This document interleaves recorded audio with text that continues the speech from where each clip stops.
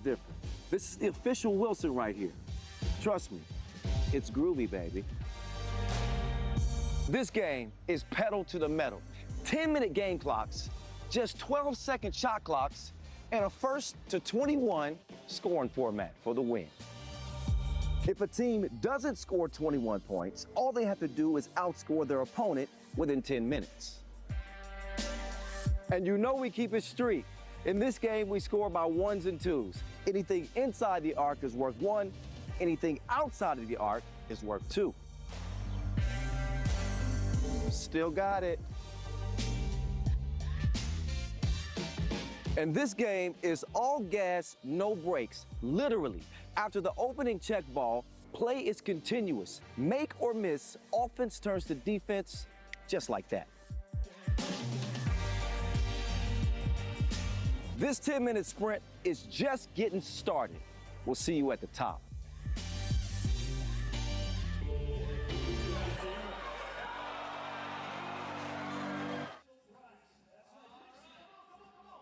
All right, the rules of the game are in place. The teams are ready and raring to go, and your commentators are excited as can be. Kyle Montgomery, a.k.a. the voice of 3x3.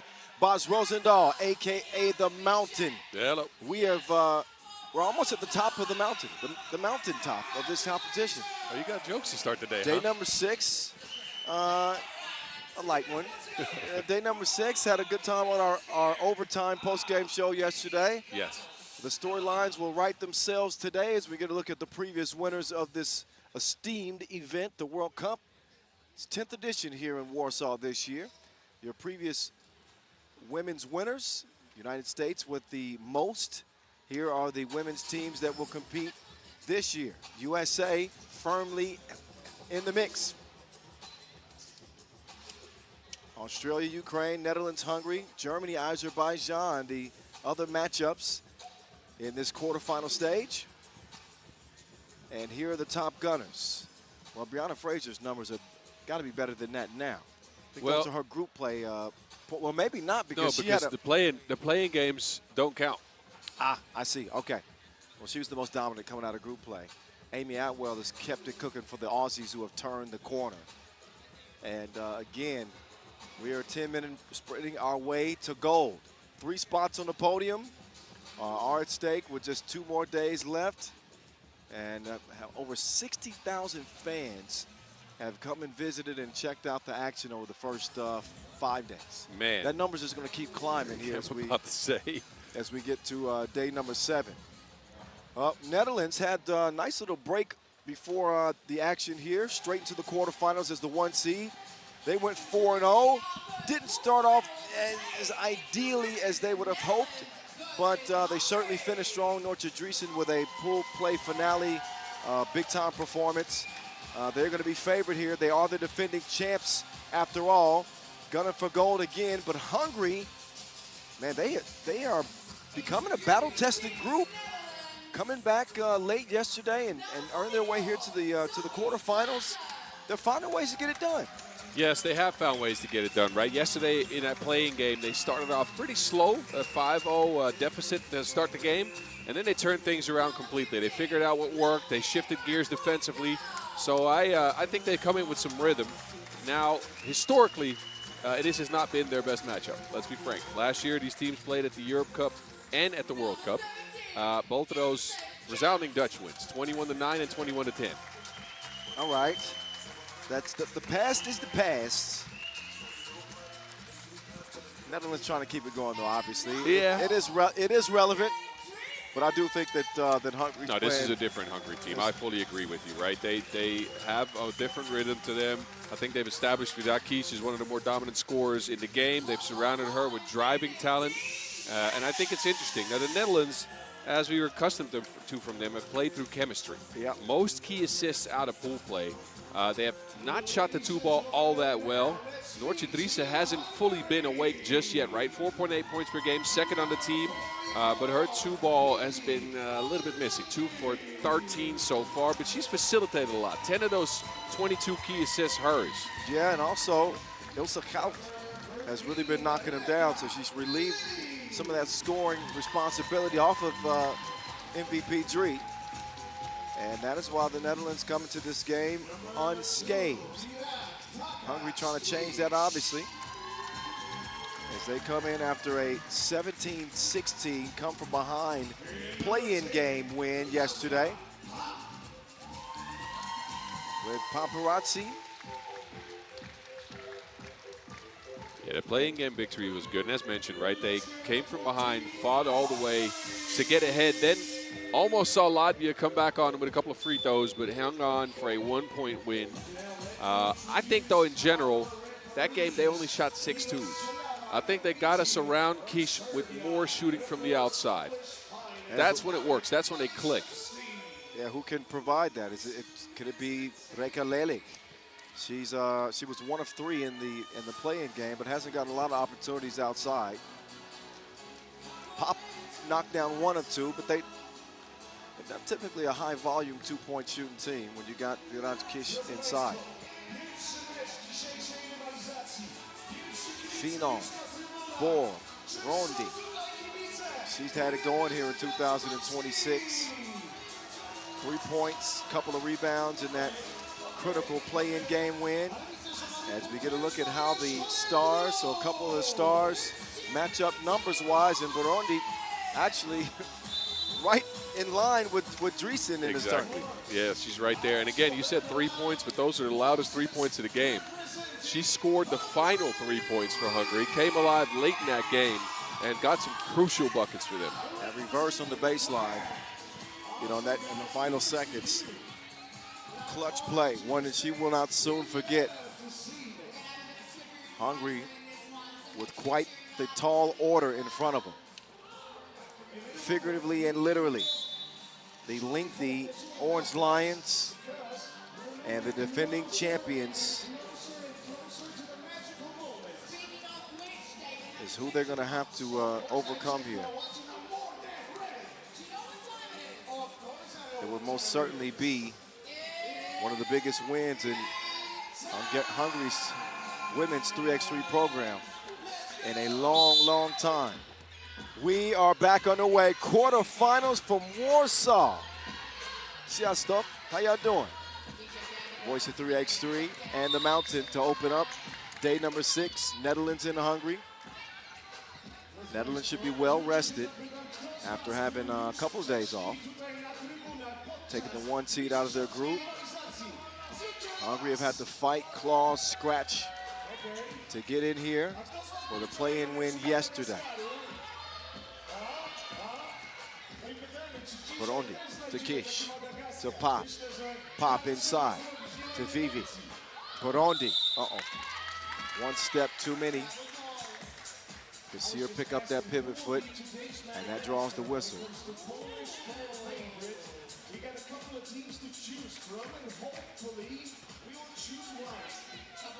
Walter van Kralstum starts getting around the perimeter. Count. Entry pass to Van Kralstum. She'll miss it, point blank range. Maybe some nerves early for that Orange Lion. Kish taking her down to the post office.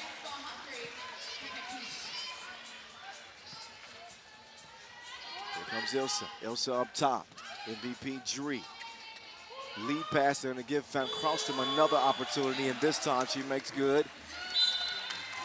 Hungary, however, do not on their possession. They throw that one away.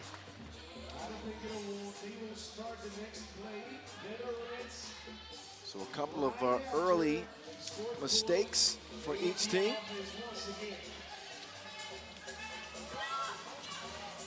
Try to get it inside to Van Kralstum again.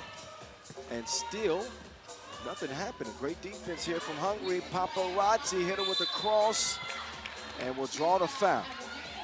Hungary at their best have been a good defensive team, right? They've had it kind of an extra gear on defense, and they're showing it early here. Yep, Pop would have thought that that'd been an easy score for Van Kralstum, who had her sealed, but she got a hand in there. Attacks the bucket and gets one at the free throw line. Ed Gatu. Schlachter's pass had a lot of heat on it. Thankfully for her, Van Kralstum was able to corral it and score. Gish. Oh, that's great defense. The Netherlands are taking on Virakish one-on-one. They're not bringing in a double yet. We've seen some other teams do that, right? Come in and try to break up the play, as Virakish is one of the more imposing players down low in the entire tournament. The Dutch doing it one-on-one for now. So far, deadlock 2 apiece.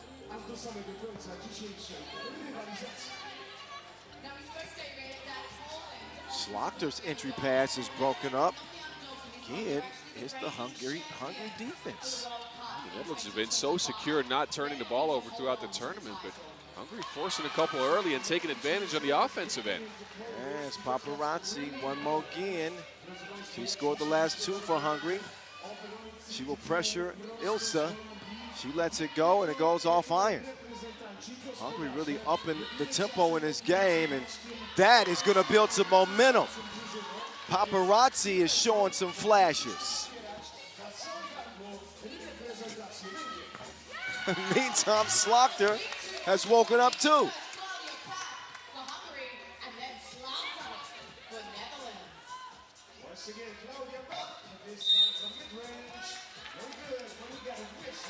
Five, 4 start, Hungary.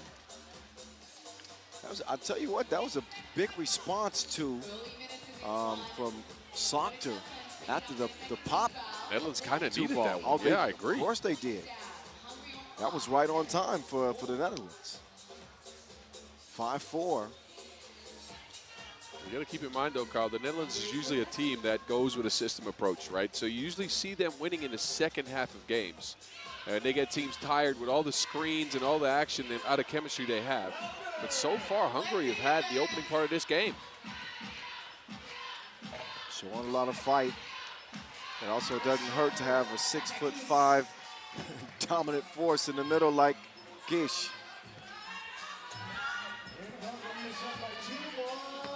Dreesen, a little long. Burundi. Oh, pocket picked nearly.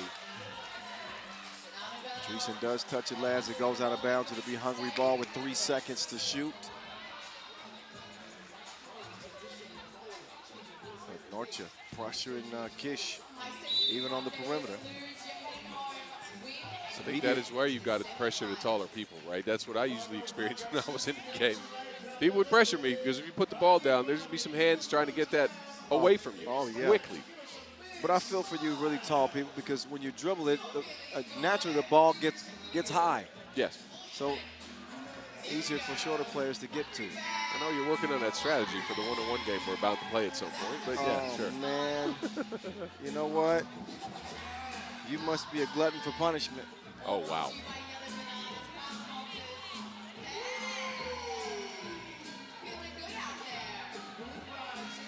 Two-point lead.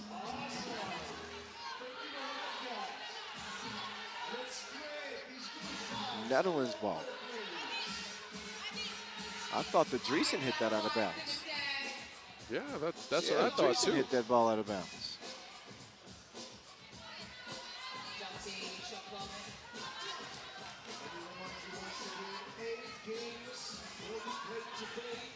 Did I see that wrong? I guess so. MVP Dree. Oh, that's going to be an offensive foul. She turned that shoulder, and Burundi took every bit of it right in the chin. Oh, yeah. You always wonder with these types of setups, Kyle, especially with the Netherlands having a couple of days off and Hungary being battle-tested yesterday. Yeah. What the focus is like coming into a game, and it's kind of visible to me that Hungary's got the better focus to start things. You can tell they believe. Burundi, Hezi, double cross. Falling away from the bucket, defended well by Kout.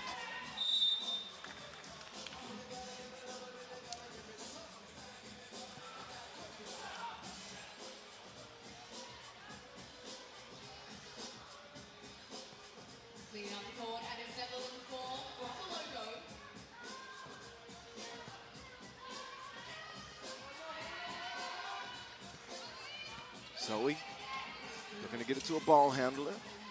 Van Kraustrom can handle that. Turn around when I'm talking to you.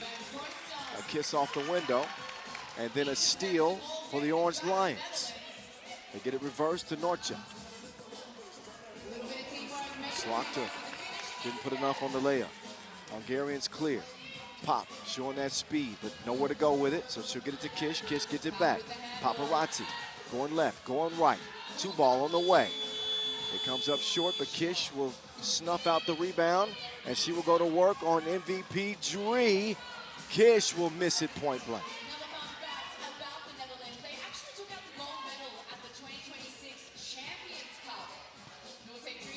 Dreesen to Slaughter, and that time Slaughter uses that frame to even the game. 6-all.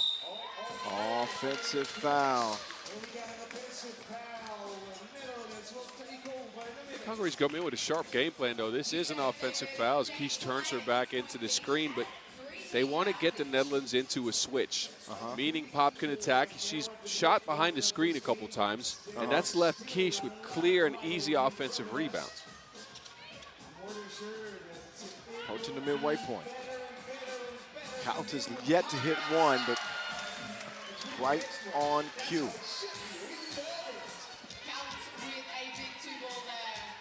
Pop, Kish. Back and forth we go. Oh, that was nearly in. Slaughter, she can knock those down too.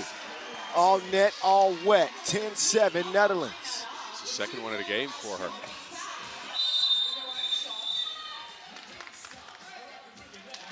So a close game. The Netherlands are trying to break it open with their 2-point shooting. Matter of fact, the 2-point shot has really been the difference for them in the game, as Hungary had jumped out, had taken an early lead. And timely 2 from Zoe Slaughter. Ilsa's knocked one down. Slaughter's got 2 now. This is her best shooting performance of the tournament so far. And that's the story of the game for the Netherlands. She was 1 of 5 coming in. She got 2 for 2 here. She's shooting with confidence. Second time we've seen Dreesen whistle for that offensive foul on that drop step. Yeah. She sends Lelik to the floor.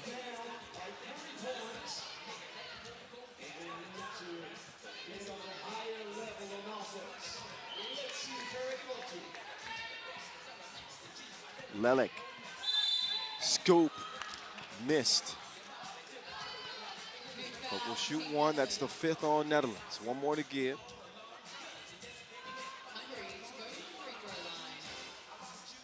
We really saw Rebecca Lely come alive yesterday in that playing game, both defensively but also offensively. She was the co-leading scorer in that game with 5 points, knocked down a 2.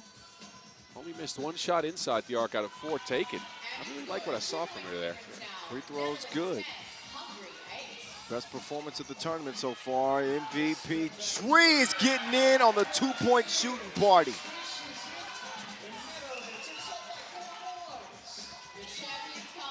Paparazzi mid-range. She continues to deliver like Alza Punt. Whoo. What? Don't worry about it. Van Kraust. Wow. We got a shootout going on, but it seems right now that the Netherlands have bigger guns. Everybody's hitting 2s, Kyle. It's all 4 players going down the roster. All 4 have hit it. Netherlands in rapid fire mode right now. They have opened up a 5-point lead and have almost done it exclusively with the 2-ball. They are getting plenty from the land of plenty. R.I.P. to the great Corey Homicide Williams. He loved this game.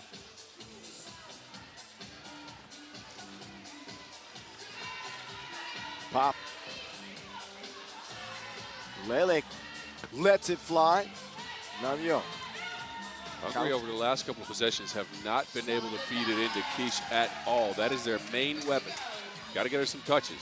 Now she's going to get one here, but you know that saying about bringing a knife to a gunfight. Yeah. That's what we're seeing right now. Not enough firepower, shooting firepower for Hungary at the moment. They trail by 6.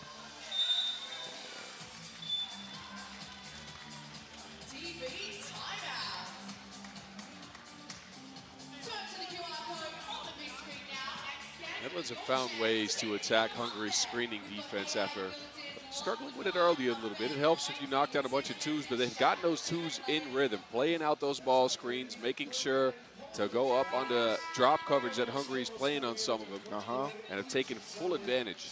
Man, they shoot and shoot. This Netherlands is such a pick your poison type of team. You know, the most dangerous teams can play a variety of styles and win. Yes. So they all have shown the ability, 1 through 4, Zoe Slaughter shooting as good as anybody. 1 through 4 that they can shoot it, and they've got the power and size to play inside, to attack the rim. It makes them so difficult to beat. And while Kish continues to make her mark inside, Netherlands are still pedal to the metal. Foul number 5, meantime, on Hungary.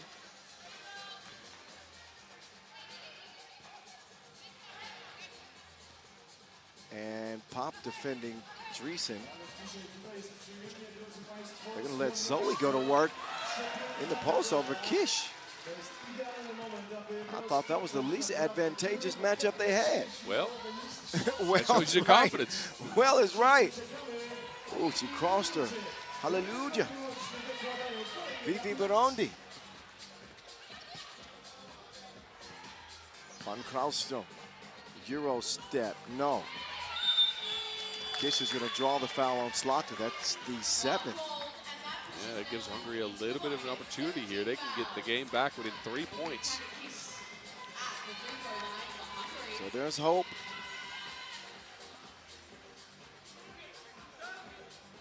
It is bleak with a 5-point deficit, but 2 free throws could do a lot for Hungary in their quest to get back in this game. First of 2 from Kish is money.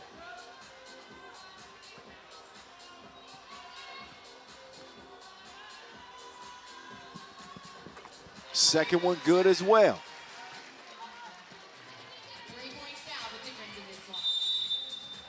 Entry pass is stopped by a foul.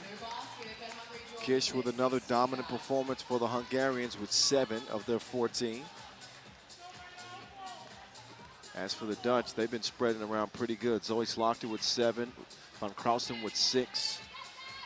Yes, their 2 leading scorers in Kuyt and Driesen that haven't really scored much, only 4 points between them. Van Kraustrom can't add another. Hungary do have ball. They can make this a 1-possession game. Virag can't get the first one. Virag the second time. She says, Kish that. 17-15. MVP Dree. Driving on Kish. Good defense here for Hungary. Oh, I think Dreesen was fortunate not to get whistled there. She had a forearm in Kish's back. That is a switch Hungary wanted. They didn't get the point out of it that they wanted, though. But they got Kish in an advantageous situation, and she's been cooking this game, Kyle. She's got 8. Tell me something new. Same story, different game, individually for Kish.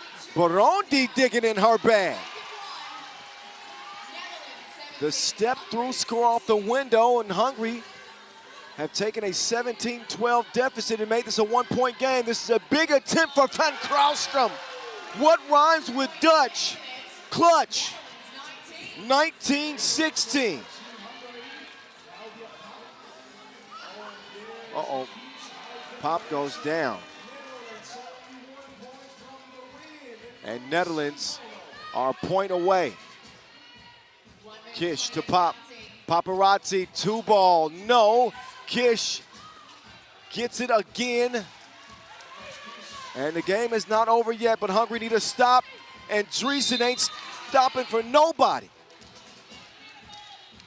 She got the quick step on Burundi. She thinks she's going to get free throws, but the call is actually no clear. Well, I thought that might have been a chance at that. Okay, good call there. Okay, so no foul. Do you think she cleared that? I don't know. It's tough to see from this angle. You got to take a look at it.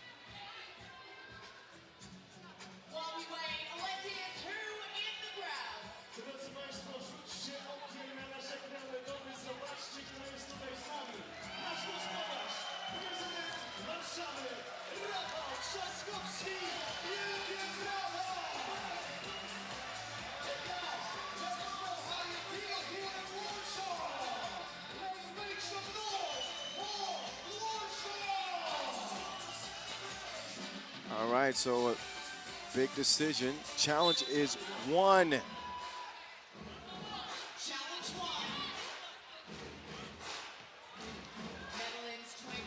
So apparently she did get it cleared. Netherlands will have it. The defending champions just need a bucket. MVP Dree, ball fake, and she is swatted.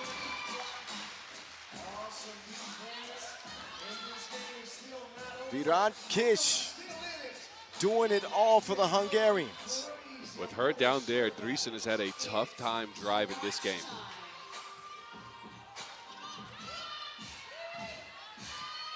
Meantime, it's MVP Dree offline. Kish will get it cleared herself. Kish with Pop coming around. Pop trying to pop one from deep. We're even. We're even. Driesen making a move. And MVP Dree keeps the title defense alive. 21-20 over Hungary after a gutsy performance from Team Hungary. It is Netherlands who take advantage on a key drive with the game on the line. They turn to MVP Dree.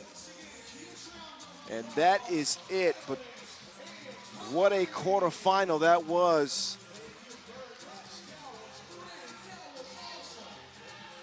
Driesen out here driving like Verstappen.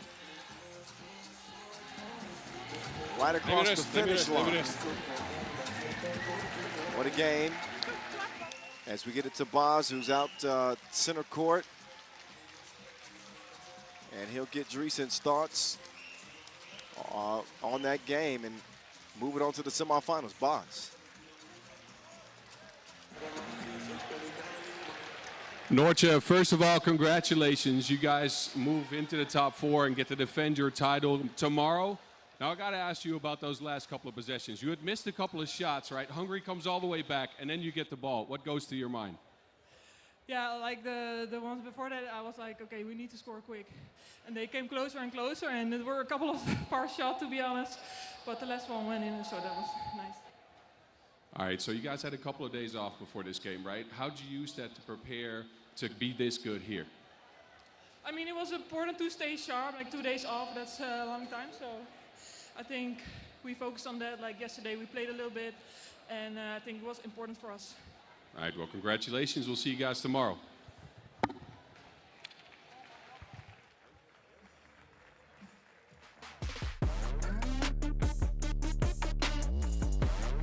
Driesen seasoned the moment. They needed her late after Hungary had made some incredible plays to even the game at 20 apiece.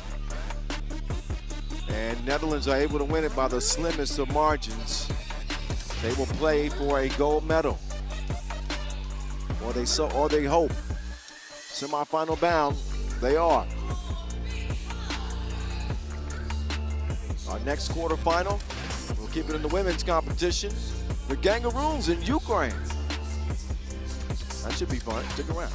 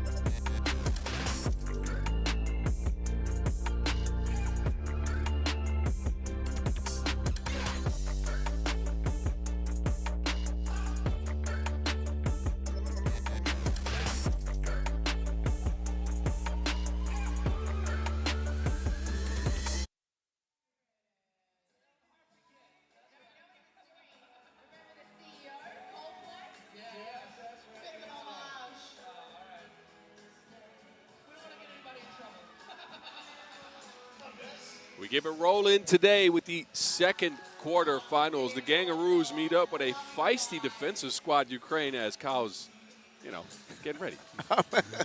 Boz just jumped in front of me. He's going to do both of our jobs at the same time. Nah, man, nah. I saw you were over there looking at your notes, getting prepared. No, get us ready. I'm ready. Look, set it up. All right. Well, look, these are the squads by the numbers. As you can see, Australia just a tad bit better on offense. Ukraine has been a defensive unit mainly, but I'd say Ukraine is the surprise of the tournament so far, coming in top in the pool with a 3-1 record. Again, they've not played offense that well, but their defense has been very, very stout. Now, the Aussies came through the play-in games yesterday, and I think that was their best game of the tournament so far, Kyle. They ended the game against China on a 9-2 run. They got to their spots. They were the aggressors. They had all the 50-50 balls that you want to get, the hustle plays, the physicality. It was all theirs. So they've grown into this tournament significantly. It's a question whether that holds up against this Ukraine defense, but the Gangaroos, man, back to it.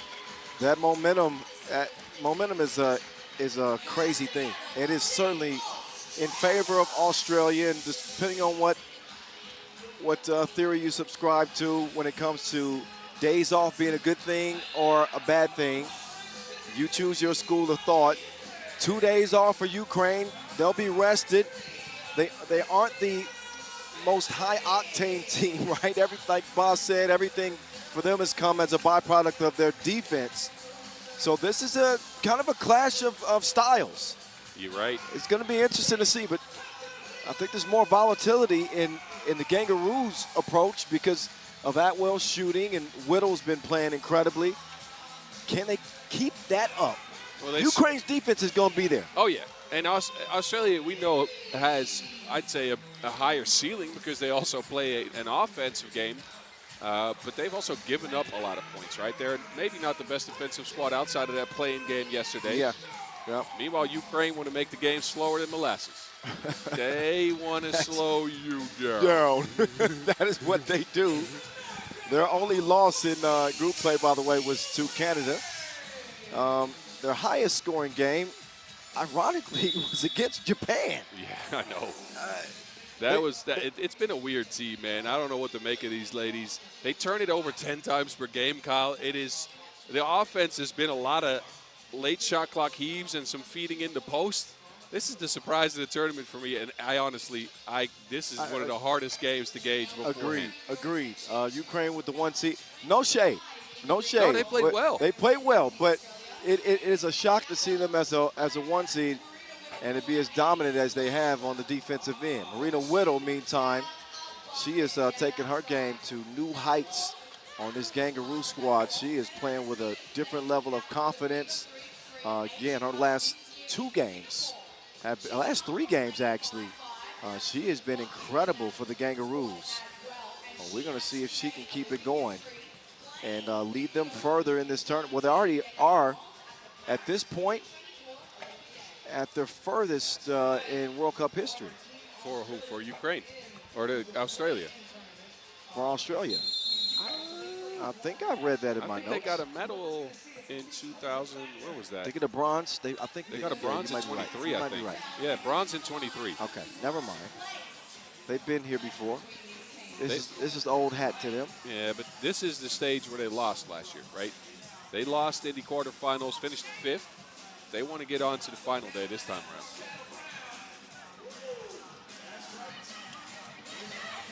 All right, our officials are in place.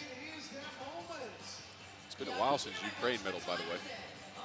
2016 at the World Cup. Wowzers.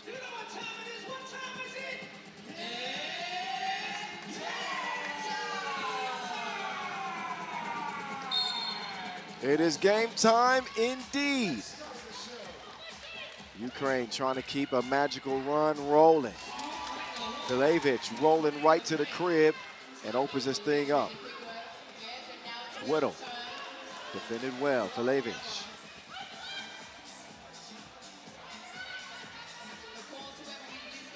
She will put up a wild attempt. We'll see this a bunch. Yeah, She's hit several of those throughout this tournament. Oh, that is also correct. But Ukraine often gets stuck late in the shot clock, having to heave up a shot. Because, again, that offense is just so slow. Some of the fans here. Really good crowd here on day 6. Even though no Polish teams are currently competing. Neely. No good in the corner. Filevich on the rebound. She wants to reset, get him some space. That is a smart decision from the wily veteran to the other veteran. Right back, 2-ball corner pocket. Now Whittle with the thievery. Whittle misses. Hannah Hank. That is an offensive foul as she shoves Udo Neely to the floor. Yeah, Hannah Hank, in both the positive and slightly negative sense of the word, has been a wrecking ball on the 3x3 court. Her physicality has really worked for Australia sometimes, but she's liable to get 1 or 2 of these calls a game. Yep. She's certainly the enforcer on them defensively. Amy Atwell is going to get called for that foul. And that will put Liashko on the strike, who's had an uncharacteristically quiet tournament offensively. And having some issues still at the free throw line. And some issues defensively. You know what? I might steal that nickname from Brianna Goodchild. Shout out to Brianna on her skill. Here we go. Let me focus on the game. But she says splash well. Okay. It's not bad. That's That not is bad at not all. bad. 4-4. Trading a couple of twos. This time it's Emma Clark.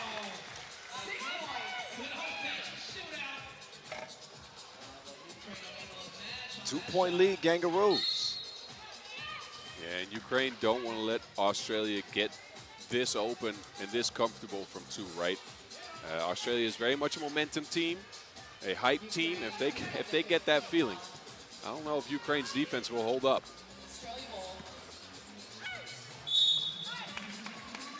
Hank is going to force the issue.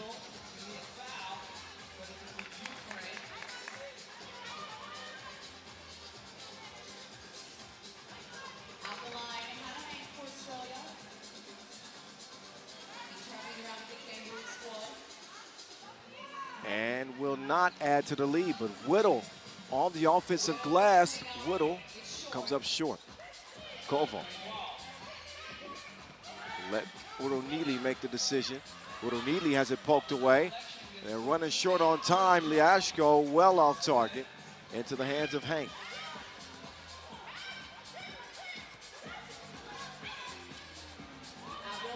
Thomas Atwell, no good.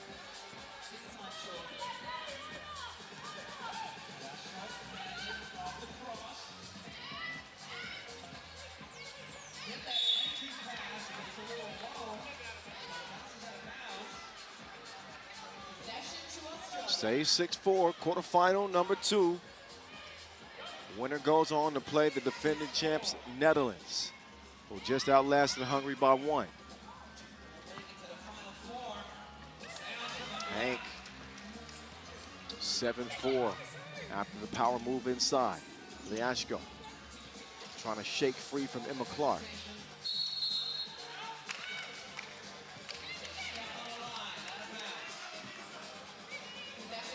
We knew Ukraine would struggle on offense a little bit. Every time they've set a ball screen close to the basket, though, it's led to points. They haven't recognized that, it feels like, because they have not gone back to it. Oh, Atwell returned to sender. It's Filevich providing the packaging. Get it? Packaging. Packaging. Did you know that's Filevich's 5th block of the tournament? Oh, okay, she's been packing a lot then. Oh, wow. Whittle, 2-piece. Whittle cooking. Whittle's cooking. She has turned the page. Koval, soft hands inside. Well, even the stout Ukraine defense has not been able to slow down Australia's varied attack. They can hurt you at different levels. Obviously inside with Hank and Atwell and Emma Clark out deep. Whittles found her stroke from outside the arc. When the Kangaroos are set tripping like this, you're gonna be in trouble. No, I agree, and we saw it yesterday in that play, and already they have a heightened focus on getting to the spots where they'd like to score from. Here you see Hannah Hank with a mismatch under the basket. That's bully ball. We saw Whittle shoot it from the outside, getting a good look. She also scored on the inside with a good look. They're getting to the spots they want to get to. High focused on this Kangaroo squad right now. Hank hits the deck, doesn't get a whistle, loose ball off of Ukraine. And Ukraine has to be careful. Again, they're not the most potent offensive team. If Australia starts running out on them, it's going to be tough to come back because their offense just hasn't produced many points. Hank, drop step.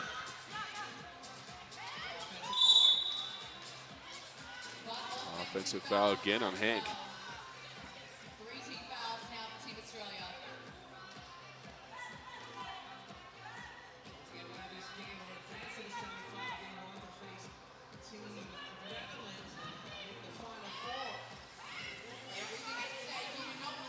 Koval, dime, delivered. Ashko makes it 6-9. Atwell, crossover. Atwell to the crib.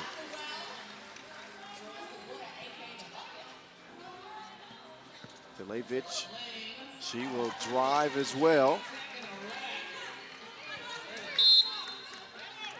So Ukraine still keeping pace.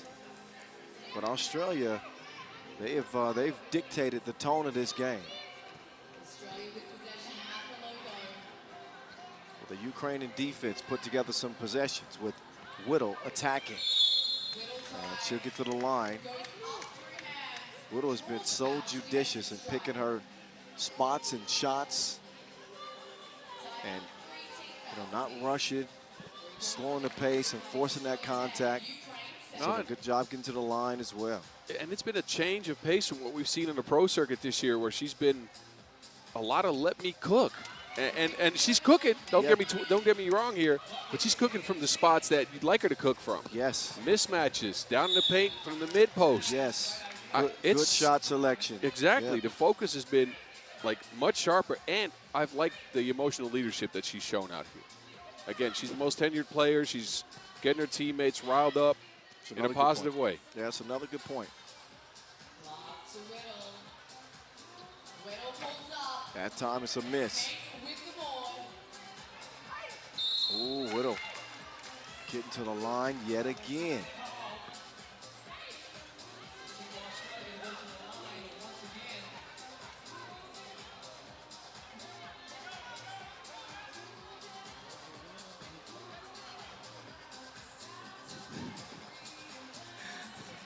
Marina had the stripe. If only y'all knew at home the jokes that we had to withstand and deal with coming from our producer or director slash. Yeah, he's coming from the dad band right there. Oh, man. 12-7 contest.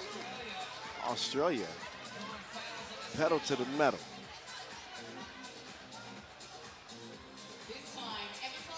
All gas, no brakes. And have had Ukraine on their heels. Emma Clark at the line.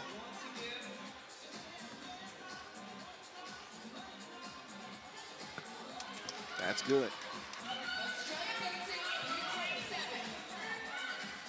Filevich offline. Koval mishandled it, gets it back, and gets D'd up.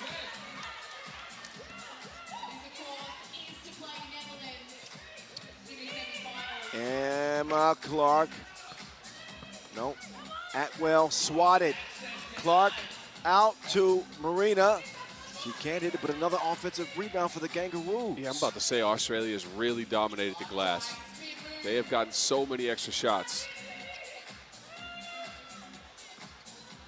Back iron, a narrow miss for Whittle that time, but a 3-possession lead. And we are now past the midway point. Koval with position, but we've seen a lot of those misses. And they cannot afford, missing buckets like that with the Kangaroos offense clicking like it is.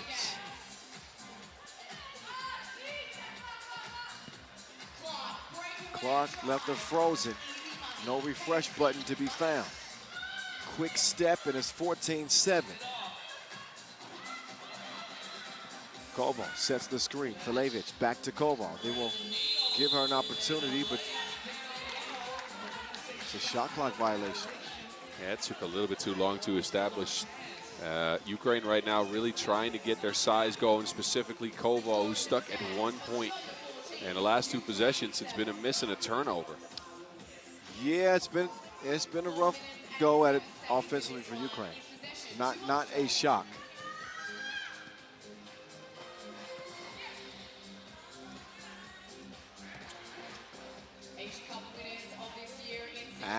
Well, too strong with O'Neely.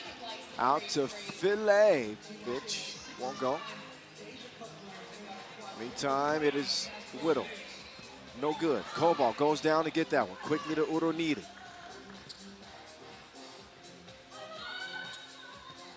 Filevich. Udonidi, this is going up in the corner. Sets her feet and sights. Knockdown. Udonili's been really good in this game. That's her second 2-ball. She got 5 points, but the Ukraine defense just cannot handle Emma Clark right now. Oh, it's the speed on defense and offense. Steal. Dropped off to Clark.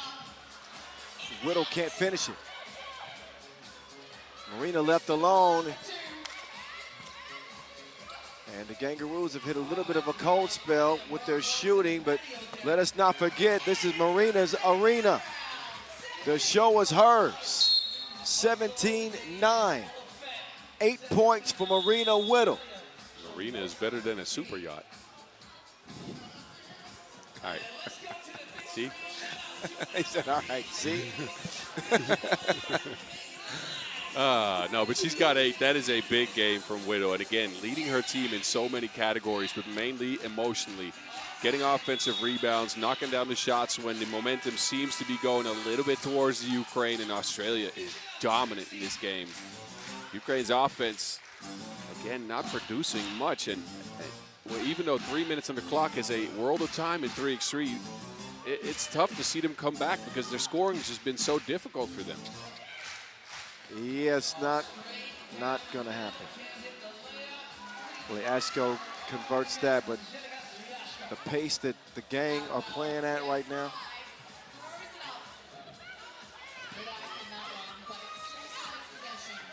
Atwell with the seal inside. That's light work for her.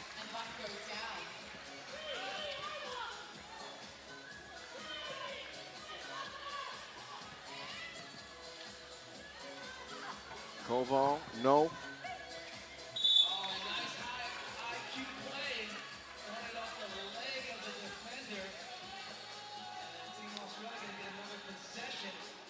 .2:15 on the clock. 18 points, only a couple more buckets to pull this kind of game early. Team Australia 3 points away from a trip to the Final Four in the semifinals. Atwell drains another one. She is such a weapon, man.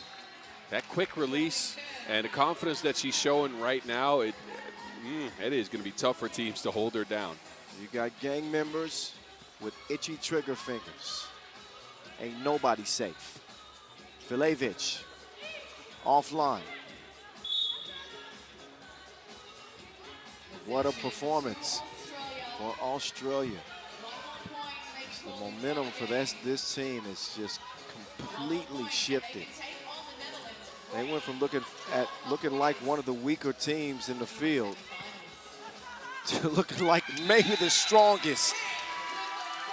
Man, another blowout win for the Kangaroos. This gang might be better than the 40 Thieves. They didn't have to steal this one. This one a runaway dub. Into the semifinals where they will meet the Netherlands tomorrow. That's the end of the road for Ukraine, who played great in group play and got that 1 seed, but again, they stepped into gang territory, and you see the result, an 11-point victory for Team Australia. They will play on with hopes of gold from the Gold Coast.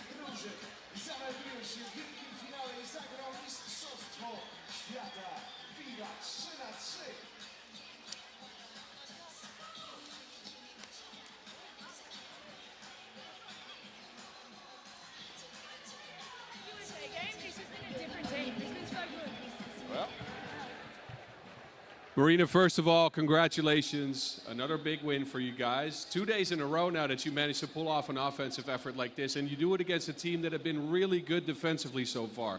What worked? What didn't work? We have strengths across the board. We're good on offense and defense. If the D is good, that stuff happens, and we're able to execute on offense as well. So I'm really proud of how we've come across and how we've built over this tournament. It's great. All right, now you got a date with the Netherlands tomorrow, a team you know very well from last year. I got to ask, any thoughts on that game? Man, I've been waiting for a second, a third date with these girls, so I'm excited. Hopefully, I'll tell you what, it's going to be exciting no matter what. See what happens. See what happens. All right, well, congrats. We'll see you tomorrow. Thanks,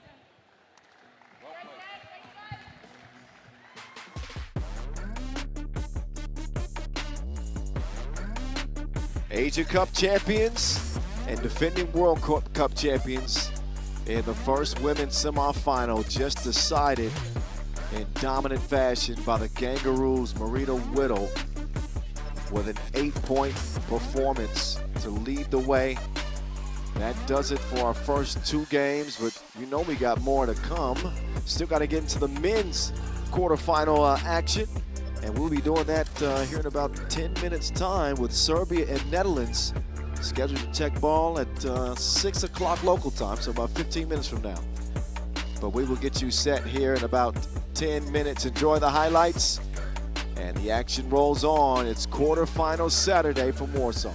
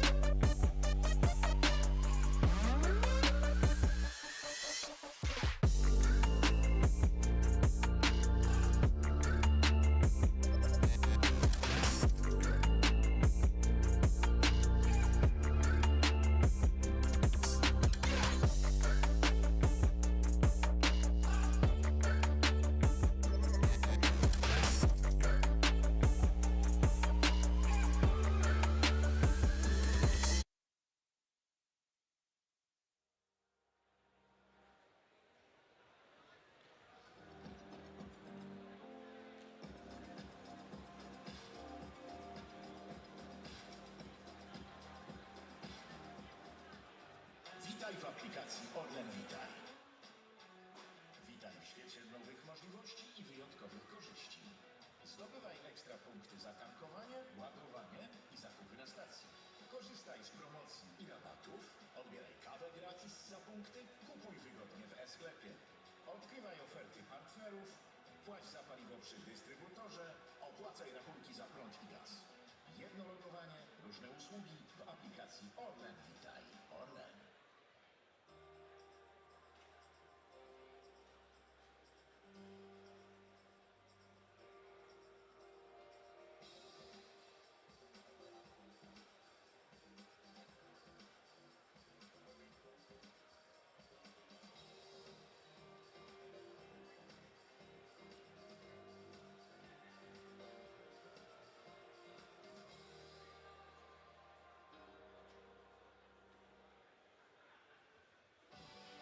Zaczyna się podróż, która łączy Polskę ze światem.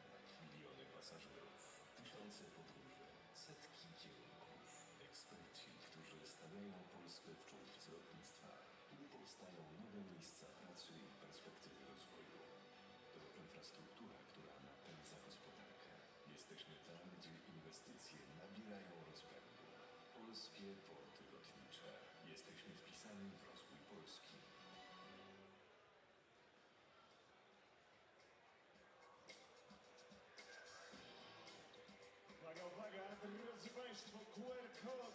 się pojawił, a to jest jasny znak, że wyciągamy swoje telefony, skanujemy, wrzucamy swoje zdjęcia, no i wszyscy razem bawimy się doskonale.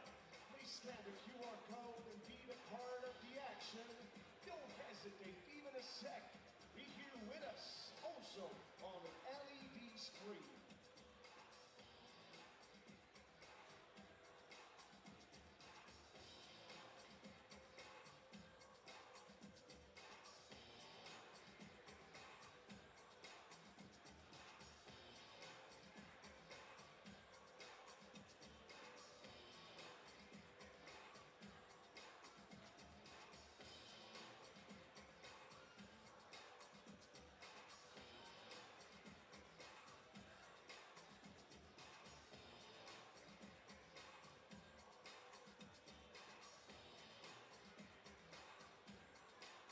Tak jest, drodzy Państwo, kiedy ruszamy z tym QR-kodem, to tak się to kończy. Junior Basket Olsztyn the best. Edo, siema. Hello. Że mamy dużo tych zdjęć już tutaj w naszej kolekcji. Wierzymy, że każdy z nich pojawi się. Banana. I love you, we love you too, man. That's right. I'm loving here. Shout out to Wielkopolska, guys. Awesome. A tymczasem zobaczcie, co pojawia się na naszych ekranach LEDowych przed momentem. Już 6 lipca kolejny mecz reprezentacji Polski, tym razem w Tauron Arenie w Krakowie. Zapraszamy, obecność obowiązkowa, kto wie, być może pojawi się tam nawet niejaki Jeremy Socha. Takie ploty chodzą, zobaczymy.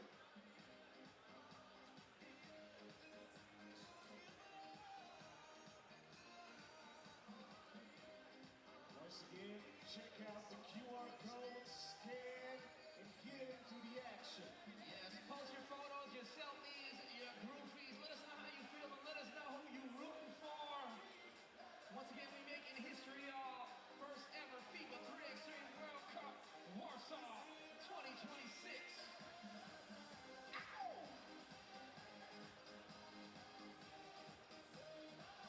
And of course, none of this would be possible without our sponsors, so big shout outs Orland, KFC, Yellow Banana, Impost, Coconut, SFD, Bukovina Resort, Oakley, Polski Porte Lotnicze, and Horma. The pronunciation of Polskie Porty Lotnicze, really nice one, Oh, man. thank you, brother. You're I'm doing a learning. progress here. I'm trying. Awesome. Polish language performance. Oh, shout out to everybody still posting their photos. Pozdrawiamy, siema Mati. Dobrze, że jesteś z nami. Cała rodzinka, nie może być inaczej. Let's go. Yeah, that's right. That's the favorite expression from Noah. Let's go. Let's go. Because we gotta go. Gotta get it going. 3x3. That's right. I like the shirt too, bro. Siema. The Prezent Kosz, guys from Prezent Kosz. Pozdrowionka. That's 3x3. Let's go. Green light on. What's the coolest thing is that we have younger and older guys, men and women, all of the colors from all around the world. That's how it should be. A teraz, drodzy Państwo, na naszym korcie przepiękne cheerleaderki prosto z Cheerleading Academy Cheer Angels. Let's go!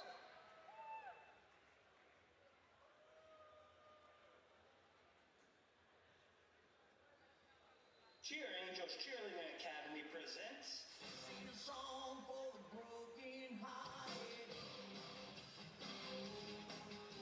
A Saturday prayer for the departed.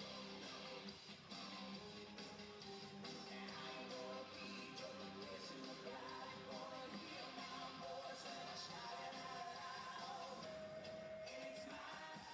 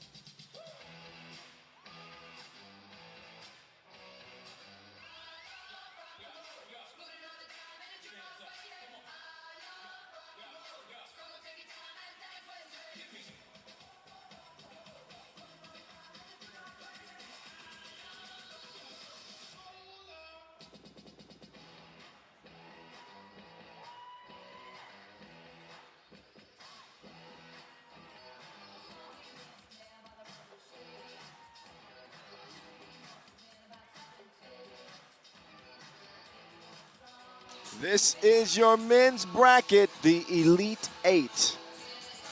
This tournament started some 6 days ago. 26 countries represented, 40 teams. These are the ones who remain: Serbia, Netherlands, Latvia, Lithuania, Germany, Austria, France, United States. We had a couple of border rivalries, I guess you could say, in this one. And a couple of name brand nations in France and the United States. And, of course, Bos's Dutch squad is, well, I don't want to say Bos's Dutch squad, but no, I can say that because Bos played for the national team. There you go. And he's from the Netherlands, so it is your Dutch squad. Getting ready to be in action against, well, the most dominant country to ever play at this stage, Team Serbia, and they have quite the history over the last several years, don't they? They do, and it's not in the Netherlands' favor, let me tell you that. On the international stage, Serbia is 14-1 all time. Ouch! But the one time the Netherlands won was actually this year at the Champions Cup. Well, yes. Also, the Netherlands beat them at the World Tour final. On the pro circuit, On yes. the pro circuit, okay. National team events.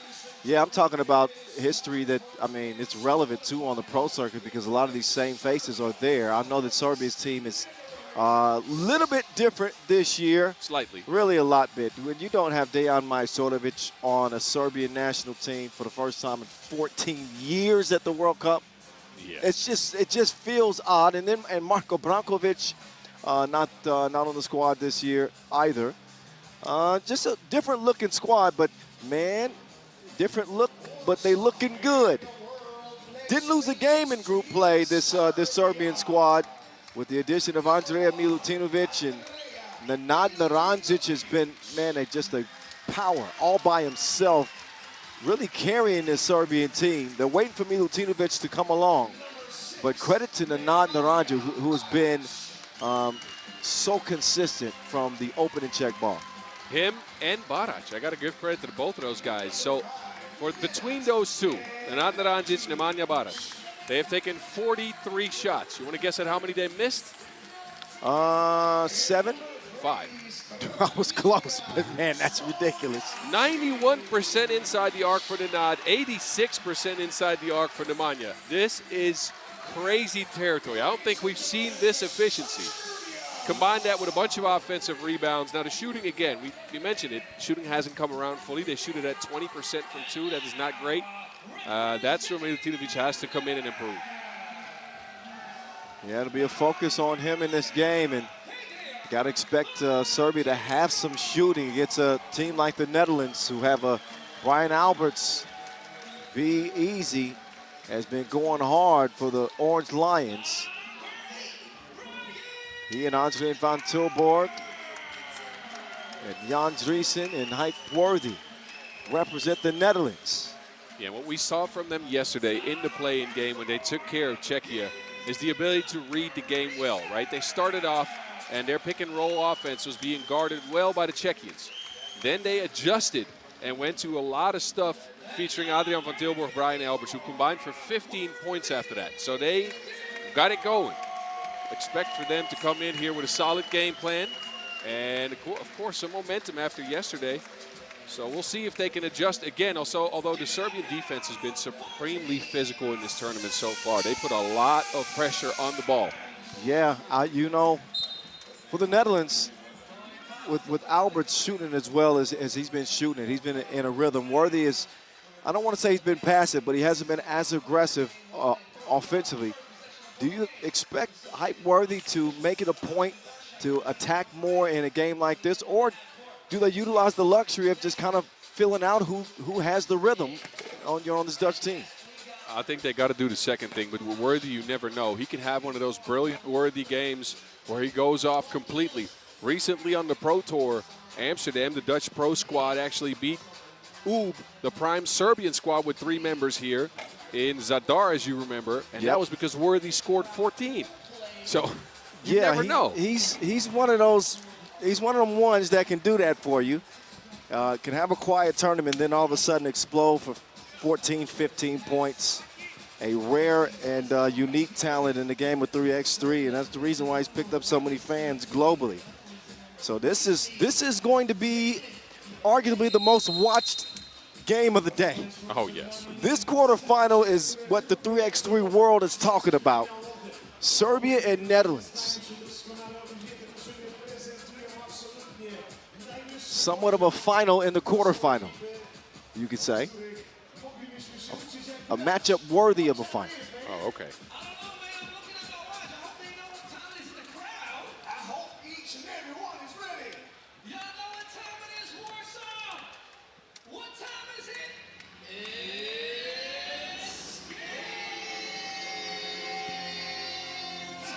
All right. It's time to play some ball, y'all. We locked in. The voice of 3x3, Kyle Montgomery. Boss Rosendahl, a.k.a. The Mountain, Netherlands and Serbia will clash. Hype Worthy driving and kicking it to Big Drizzle. He's got a couple of drops from the deep end. That's been a constant for the Dutch throughout the tournament. He's been hitting his shots. Shooting it confidently. Milutinovic has struggled with confidence. His first national team nod. He is going to draw the foul, but you don't think of Jan Driesen as a two-point shooter. Maybe we should start thinking differently. Maybe we should. He might have the highest two-point percentage of all the players on the team. The DRE with a bad miss, but he will finish what he started. Nobody got a body on him. Naranjic trying to poke it away from AVT. Over to Hype. The two stars. Worthy says, take that, Doc Strange. I like DC more than Marvel. 4-1. Orange Lions. Yeah, it's the two-ball flying for the Netherlands early. And again, we talked about that pro circuit win just a couple of weeks ago. That's where they did the same thing. Strahinja Stojicic. Moving left. Dre skipping it over to Barac, who elevates with a soft touch.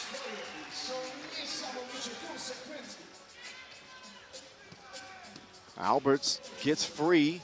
Didn't get the whistle that Stojicic was trying to volunteer. And now it's Driesen who gets called for the hard foul. But Stojicic was clearly beat by Alberts, and I think... Yeah, he tried to foul him, but, like, I don't know. Nope, nothing there.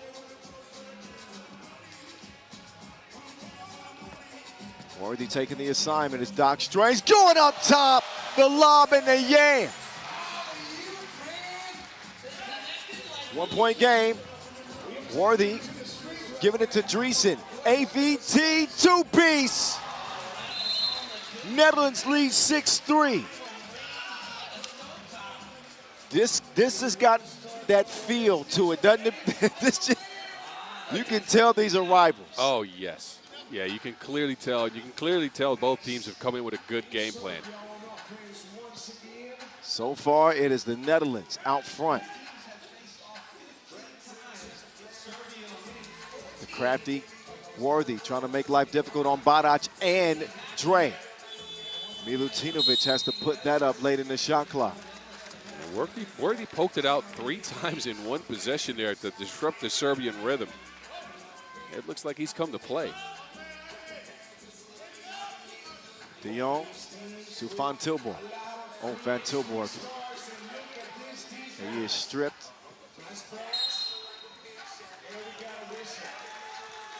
And a defensive foul. That's called on Alberts. That's the 4th already on the Netherlands, who've been hit with a lot of these ticky-tack fouls early.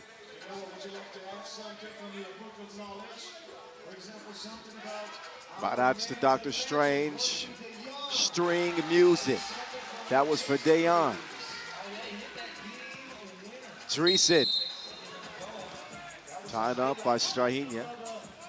And Strange is contending that should be on the floor, but I think that Driesen was on his way up through that spin move, yeah. Yeah, he turned his back in the spin move, but he still tried to attempt that shot. It'll be a free throw. Big Drizzy, yes. So we got Serbia, who have won 6 World Cup golds, and we've got the Netherlands, who have won the most prominent gold in the world, an Olympic gold.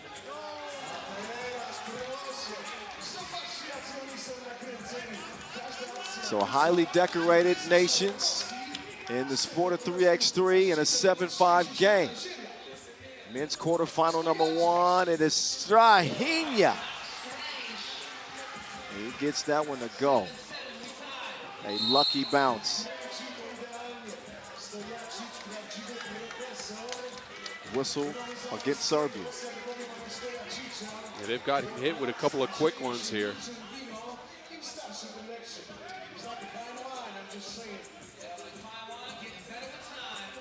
That will go. BA.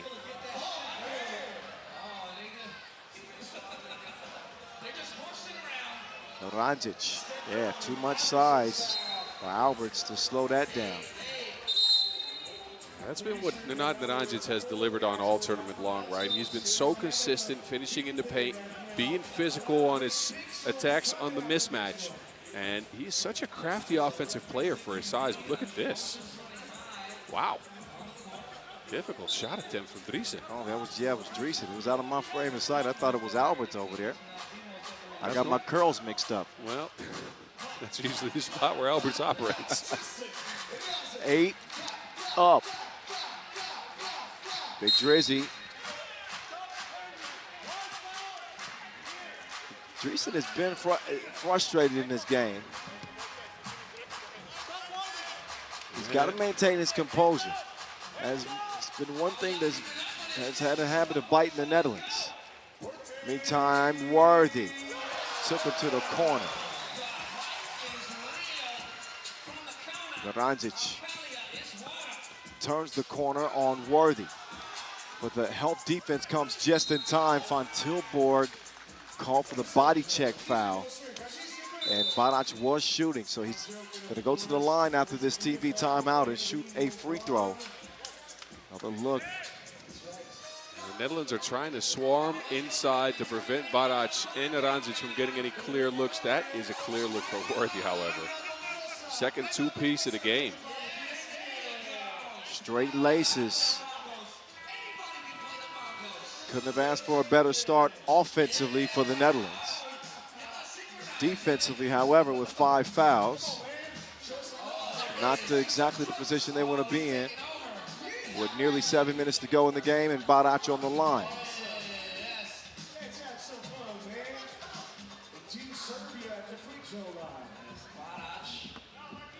Barac won't get it to go off the miss, though. That's a white foul. Okay. Both teams getting in foul trouble early.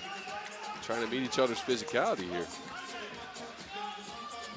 This is what it means. Drizzy, offensive foul. No more to give for the Netherlands.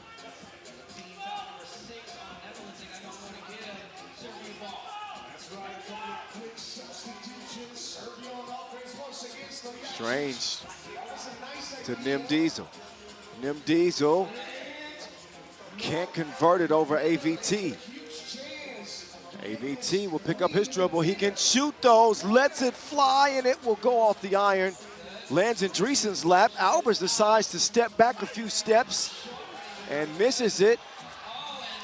And Milutinovic thrown to the ground, or lost his footing rather.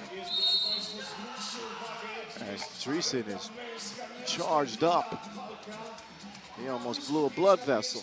Oh, that's the 7th foul in the Netherlands. Oh. Driesen was all kinds of hype. Yeah, he thought it was an offensive foul.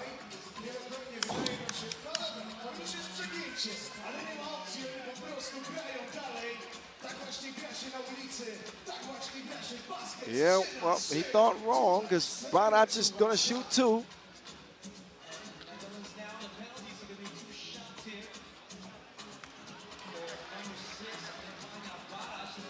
First of 2 won't go. Barac has had his issues at the free throw line. Serbia trying to come from behind here. 11-9. Big Drizzy. Fakes it to Height. Gets it to be Smooth. Instead, Alberts to ball. He's so good at coming around that handoff and rising up. He's out of balance a lot, but it still works. Oh, would have been a beautiful connection, but it's broken up.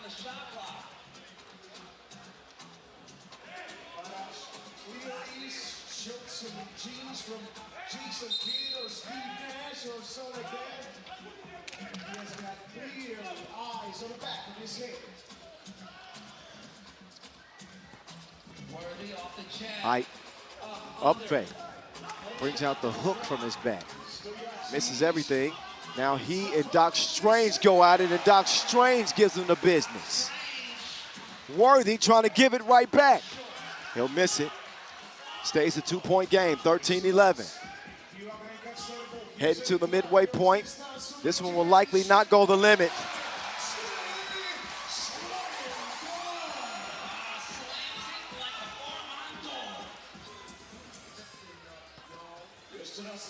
Dr. Strange inside Naranjic.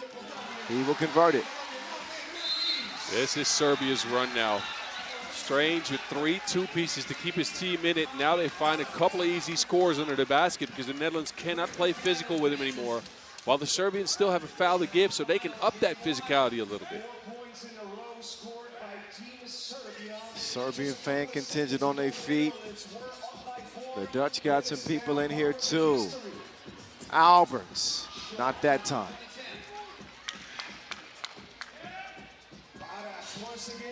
Barac to the crib. Here we go. Serbia has jumped in front now. First lead of the game for Serbia.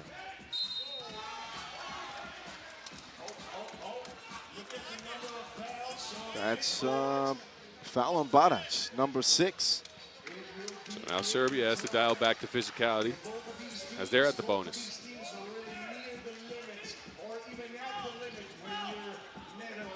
It's a tight one. Alberts. He's missed his last 2 from 2.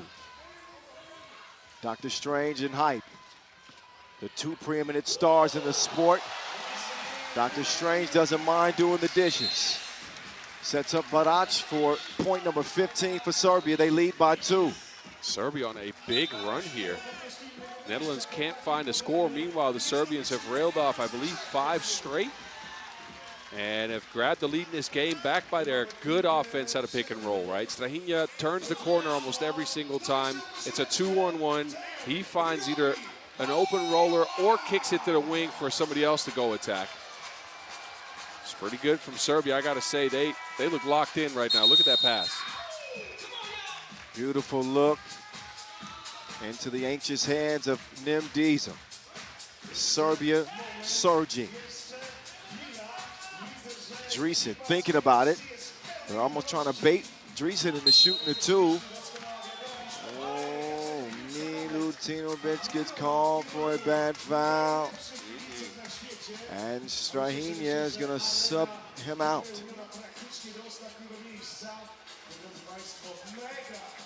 This is one of the more prolific offensive games we've seen in the tournament, Kyle. A lot of games have been defensive-minded. This one also a little bit, but both teams have found a lot of opportunities, and they've knocked much of them down. They've opened the floodgates for sure in this one. We are just past the midway point. 4 minutes to go, and we got 29 points combined. Would have been 30. Second free throw missed by Drizzy. Dr. Strange comes around. He is swatted. Dreesen keeps it alive, and Hype will miss it. Loose ball inside, Nim Diesel. He wants to get Serbia reset. They get it to the Doctor, and he's going to get to the line. Some body work on the baseline with the 2 bigs trying to slow down Dr. Strange. And he's now going to shoot 2 after a media timeout. Despite his slight frame, Strahinja is such a physical driver, right? Once he gets ahead of steam to the basket, you got to stay off of him somehow, but then he can finish with that athletic ability. It makes it super difficult for the Netherlands right now because he turns the corner after that screen so quickly. Yep. And he gets to his spots almost every single offensive possession. And such a, an unorthodox type of player. You never know what move he's going to pull out of his bag. He's got those bony elbows. Rubbery frame. Dr. Strange. First of two is good.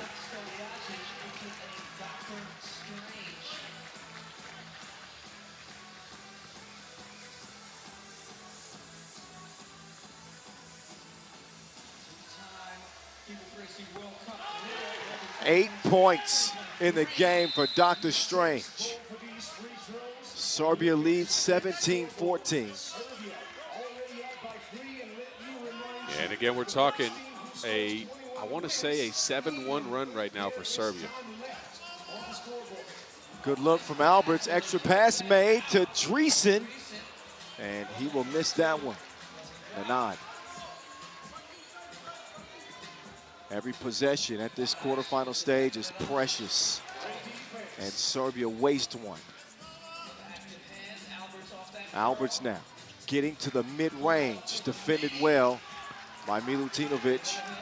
Now Dre uses the Nim Diesel screen, and Dre halfway down and comes out. Badac tracks it down in the corner. Van Tilburg needs to be careful not to foul. Milutinovic can't hold on to the pass, so Alberts will put the pressure and then relieve the pressure. Van Tilburg with a step back. He recovers the miss and scores it. That's what the Dutch needed, a score to stabilize a little bit, as they've been leaking points and have not been able to get any offense going. But just loses it out of bounds. Turn back over to the Orange Lions.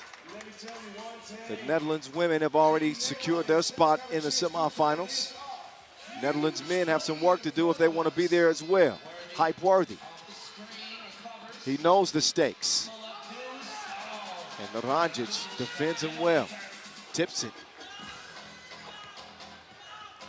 Dr. Strange beginning to operate.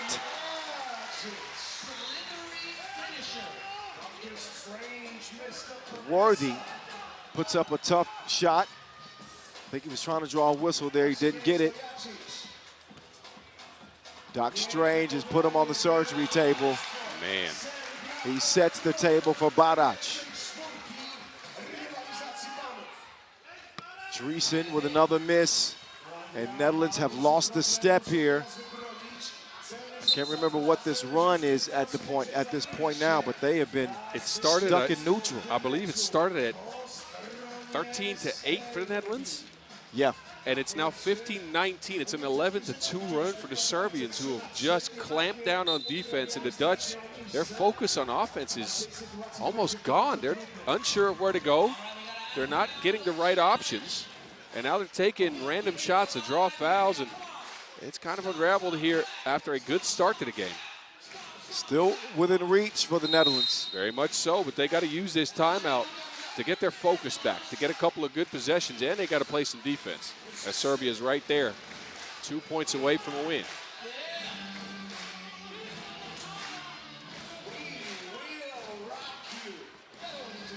Dr. Strange to Naranjic. He could not call game. Naranjic with a poor foul right there. And that could be exactly what the Netherlands need. 2 free throws, stops the clock. And Dreesen will go to the free throw line.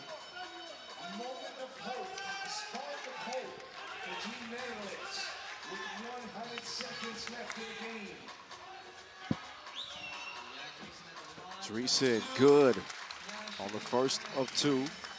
He's played a good game so far. He's got 7 points already. You normally don't see him lead the Netherlands in scoring.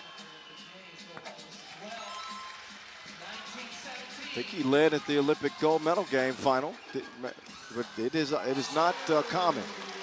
Meantime, great recognition. Understanding that Naranjic was going to have a big advantage there. They need a big play from Big Drizzy. He makes the extra pass. This has got to go, and it will. Hype makes it a 1-point game. Could have another classic finish. Badac misses. Donancic. He'll shovel it over to Badac, and Badac will get it done. Nim Diesel will fuel Serbia into the semifinals. Netherlands, who got off to a nice start and a big lead, led this game 13-8, and Serbia began to surge. Unselfish look there from the eliminator to Nim Diesel, and Badac is gonna muscle it up and in to end the Netherlands run here. Serbia's quest for 7 golds continues. 21-19.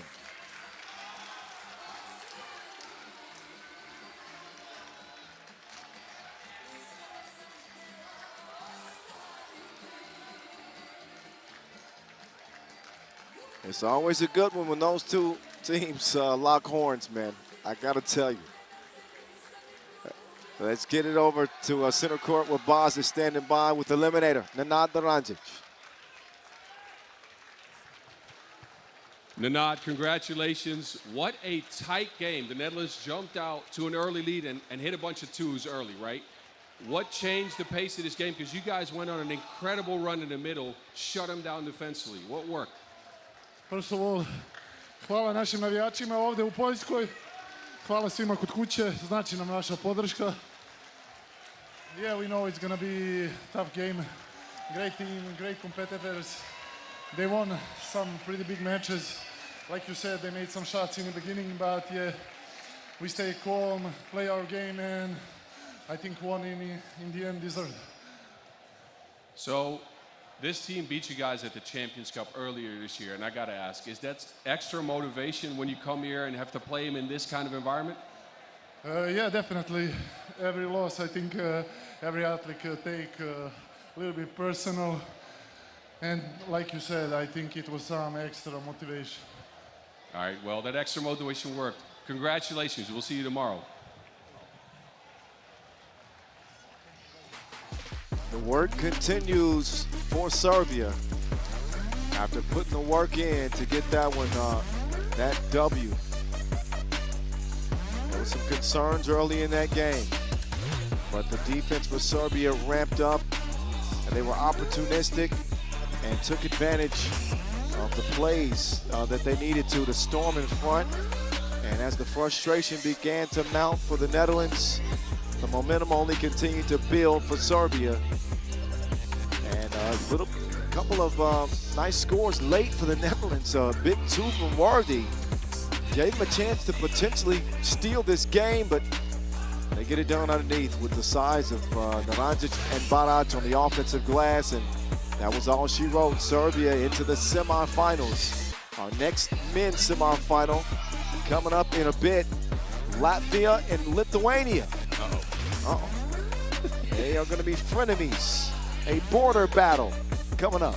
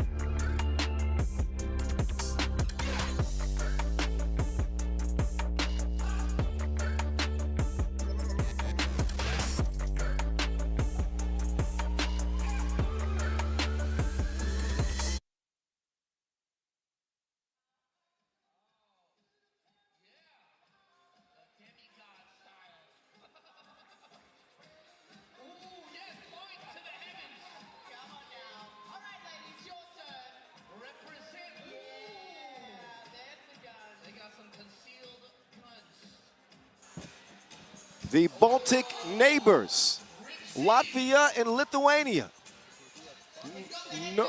Normally a brotherly type relationship between these two, but when you step between the lines, nope.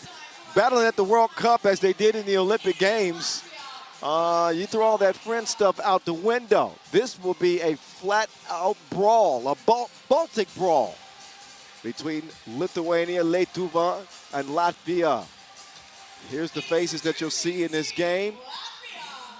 Latvia playing in the play-in round yesterday. Yeah, against New Zealand. That was a close win, right? Yes. Ended up 21-19. They were up big, and they allowed a New Zealand run late because it looked like they were out of gas a little bit. That's happened a couple of games in this tournament. But Kyle, the history between these two nations on the 3x3 court is incredible. You talked about the Olympics. That was a semifinals matchup that Lithuania won. The last matchup between these two teams was actually the Europe Cup final from last year. That also went to Lithuania. Yes. So yes. they've got the edge when it comes to recent history. I don't know if they have the edge here. Both these teams have looked good in spurts.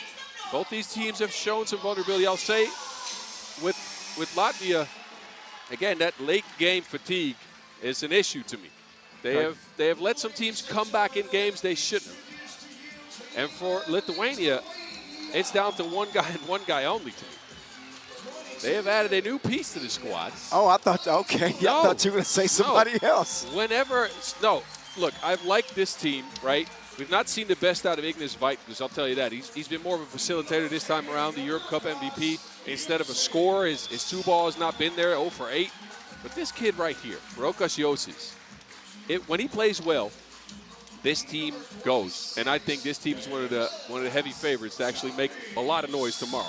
Oh, yeah, I think certainly a medal contender. They didn't lose a game in group play, and were the second highest scoring team at 20 a game.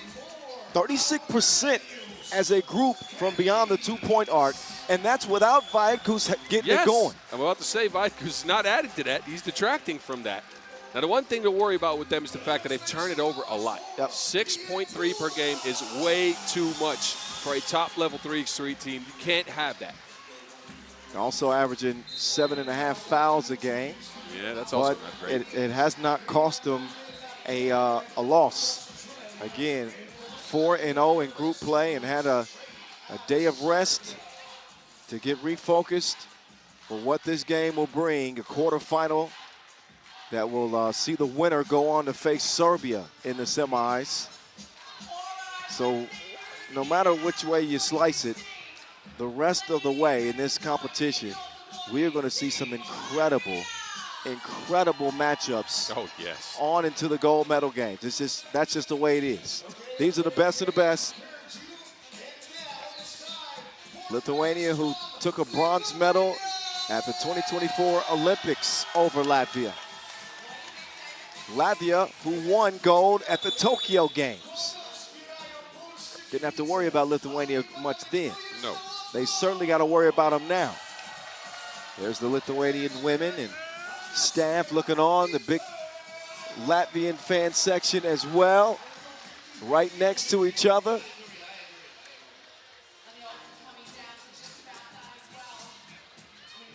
I can't stop smiling for some reason, Boz. I see that. Just like a kid in the candy store. It's just like I need some sunglasses with this those is pearly whites. this is heaven for a 3x3 life. No, come on. I fully agree. And actually, the last couple of days, the knockout rounds are always the best to me. The last couple of days have been incredible. All right, let's play some 3x3. Men's quarterfinal number 2, Baltic Brawl ensues. The voice of 3x3, Kyle Montgomery. Boz Rosendahl, the Mountain, here with you on the mic, narrating this 10th edition of the World Cup from Warsaw, Poland.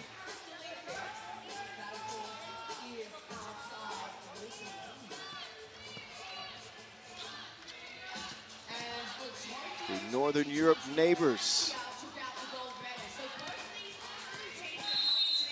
getting it laced up in this one, and there's a whistle underneath. Yeah, Pukelis and Raimo got tangled up, and apparently Pukelis had some extracurriculars there, but that is a spicy matchup to watch. Oh, Raimo and Pukelis? Man, the Lithuanian versus the Enforcer. That's it. It's a good one. Yes, indeed.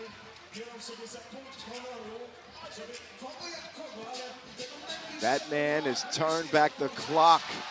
He's treating Warsaw like this is Gotham City. Lasmanis, though, that's a bad defensive play. Not sure what happened there. Just kind of let Yosis just run right by him. Uncontested, unmolested. Yosis at the stripe to shoot one as Raimo came in.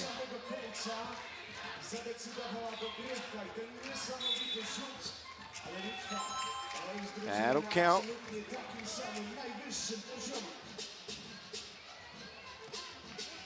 Norris Miezes, who had 10 points in that win over New Zealand. It's been either him or Lasmanis that has just picked their spots but have gone for huge games in this tournament. And it's been incredible to watch because, look, these guys don't play together anymore in the pro circuit, right? Right. We're so used to seeing them together as they have been for the last 9 years in 3x3. Yeah. But not anymore. It's been cool to watch them go at it together again.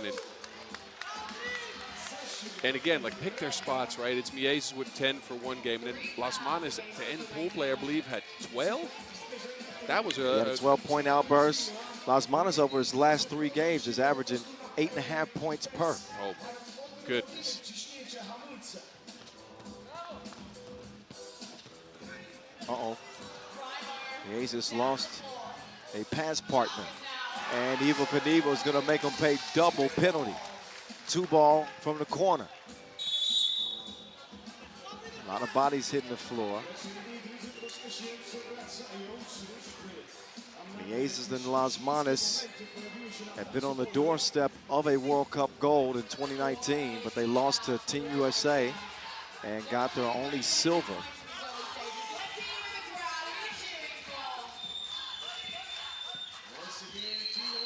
The Maze.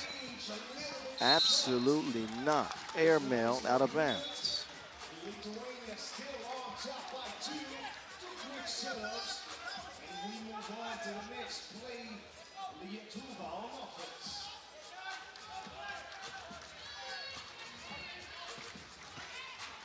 Yosis attacking Lasmanis, and he'll lose it out of bounds.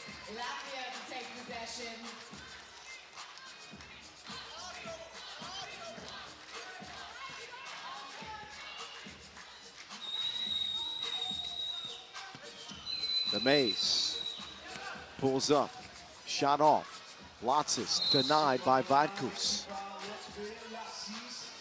The way his defense has been pretty stout despite Latvia trying to run on him and up the pace on him.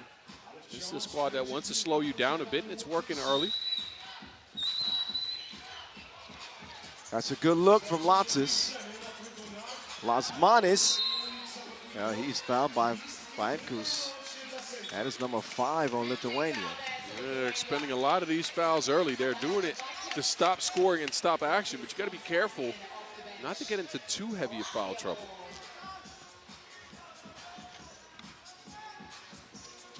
Miezes on the move. Lasmanis left stroke. Batman is a bad man. And Lasmanis called for the foul there. Yeah, he knew it too. Dove for that ball and went right through the legs of Jarvis. Well, you can't fault him for the effort. Oh, man, the effort's always going to be there with this Latvian squad. You know that. Lasmanis is landing on the line.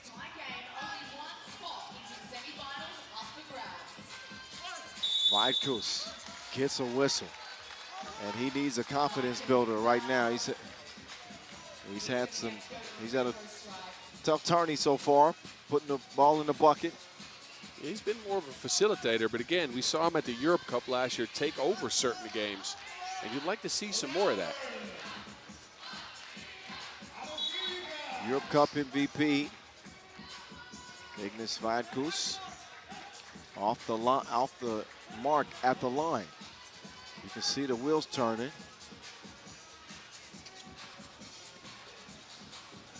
And Miezes is going to be dared to shoot it again. And in talking about this, this matchup today, talking with a few folks at the hotel, and I said it's that high variance with Latvia, particularly with Miezes' shooting. Man, Kyle, but this is a heck of a gamble, to be honest with you, because he shot 3 of 6 from range yesterday. I know, but there are those games, and then there's the start that he's had now. I think he's missed 3. Oh, I 3 or agree. 4. Oh. Again, to gamble on that, that is, wow. Got to give him credit for that. That is a crazy, crazy gamble. The enforcer to the Cape Crusader. The enforcer. Good pass, but too much momentum for Latsas to finish that. Josis, pass is deflected. The Lithuanian now gives it up to Ivo Knievel. Ivo Knievel slides to the right and sees it fall into the hands of Latsas.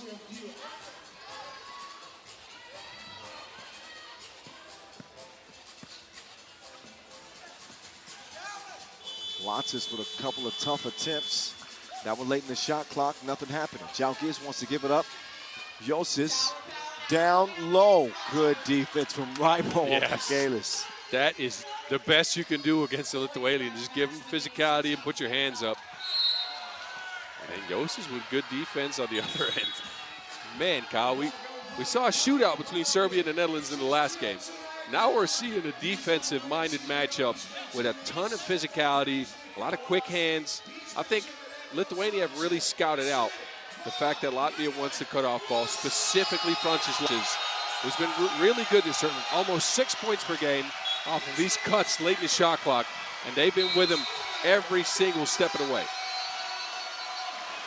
The matchup of friends turn enemies, frenemies. Latvia and Lithuania in a 4-3 game. Latvia with the edge and the possession. Here comes the maze. Miezis. Shooters keep shooting. He strokes one from deep after an 0-3 start. The Lithuanian from way out there.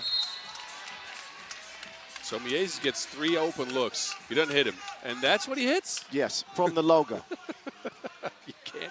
You can't put anything on this guy. This is crazy. He's such a wild card. We should call him Joker. Miezis will get it back and tip it, and I believe it touches Vaitkus' shoulder.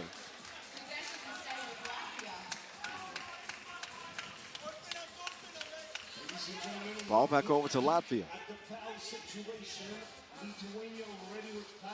You wonder what Lithuania is going to turn to at some point offensively, right? Because most of the stuff they do hasn't worked. Jalgiz driving, no. Pukelis in the post, no. Josis handling the rock. He's been pressured a lot. Vaitkus has been absent. Lasmanis has been present.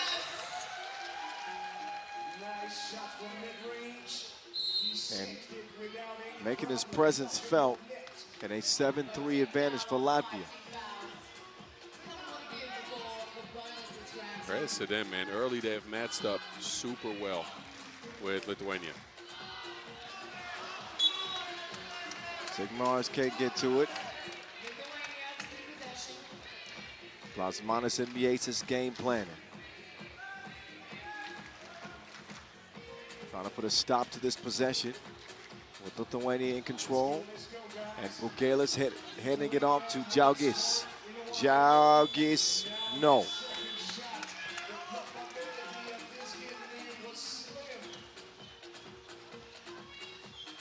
Miezis speeding around the corner. And that's a whistle. Shooting foul, and number 6 as well on Lithuania.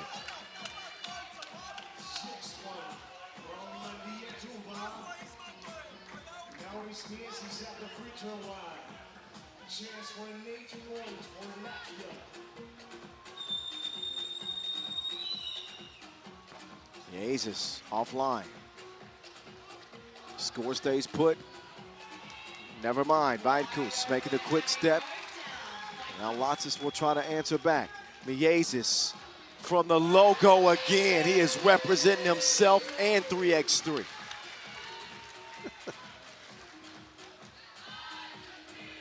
Good look to the cutting Jalgiz. So Lithuania are able to respond, but what can they do when the maze is given courses? Did you see what he did out there? That was a crossover, and then he slipped in between two defenders with a quick dribble move and got an open layup out of it against a normally very sharp Lithuanian defense. As you watch Džiaugas slip free for an easy dunk. Latvia's been super in control of this game, and it's all down to Miezis playing at his own pace, being free-flowing on offense. And look, those 2 twos from the logo don't hurt. Nope. Deep twos. He was looking a little shaky at the beginning. Well, I was going to say but I'm saying about the volatility in his game, the variance. Well, variance is going his way right now. Him and Lasmanis combined for 10. He said, let me remind you who I am. 10-5. Latvia. Josic to the Lithuanian. He settles into a 2. Butter.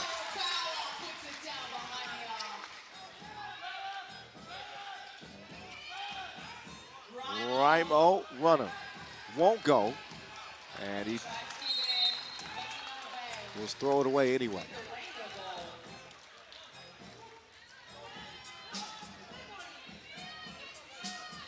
Right now, once again, Latvia leads by 3 points, but this deficit was cut a little bit. Vaitkus has textbook D. Not a shock to see from the enforcer.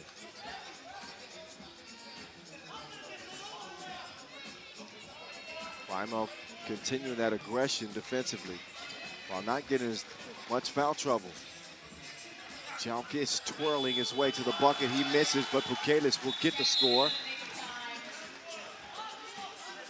And not only does he get the score, he gets a technical called against him because he said that's an and one. Oh.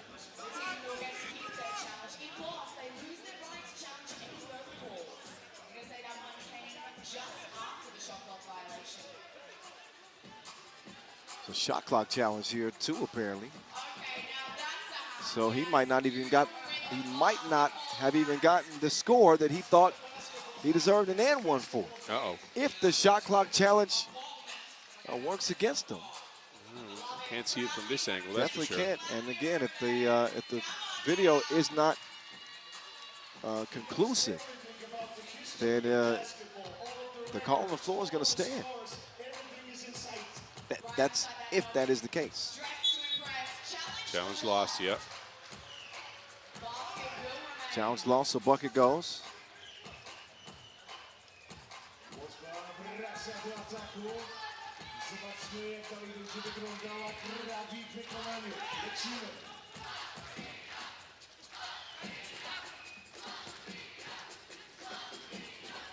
Oh, nice connection. Nice.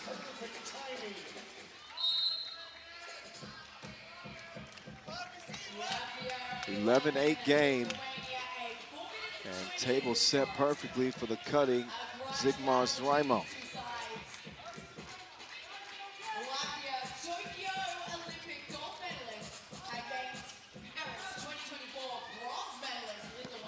Vaitkus still searching for that shot. Batman to the enforcer. Lasmanis with the clock winding down. Džiaugas won't go, but he hustles down the rebound, and he gets Lasmanis called for that foul.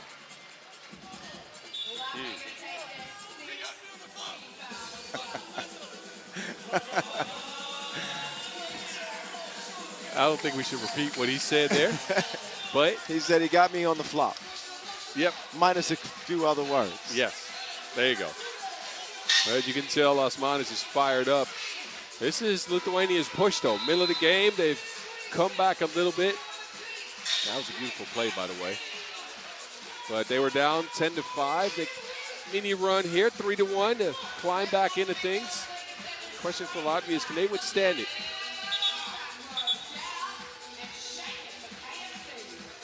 .354 on the game clock. Winner plays Serbia in the semis. Jocic to the Lithuanian. Loose ball. Oh, almost thrown away. The dynamic duo have combined for 10 points. Raimo elevate.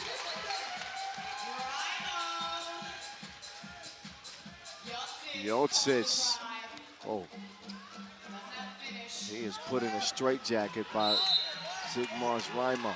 I don't think that's the individual matchup you want to attack. No. Yos is obviously frustrated, hasn't had much room operating against Las Manas and Mieses from the outside. So he goes and picks a battle with one of the best defenders in 3x3, Sigmar's Raimo. Got to read your scouting report, young fella. I'm not sure Mieses is a welcome matchup either. There's not many on this Latvian squad. All of these guys can play defense. Mieses, step back, hand in his face, throws the shot off. Lotsis with a timely offensive board and bucket. Michaelis now, jump hook, yes. Las Manas lost it to Lotsis. And out of bounds off of Latvia. Good defensive stance here by Bukelis. And you're right, it's off the hands of Lotsis. Green ball. Another chance to climb back in this thing.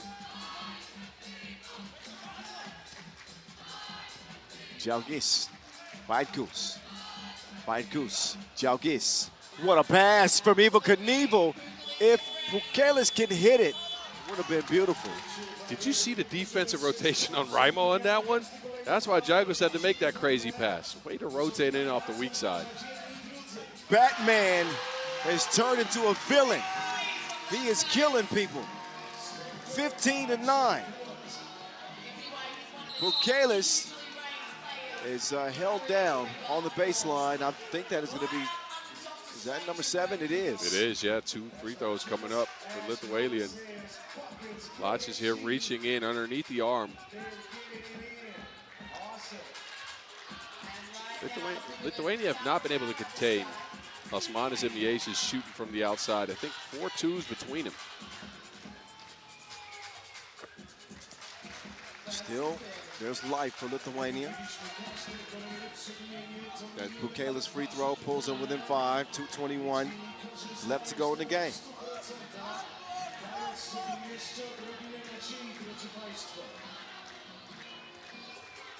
Bukelis misses.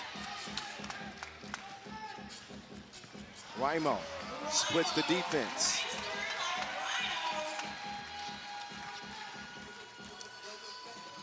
Jocic. Bukelis is able to track that down. Jalgis 2. Mieses. He'll get it cleared in the corner. Mieses.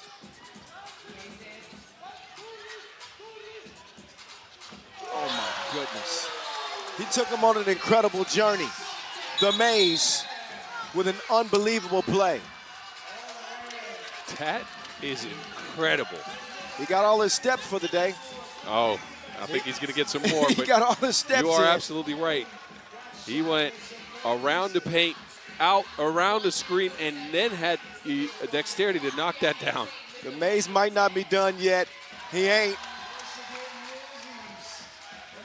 Had a 10-piece against New Zealand yesterday. He's closing in on a 10-piece in this one, I can promise you that. Yeah, he's got 8 points.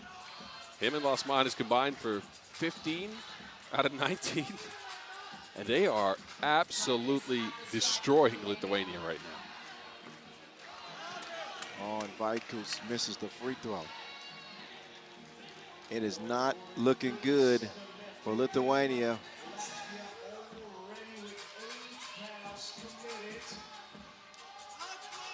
Most important stat tells us 19-11 and a minute 37. Latvia, who have never earned a World Cup gold, are about to move one step closer against their all-time rival, against Serbia. Probably 3x3's all-time rivalry. Point game, Latvia.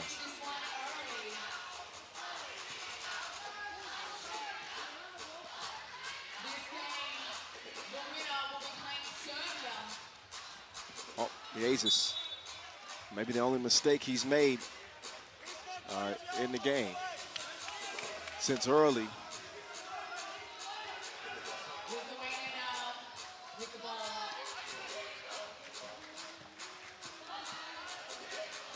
Vaiku's given an opportunity, and too little too late it seems, as Miezis can taste blood. Half man, half amazing. He finishes a dazzling performance. 10 points again for Norris Miezis. National Team Norris is a thing. National Team Norris is a thing. Latvia moving on, beating their neighbors Lithuania here in this quarterfinal, and they do it going away, 22-13. They will play Serbia in what we expect to be another all-time clash in the semifinals tomorrow. But mama, there go that man, Norris Miezis in Latvia. Get it done.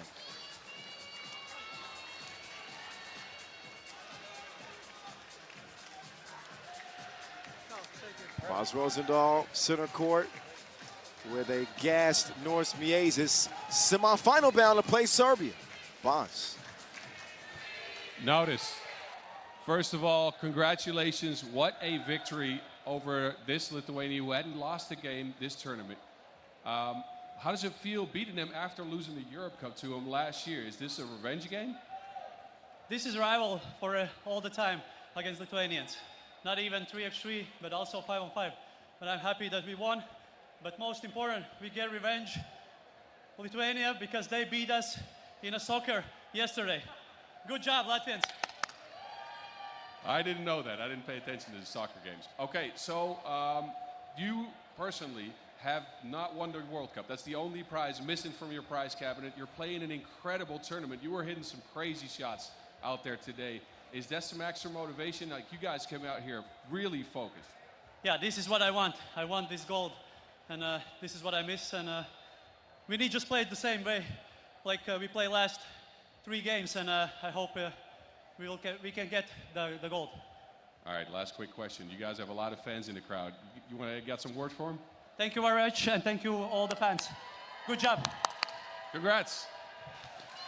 Shout out to Vince Chang watching from home. I'll be using that going forward, VC. This maze is unsolvable. Yep, Serbia gonna have some things to certainly figure out with this Latvian team that's coming in hot. So that one semifinal is set in the men's competition and the women's as well. We will take a 5-minute break before we continue with the quarterfinals. Back to the ladies' side of things, Germany and Azerbaijan, followed by France and the United States. See you in 5.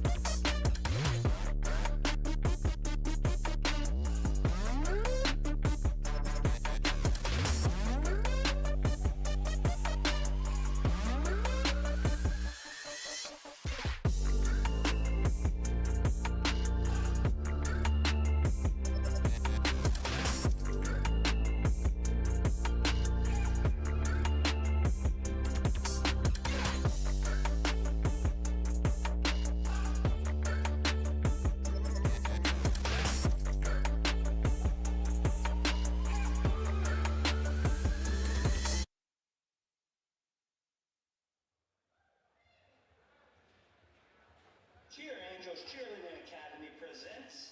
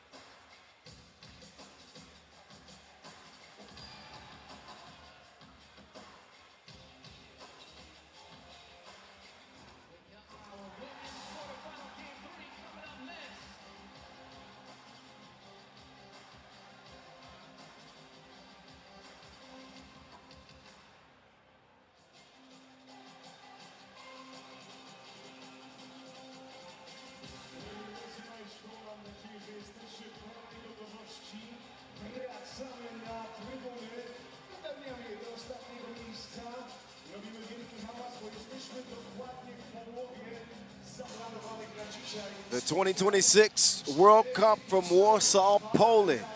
Quarterfinal round rolling right along here, day 6. The voice of 3x3, Kyle Montgomery, and Boz Rosendahl, known as the Mountain. Yeah. Happy to be heading into yet another clash at this stage where winner takes all.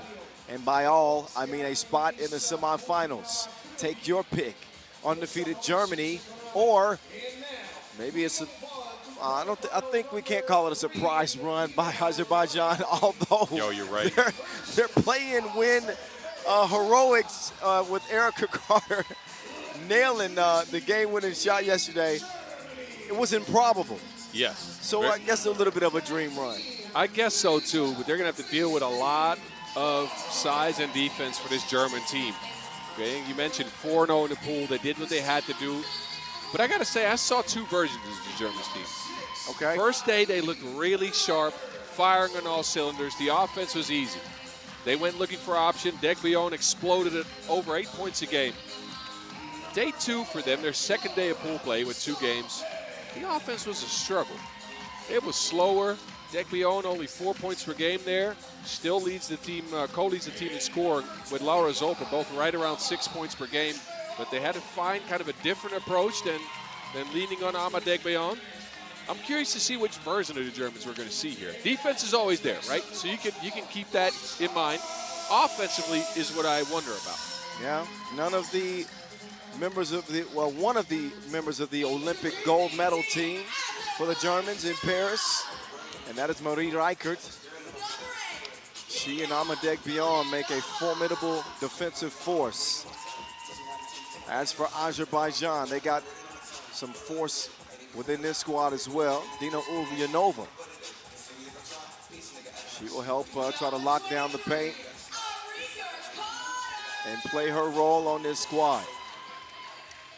Erica Carter's role has really been, I don't want to say diminished, but shoulder injury had us question if she was going to be able to even play fully in this tournament. She came in their second pool play game, and offense has been slow coming, but that overtime two-piece where AC was cool under pressure to take it over Lithuania yesterday kind of gives you the sense that maybe Erica Carter is going to be a more volume contributor offensively. You think that shot would have given her some confidence, right? But what they need in general is to get Brianna Frazier some help. She has been incredible in that playing game even, and it was a frustrating game for her. Don't get it twisted, but she still had 7 points and 6 rebounds. But I'm looking at Carter mainly, but she's coming off an injury. I'm looking at Alexandra Mollenhauer. 1 of 7 from inside the arc is a rare stat for her, only 3 points. Marie Reichert's been good in the tournament, but her 2-ball has not come around. She's 0 for 11. It's a piece she's added this year, and we saw it on the pro circuit during the season so far, but it's not been here yet. And again, we mentioned Carter, low in points per game. That's because that first day counts, right? She didn't play in those 2 games, but she'll get 0 points added to her tally for that. Yeah, well, I mean, when you look at Erica Carter's numbers here on paper, that's not really indicative of her impact with this team. I mean, she won the game with one of the biggest shots of her career. Yep. She had another crazy one at the Europe Cup last year with Azerbaijan taking a silver. I can't recall who that. No, it was at the Champions Cup over to USA. Was it? From the corner. Yes. Yeah, that was over to USA at the Champions Cup to go into the final game there, where they also took a silver, by the way. So this squad, despite being at their first ever World Cup, has actually been a contender the last year. Europe Cup silver, Champions Cup silver, and second in the Pro Circuit Women's Series finals.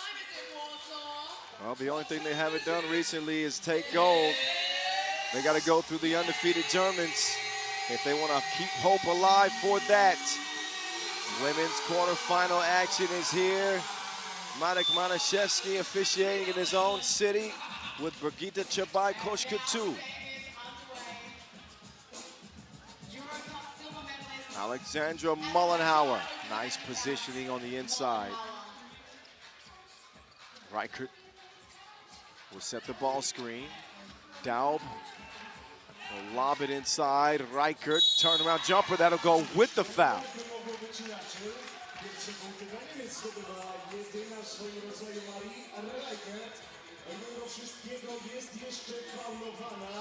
A więc szansa na 2 punkciki dla gwiazdy reprezentacji Niemiec.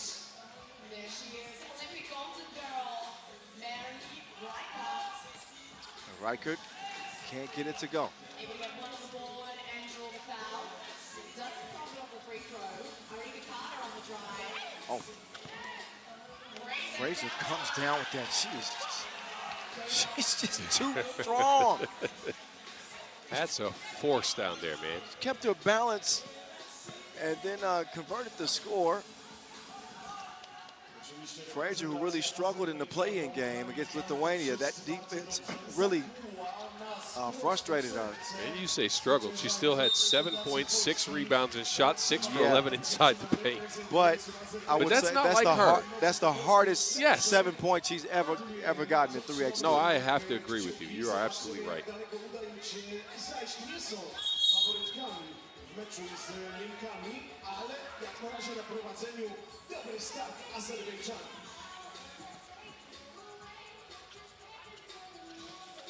Here's Reichert. The gold medal winner's got the gold finger.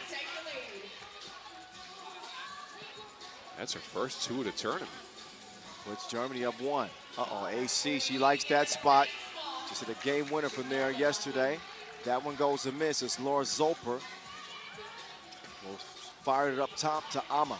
Deg be on. Offline on the layup attempt. This time she's going to try it from out far. And well, that touches nothing. Kind of rushed that one. Yeah, I'm about to say she was frustrated missing that shot inside and then went quickly. This is a welcome sight, though, for German fans. 1 for 12 now, Marie Reichert. Yep. It's all about what you've done for me lately. Forget about the 12. She wants to build on that 1. Dowd's pass is kicked by Frazier.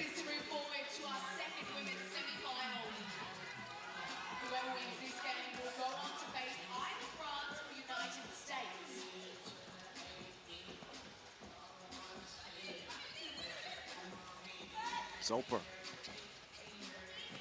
on the attack. Laura getting in her aura. She knocks down the 2-piece, and the Germans have a 5-3 advantage. Mullenhauer fed inside to Ulyanova, who's been relatively quiet. But when she gets positioned that deep in the post, she can contribute on the offensive end for sure. Reichert is going to get the step. Germany is trying to attack Tina Ulyanova when she has to play defense. Degbion and Reichert are going straight at it. Mullenhauer's been on the attack as well. Daub will pick up the loose ball. Zolper to Daub. Daub thought about the 2. Instead, she'll drive and lost inside to Reichert, who knuckleballs the shorty right into the rim. Carter with the crossover. Miss Carter. It's a 6-6 game now. Got to expect Carter to foul in those situations. Outmatched there in the post. It is a 3rd foul on Azerbaijan. And Azerbaijan has tied this game up without even having to go to Brie Frazier all that much. She's only got a point. It's a good point.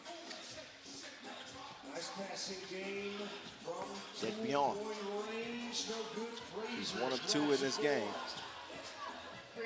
Mullenhauer. Pocket pass is broken up. Daub disrupts the possession and forces up that shot from Frazier. Degbion will get it cleared. She's got Carter defending.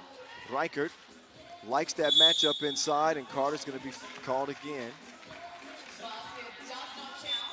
So Germany heavily going at the mismatches, right? First it was Dina Ulyanova. Now they should go and try to pick a fight with Erica Carter down there, who's undersized, specifically against Degbion and Reichert. Yeah, well, you can see that they're targeting Carter in those switches down low. She's undersized against every German player outside of Zolper. Yep. And maybe even a little undersized in that matchup, too. Picks and photos. We want to see your screen. For example, turn as a banana during the banana yellow competitions, or for example, like the coconut in the Paradise Islands. If you post your photo, you can be Reichert. part of the action. Entry pass to Degbion. Tough bucket for Degbion over Frazier. Frazier trying to work some pick and roll action. But Germany are going to pick up their first foul of the game. As a player to watch for this game, Frazier or Reichert. Both of these players are just too good, too experienced, too talented, too nice. And it was really hard to pick one. AC puts one up in the air. That one to trickle out of bounds. Close game so far through about 4 minutes of play. 1 point lead Germany in possession.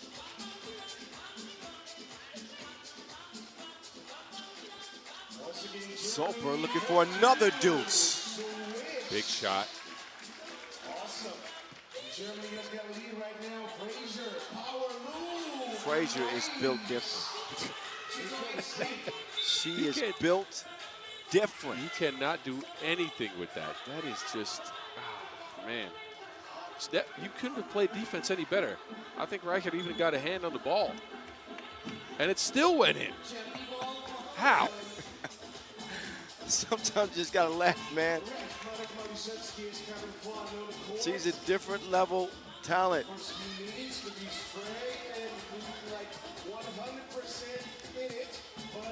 Reichert, reverse won't go. Carter to Frazier. Frazier to Carter. Carter is hacked.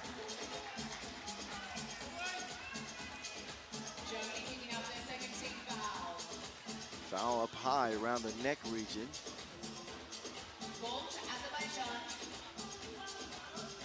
Both Daub and Carter get a rest for their teams. Ulyanova gets this possession going for Azerbaijan.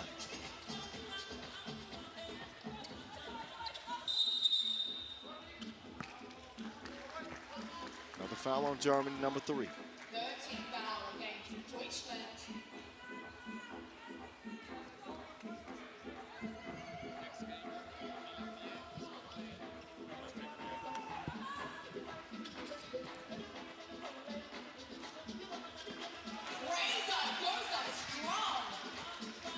Frazier again.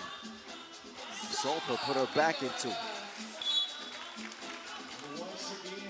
Reverse makes it 10-8. Tight game.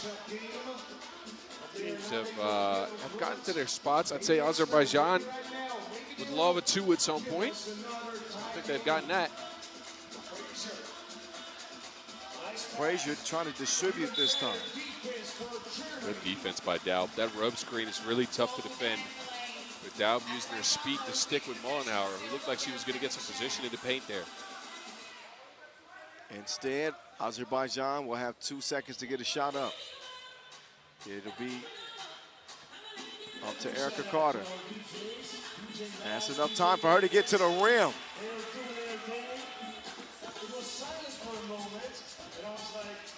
Loose ball tracked down by Degbion. Degbion beats Frazier. Degbion gallops to the rim.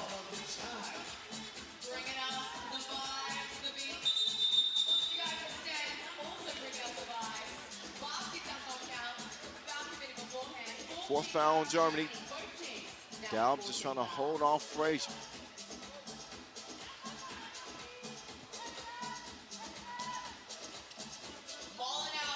Mollenhauer, 2 was halfway down before it was spit out.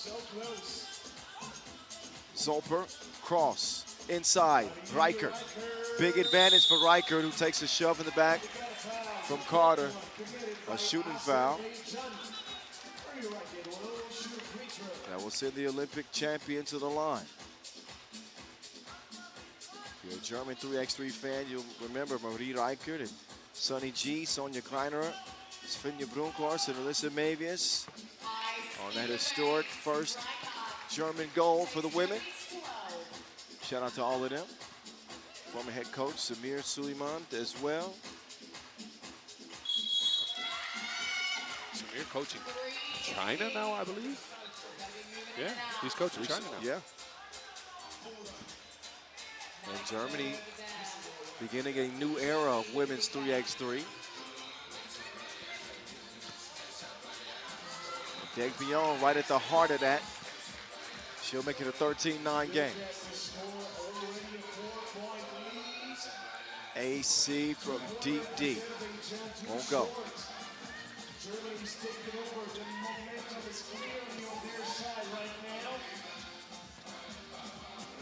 Oh, Soper turning on the burners to Reichert. Mid-range won't fall. Frazier clears it. She wants to get down in the post. Oh, look at Degbion pestering German defense.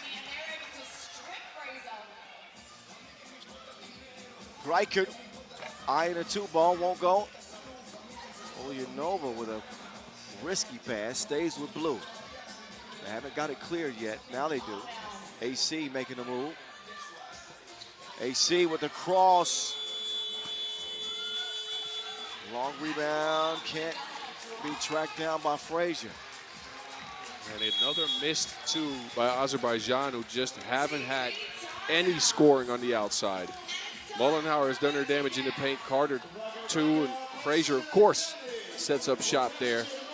And with Germany knocking down a couple of two pieces by Zolper, that's the difference in the game right there. 4 points apart, 2 twos for Germany.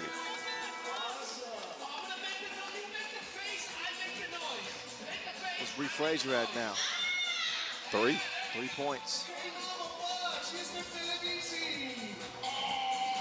You know, it's never, when it comes to Bree Frazier, offensively, I don't think you're ever going to find one defender that's going to be able to consistently stop her. But if you swarm her. If you swarm her, which Germany's been able to do many times, she's still going to get her 6 or her 7, maybe even 8. Well, that, and I think Germany's taken a page out of Lithuania's book. They have not frustrated Frazier as much, but they have pushed her. They've come in with doubles at odd times. Like, they've given her a lot of different looks. That's what I'm trying to say here. Yeah. And that is tough because Frazier, again, you want to get in a rhythm, and she has not been able to do so. I mean, 3 points after 7 minutes. Well, yeah, I think you want to frustrate her early, wear her down. That way she's less of a threat late game.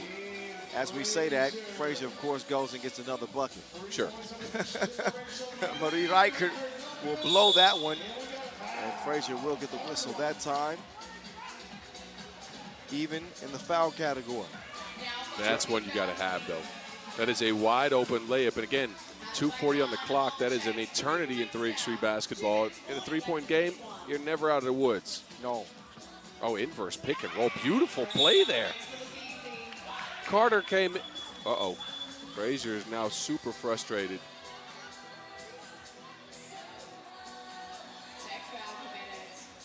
That's a technical call on Brianna Frazier. I think wanted a foul after that layup. Credits though to Azerbaijan for that play. Look how calm, cool, and collected official Matuszewski is. But Frazier is, yes, visibly upset. And she's still voicing her displeasure. Zolper up to 6 points now. We'll make it a 14-11 game.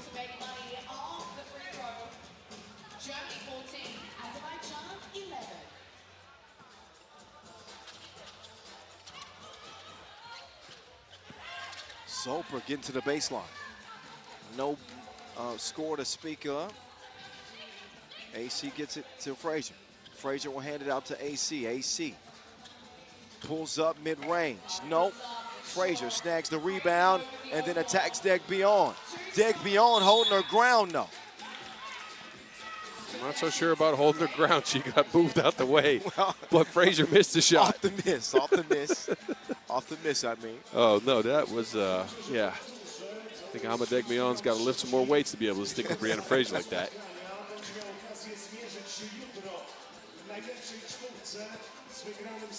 Oh, Frazier's just plowing over defenders now.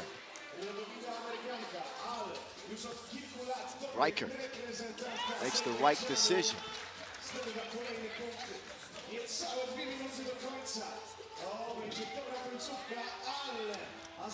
Degbion elevates and scores it over Mullenhauer. Yeah, breakdown by Azerbaijan first with the turnover. As Frazier splashes it too.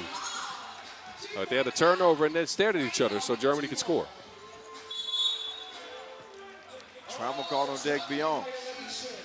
But a timely two-piece from Brianna Frazier.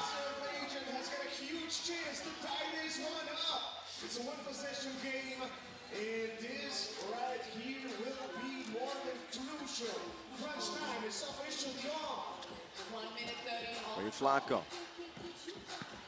AC will miss it. Frazier recovers. Oh, they don't want to get the shot up. I think if Frazier knew how little time was left, she would have tried to flick that up towards the rim. Instead, it's a turnover. 14-16, minute 16 to go. And quarterfinal number 3 in the ladies competition. Here we go.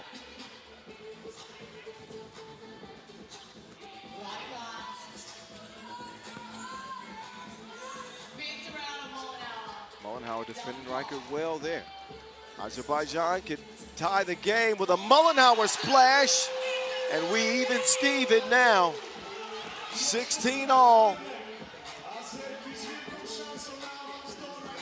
AC getting past Soper, but will miss the layup. Now it's Soper's turn. Soper, two-piece, no. Into the hands of Frazier.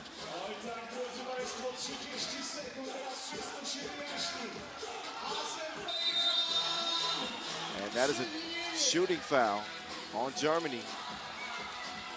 And free throw coming up, but Azerbaijan executing late. They come through with a couple of big two pieces to tie this thing up under a minute. Now get a chance to go ahead, Kyle. Wow. Another clutch performance.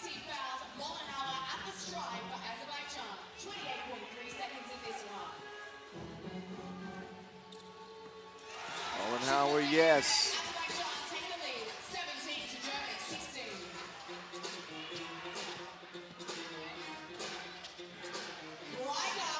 Reichert, no.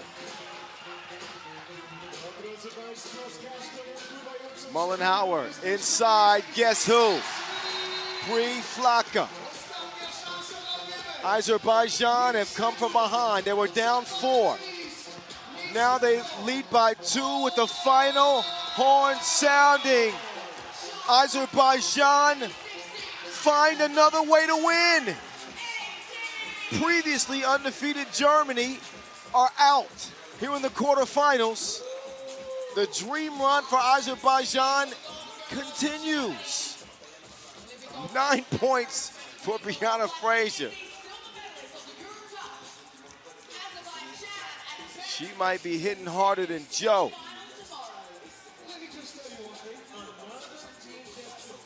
Poland 18-16.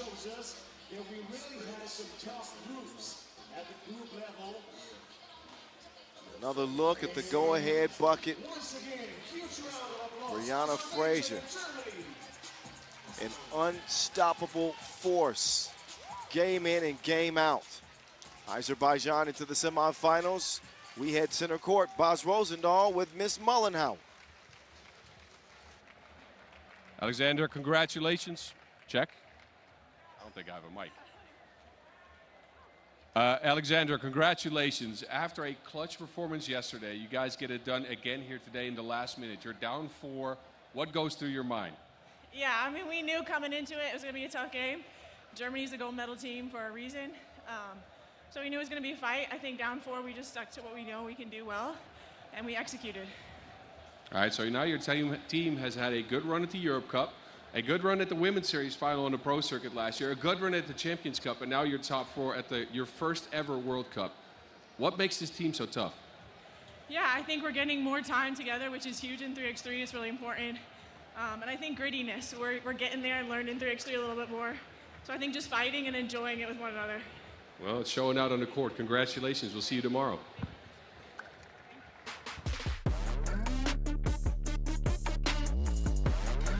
This team is showing some real resolve. Azerbaijan, late win yesterday, overtime against Lithuania, down 4 late in this game, with a minute and a half left, and they continue to believe, keep fighting, the ball bounces their way, and they can always rely on Brianna Frazier. 9 points, Azerbaijan into the semis.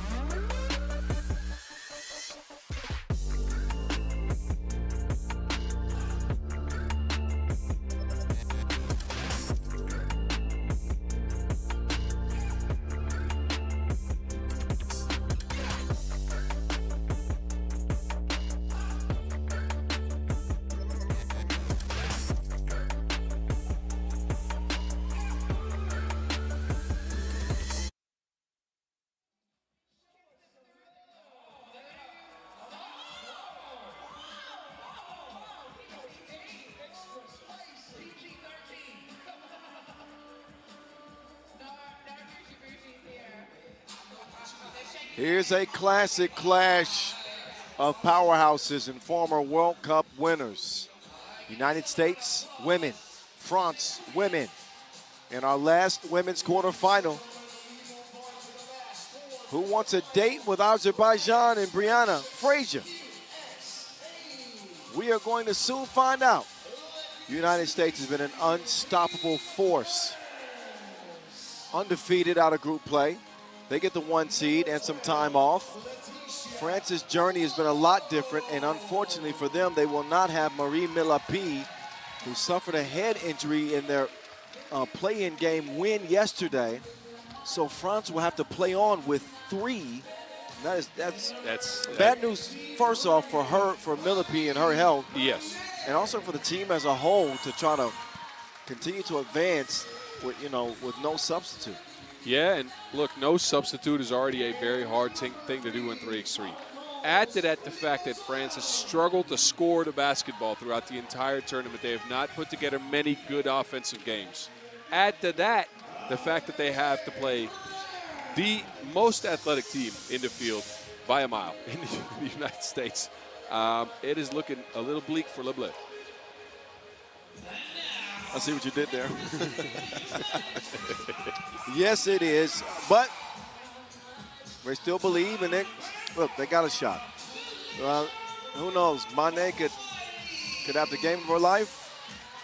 This game could be more interesting than maybe we expect. But certainly the odds are stacked heavily against France in this matchup. The United States coming in with all the confidence that you would expect from an undefeated team. Taking aim at what would be a 4th gold medal for the United States. Man, this squad, you can poke some holes in some stuff that they've done based on the fact that we've seen some frustration and some turnovers and that they've allowed 17 points per game. But man, 31 offensive rebounds in the pool. They've gotten themselves so many extra possessions, Kyle, that they have cruised through this competition so far. I got to be honest with you. Yeah. And we haven't even seen the best performance out of Joyce Edwards yet, who's at 4.5 per game. On the women's pro circuit, she's more a 7.5 per game scorer, right? So they haven't been able to establish her in the paint all that much. But man, I'm impressed with this squad so far. Yep, Michaela Williams crossing people to the floor and pointing at them. USA been putting on a show. Yeah, Sahara Williams with 11 out of 31 offensive rebounds gotten her team so many extra looks.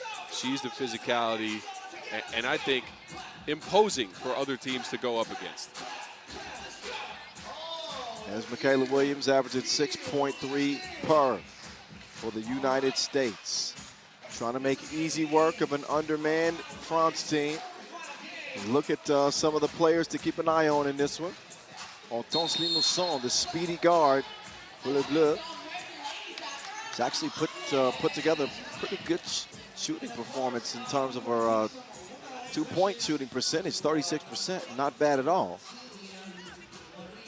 But even with Marie Millipede on this roster, France have really struggled throughout this 2026 World Cup competition. Every game, it's felt like a fight outside of their blowout win over Lithuania. A 1-point win over Czechia in the play-in game. Kind of a microcosm of the entire tournament for them.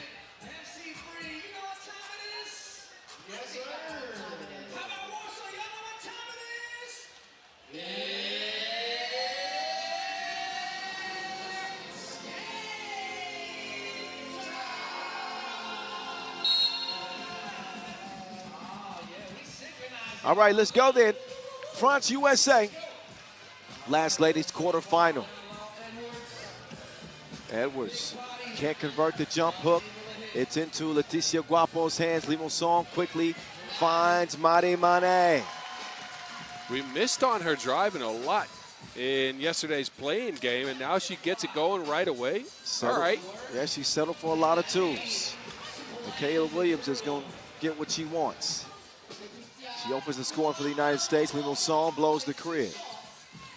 No Marie Millipede, so no substitute for France, who were already going to be underdogs in this one, even with 4.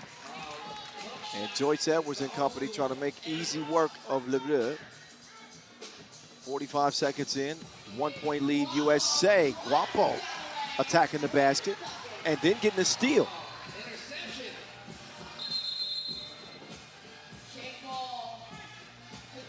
So France showing some fight here early.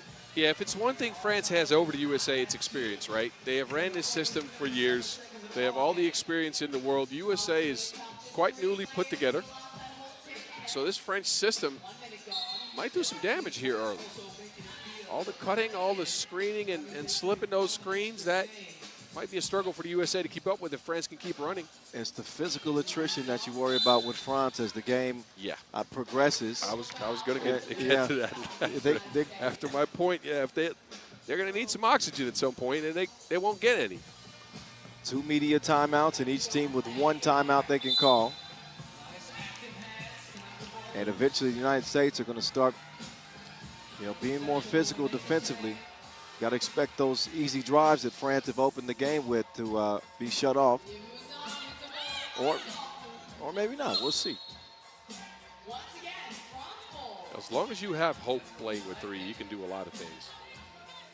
But France is going to need to continuously get buckets, because if they ever doubt themselves just a little bit, this USA team will just run upon them. Well, they're going to make it a point to get it in the post. 3 in the key. 3 in the key, indeed.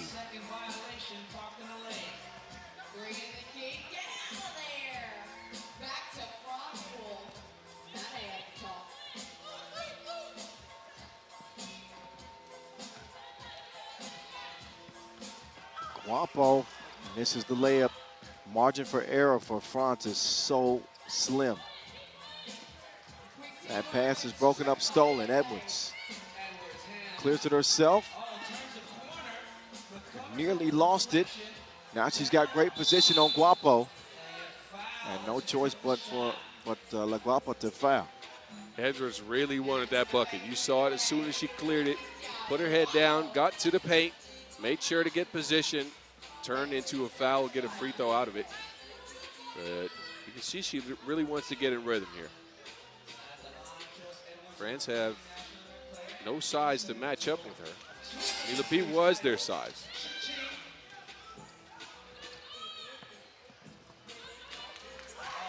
Lee Song got her pocket pick.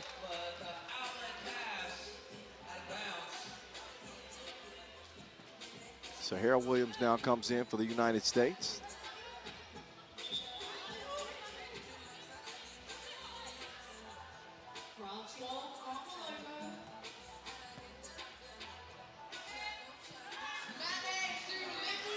And Lee Song will even the game.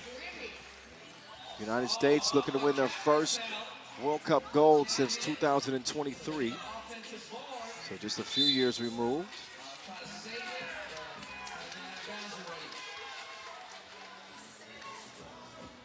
But they've got, the United States women have all of the significant trophies in 3x3. Most World Cup golds. Yep. AmeriCups. Most AmeriCup golds. An Olympic title. Olympic gold in Tokyo. So they are the gold standard, you could say. Good defense there on France. Frustrating Michaela Williams into that turnover. Drug the pivot foot right there. Guapo gets to the free throw line, pulls up. Rebound goes to Mané. Limousin.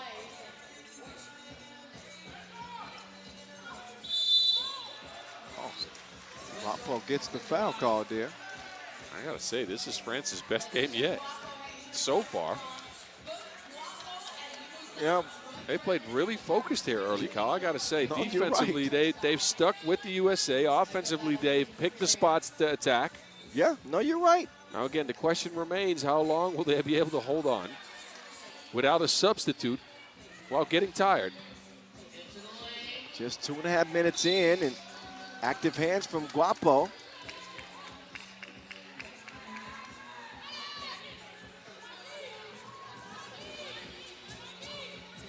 Even at 3 apiece, but the United States with 5 seconds to get a shot up. Sahara Williams will get it to full Wiley.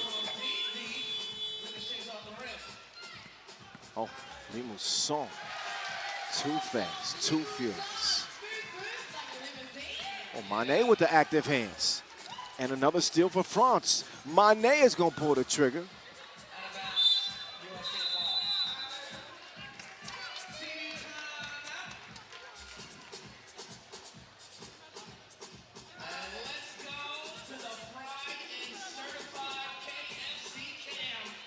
France with the quick handoffs have frustrated the USA with a lot of these run-out buckets. USA, meanwhile, has just tried to cook, right? They have gone ISO one-on-one basketball, which is what we've known them to do.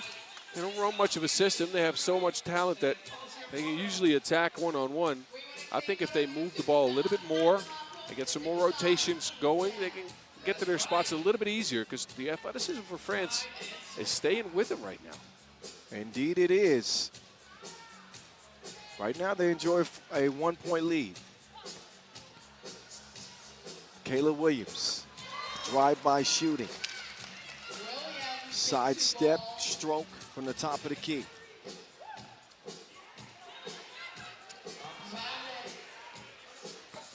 Mané no good, long rebound. And Sahara Williams gets called for the foul. That is not a smart foul. That ball was going to go out of bounds, and it would have been USA possession, and she grabs onto Limousin. Yeah, just trying to hustle it down.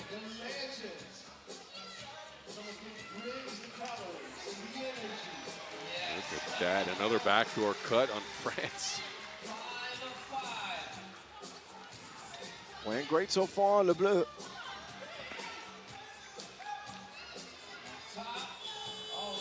I think most people outside of Paris or anywhere in France look at this game and they feel like it's just a matter of time. You know, France is playing well, and you know we're even right now, but I mean, I'd have to agree with you, Kyle, but the way this French squad has played with the belief they've shown here, you never know. No, remember the 2 members of this USA team were in the World Cup last year and lost an improbable game. That's true. That's true.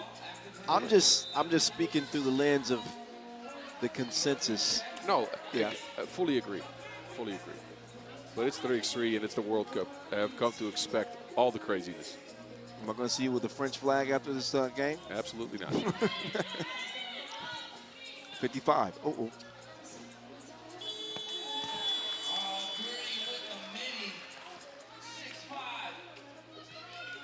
Yeah, Williams cooking in the mid-range. USA is now up 1. Mane down to Guapo. Another run-out bucket. Oh, never mind. Crib blown by the French. There's a couple of missed layups that we've seen now. Fatigue might be coming into play here as Edwards puts up another score for the USA. Rebound Guapo. And again comes up short. Wilson's out of bounds though. Sun is hitting the court. That is a nice add after a froggy day yesterday. Again, some sun rays. It will make it hard to score in a basket because that is where the sun hits right now. Maybe that's what affected some of these French misses. We'll see. They get the ball here. Limousin. The and one. Races to the crib, takes the contact. 4th foul on the USA. And Hortense to the free throw strike.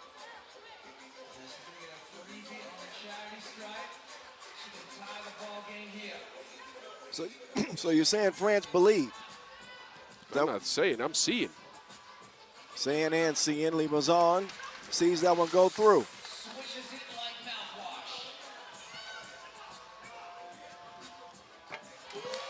It's a big 2. Yep. Big response.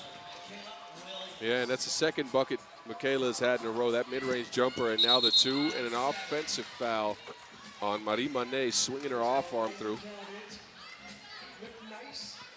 Every time USA has needed it, Michaela's come through and got him a score. Now she sits down. For Wally now. She will slide past Manet.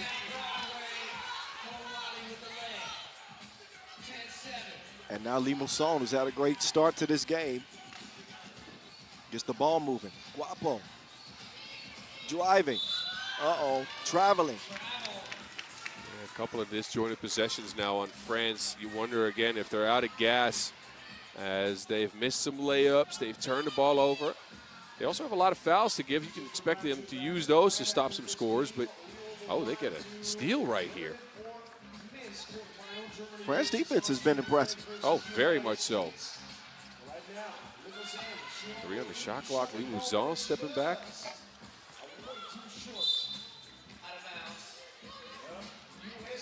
Approaching 4 minutes to go. And while France are hanging in there with no Marie Millipede, they still trail this game by 3. And Michaela Williams has been feeling it. Williams, that's light work. She will go to the line. Limousin's normally a really scrappy defender, but there is absolutely nothing you can do once Michaela Williams puts her head down like that. She is tougher, well, not tougher maybe, but bigger and stronger is what I was getting to than Limousin. Just moves her out of the way.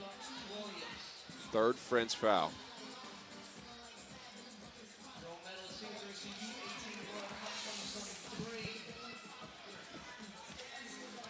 Oh, nice hustle. But it's going to be a jump ball awarded to Les Bleus.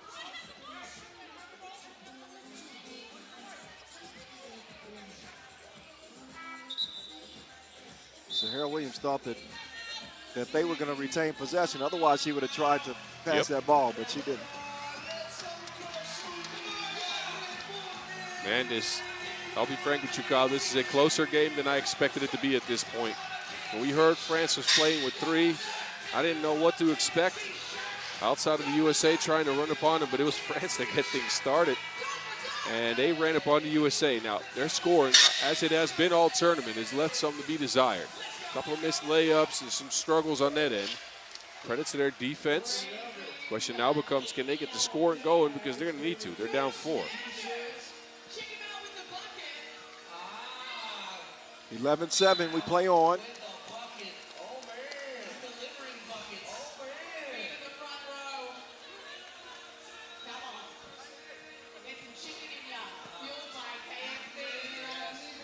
For Wiley.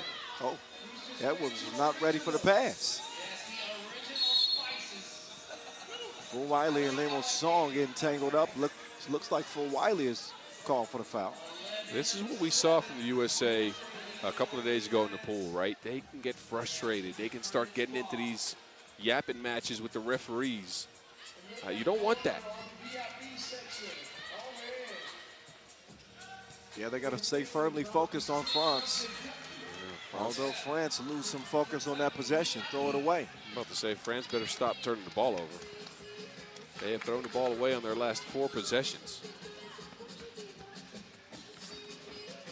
For Wiley going full speed. 12-7. And Guapo, she will sneak behind the defense. Gets a hand on that.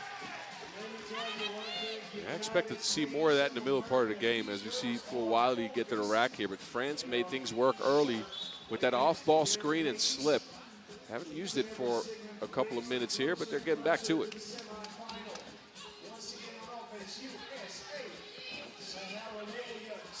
Sahara can't get it to go.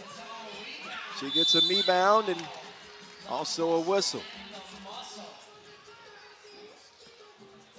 Yeah, we've seen this from her all tournament long. Big rebounds, taking the contact, getting her team extra possessions.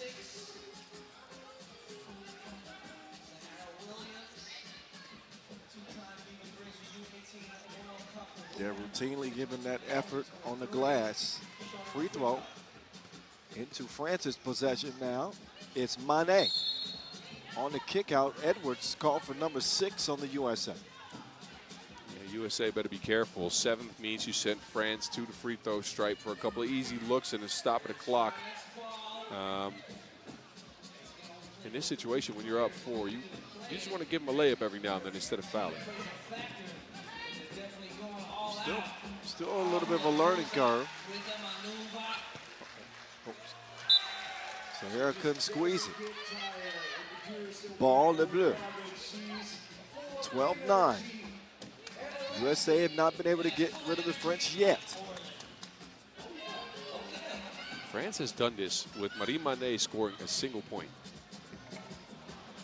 That's impressive. That's usually one of their best scores.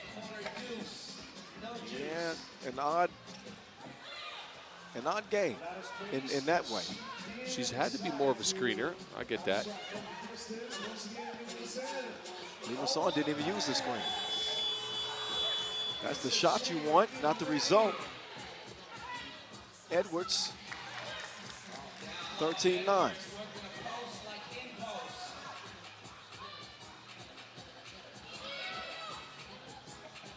And Guapo. She's made it a point to get to the rack. And Limassol will volunteer the 5th France foul with 2:11 left in this quarterfinal. And again, the winner will play against Azerbaijan. There's foul number 6 on France.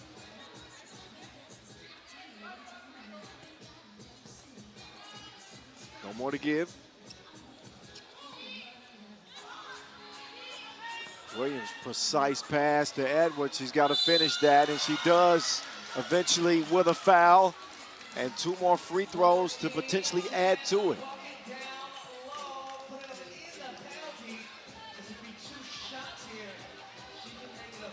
Great job by Edwards, keeping her concentration. Took a couple of swats. She will miss the first. Another one coming.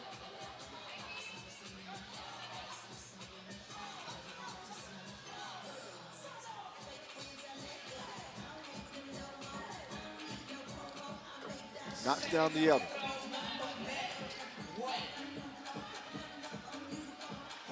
There's Mané. Better have my money. Like blah, blah, blah. France needed that, but again, as soon as France get close, it's Michaela again. Ooh, Limassol. Slight hezzy. Hit the turbo button. had Williams off balance and forced into a 7th USA foul.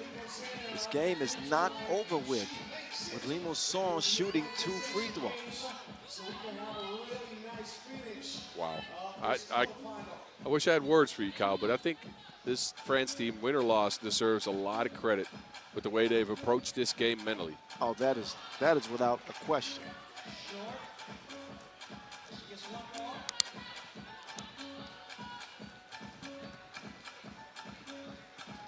Limousin misses the first one. France needs a score here.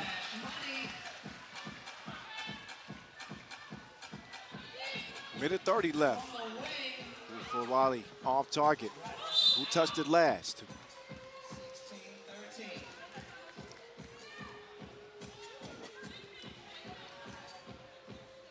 Out of bounds off of France, I guess. No challenge.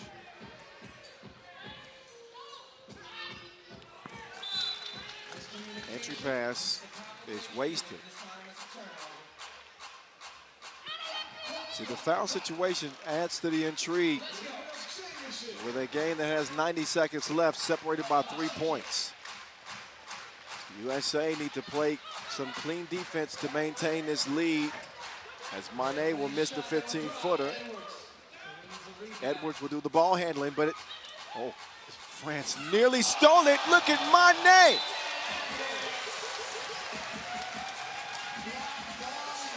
She threw this back like Tom and Jerry cartoons. That's a long time ago. Great timing from Mari Mané. What a play. That looked like a clear point. And she saves France one. And Michaela Williams forces one. Oh, look at Sahara. Sahara can't convert it.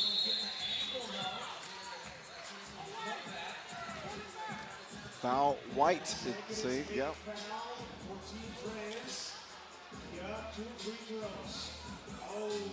Yeah, right there, Guapo holding on to Sahara's shoulder, trying to get to that Wilson.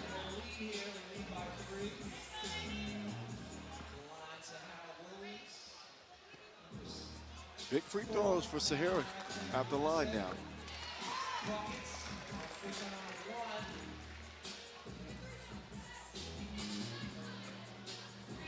And a 17-13 lead for the USA.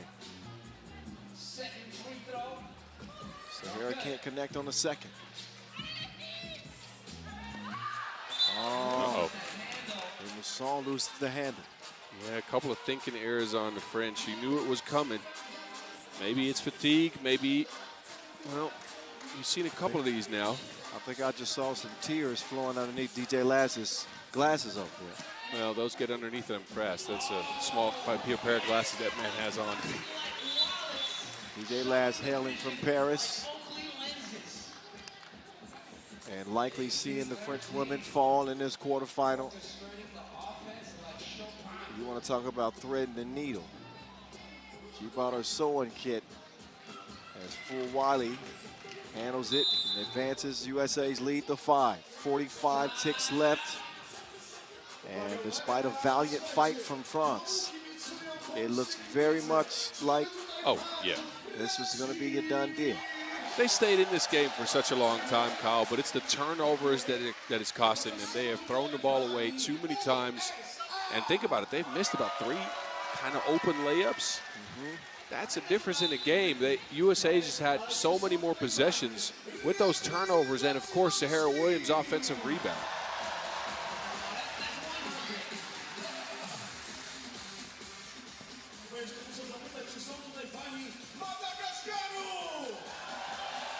That one kicked over, and Mané drills it.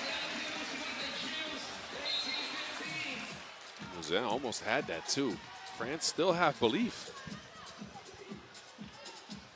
So she got her mind on her Mané, Mané on her mind. In a 18-15 game. Come on. 30 seconds left. actually take a second away there. 29 seconds left. Sometimes I wonder how much time a day you spend trying to come up with this type of stuff. It's all organic. Okay. Okay. Like Larry June. Okay. Top of the dome. Ooh, Remo Song. Remo Song. F1 fast. And it'll be blue ball. Yeah, with the way the clock is set up, 14 on the game clock, 8 on the shot clock, it looks like France might get another shot.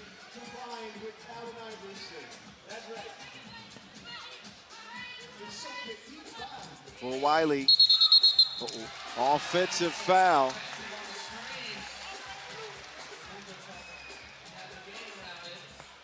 This will leave France with 10 seconds. And they needed 2 to tie it, that or a couple of free throws. To try for a miracle. Well, wow. Oh, man. I'm interested. Me too. Here we go. Final 5 seconds. France will get it to Mane. And that will do it. Narrow win for the USA. But a win that will send them to the semifinals. They will battle with Brianna Frazier and Team Azerbaijan. They are semifinal bound. The United States outlast an underwoman France team playing with 3 players, 18-16. The final.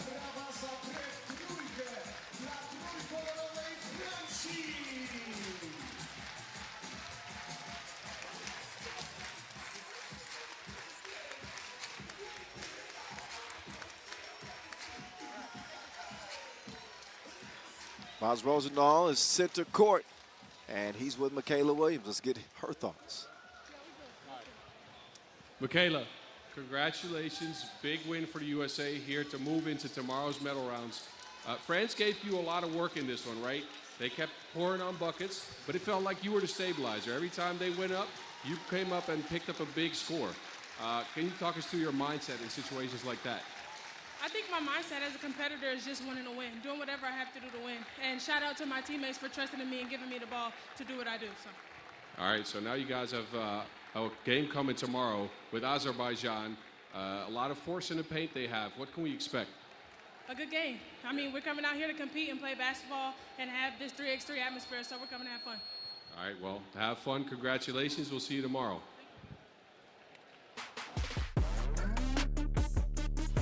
The women's portion of our quarterfinal action is concluded. 2 more men's games are upcoming. Germany and Austria, and France, USA. 2 more 10-minute sprints here from Warsaw to come. Also, later on today, you do not want to miss the all-new Dunk Mania competition that is being introduced.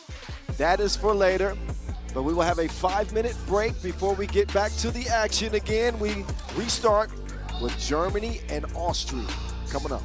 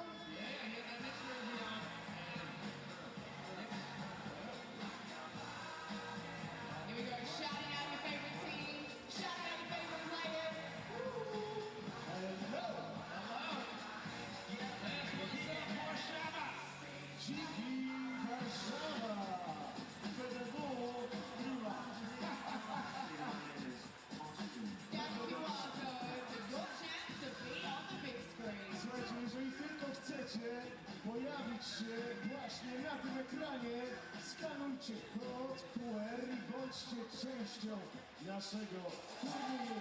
Nie wahajcie się nawet chwili.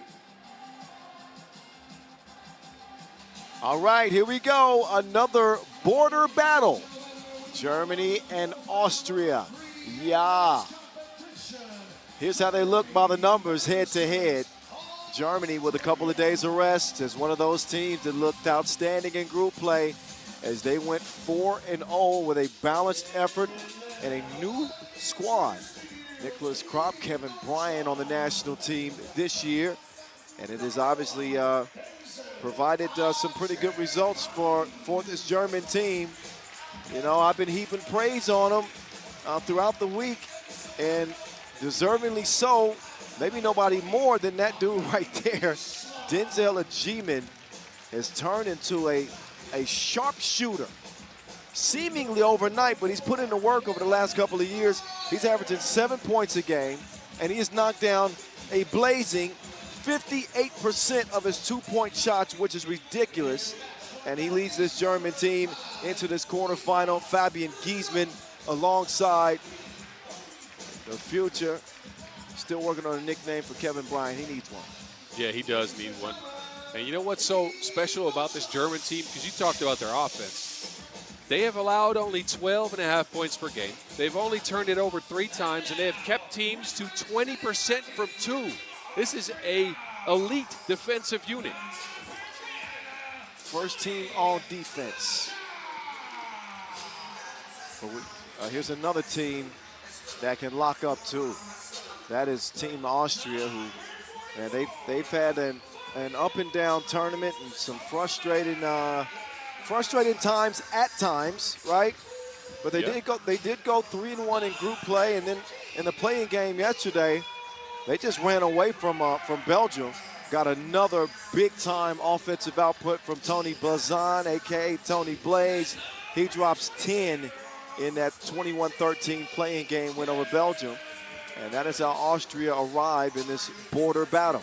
We saw a border battle between Latvia and Lithuania earlier in the quarterfinals. Now here we go again, a little bit south of there. Yeah, you're right. This is a battle over the Alps. Yes. But anyway, enough geography there. Oh, look at them. See, they're friendly, but competitors. They speak the same language. You know, there's all these little intricacies going into a game like this. It's fun, man. You see a G-man shoving Kaltenbrunner playfully, of course, at the beginning of this game. But all eyes on that dude right there.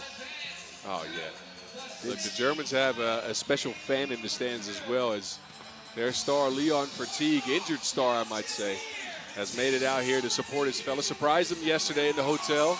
He's out here trying to get them an extra cheering. Yeah, do they need it?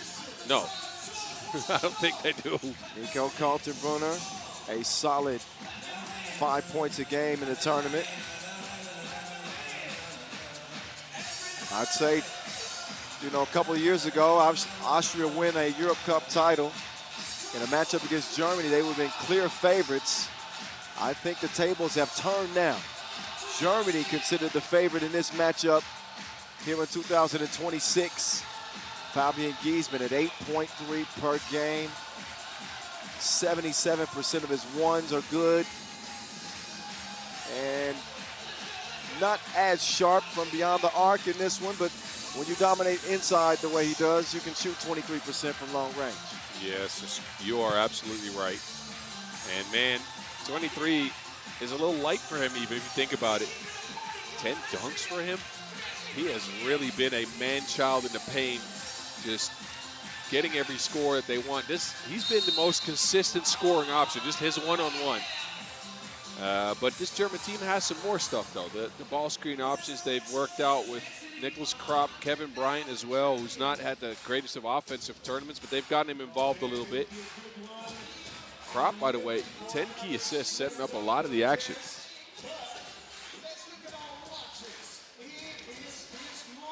All right, we are all set to go into our third men's quarterfinal from Warsaw, Poland. You got to be loving this 10th edition of the World Cup. I know it. Nearing the end of business. Day 6. Here we are. And there he goes. Denzel attacking the rack, but he cannot get it to go down. That's how you want to start a game. So the Germans and the Austrians clashing like Maz at the Oktoberfest. Whoa. Okay. I like that one. Yes. Yeah. It's pretty good. Of course, if you know what a mas, rather. I know who that is. That's Fabian Giesman. He'll get the Germans on the board first. Fabio So now to Tony Blaze. Achievement will take that assignment. And as good as of a scorer as Tony Blazan has been, I really think that with a G-man primarily spending his time guarding Blazan, I would not expect a high-scoring game from Tony Blaze in this contest. Maybe Fabio Sanel will pick it up. Yeah, it's a danger thing about this Austrian team. They are super balanced, right? So you don't exactly need Blazan to go off, as all these guys are right around 4 to 5 points a game. Uh-oh. He left Giesman high and dry with the spin. A G-man chunks the deuces, and he makes a bank deposit.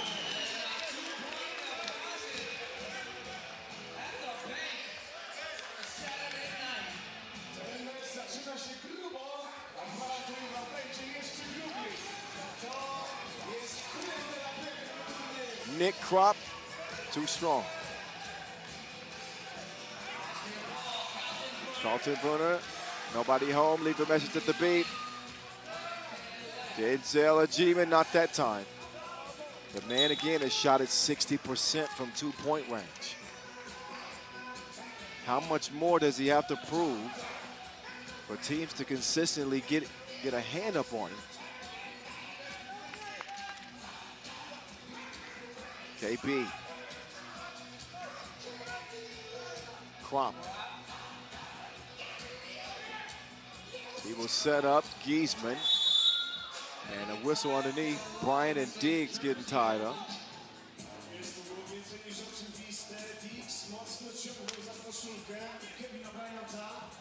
At 3x3 The Voice, Kyle Montgomery in your ear. At 3x3 The Mountain here as well. A G-man settling for another look from 2. And in this tournament, a rare miss for him, but he's got one to go down already. 4-4 tie. You remember that Germany made it to the bronze medal game at the World Cup last year. And the Europe Cup last year. Yep, and built a big lead over Serbia. Yep. Only to see the Serbians hawk them down and deny them from a medal. They want some hardware to prove that they've taken the next step. And Giesman fouled by Kaltenbrunn. Giesman already a U23 World Cup gold medalist. And under 18 and under 17, I believe even 2. Yeah. He's won at all levels. He's won everything with the youngins. He knuckleballs the free throw in. 5-5 tie. Nico Suave. Smooth stroke. Oh, they're double teaming Giesman. Oh, they're going to force a G-man to keep doing that. Second deuce of the game for Denzel.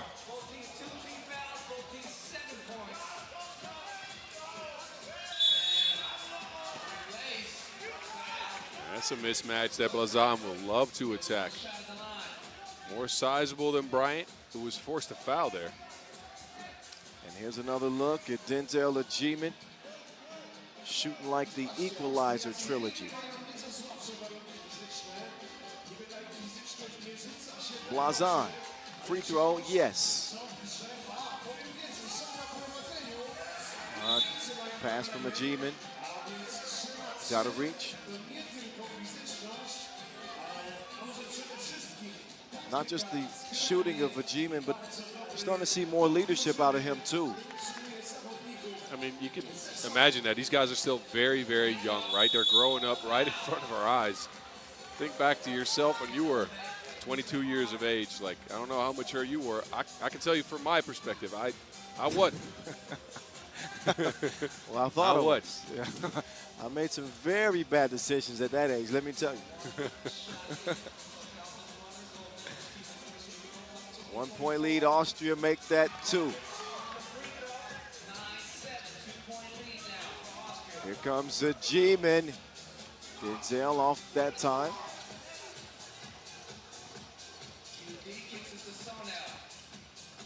Oh, Q Diggy Dog.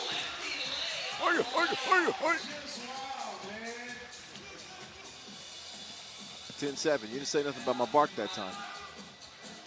The G-man going to work on the baseline. Irv Tabaz. Sorry. Checked out. Zoned in on the games.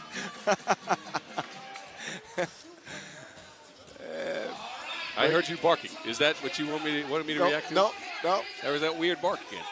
No, I was clearing my throat. Oh, okay. I just figured Hungarian dogs sound like that. I was trying to get your attention so I could get something to drink. Oh, okay. There you go.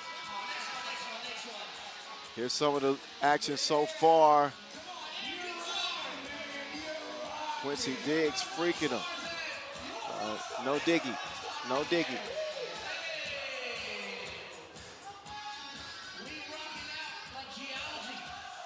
2-point lead, Austria. Here comes Q. And Diggs turns it over that time. Kevin Bryant starts the ball moving quickly down to Giesman. And ain't nothing you can do down there. He will have his way. Diggs putting on the burners. Diggs with the finish. He's been on attack mode, Kyle. When he's this aggressive, it makes Austria all the better because he can break down this German defense.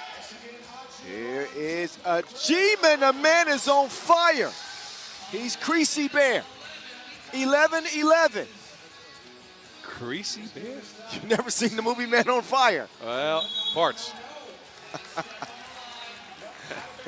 11 all, the fourth 2-ball, I think, for Denzel G-man. Yeah, he's up 3. He's got 7 points. Is that correct? Yeah, he is. Okay, 3 doubles in the game. Giesman will get across court. Kropp will sling it towards the rim. Kropp uses that wingspan to track down the offensive rebound. Ball stays with Germany, and a foul is issued to Austria.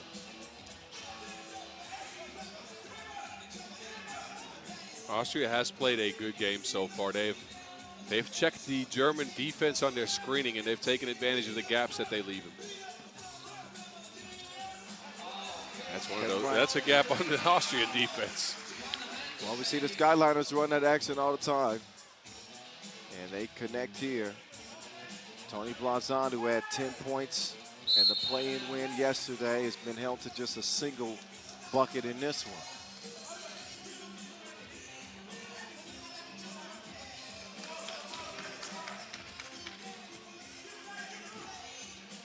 It's a G-man attacking the rack. The man is doing it all for the Germans.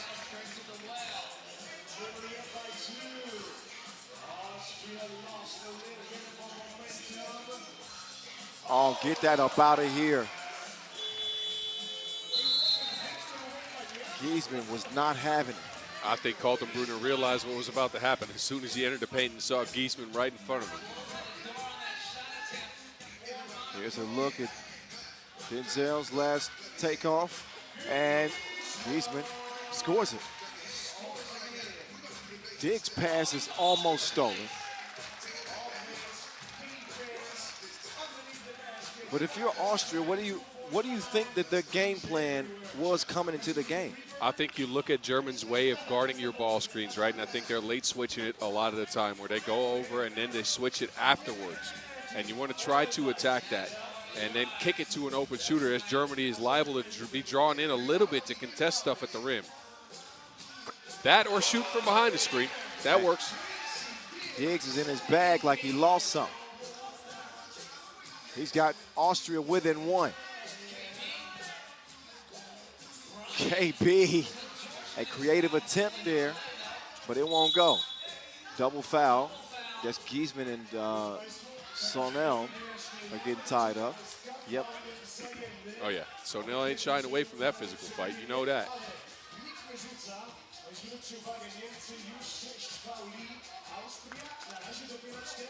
Diggs is going to get a rest, as will Giesman. Kaltenbrunner throws it away. There goes a G-man. They'll miss the layup attempt that time. Germany's lead stays at just 1, but that defense is suffocating. A G-man Euro stepping his way to the cup. It is training day for Denzel.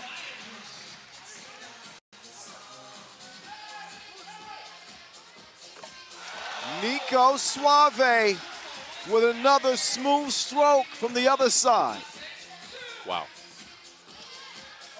Oh, G-man all alone. Leave a message at the boom. He's got a 10-piece. Denzel coming through with his biggest game of the tournament in a moment where it matters most. This is a tight one, don't get it wrong. Germany's had the upper hand in some of the inside actions, but Austria's two-point shooting has been really, really good in this one. They've stuck close. Who you got in the last couple of minutes, Kyle? Currywurst or Wiener Schnitzel? I'm going to go with Currywurst. I'm not sure. Austria shot the ball so well that I can't count them out. Germany have cheat codes when Giesman and Najiman go into the basket with their athleticism and physicality. It's Diggs' turn. Q Diggs up and under. Lace up. 16 up. Let's play some more.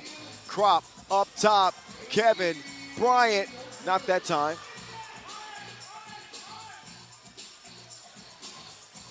And they'll get it underneath to KB.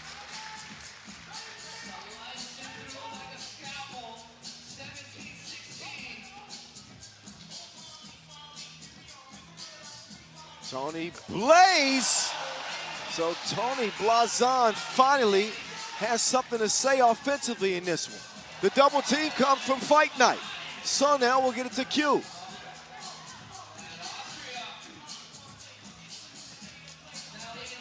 Oh, Diggs is just out here practicing his layups. He's going Bryant, straight. Mamba mentality. Big shot for KB. 19 all. This game is coming down to the wire. Q Diggy. Couldn't hit it. It's Crop going for the W. Long rebound to Diggs. Diggs has it poked away.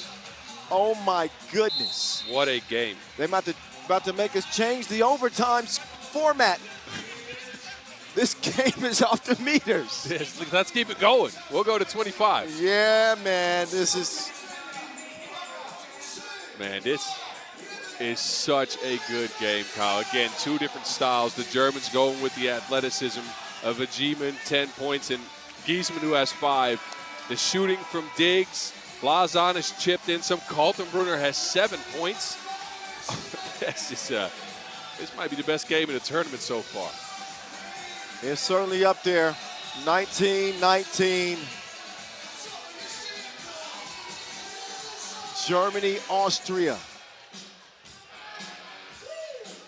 A brawl of bordering countries. Blazon. Shot clock violation. Technical on flopping. Oh. Blazon called for a flopping technical indeed. And Krop can break this tie. He's going to shoot 1 free throw.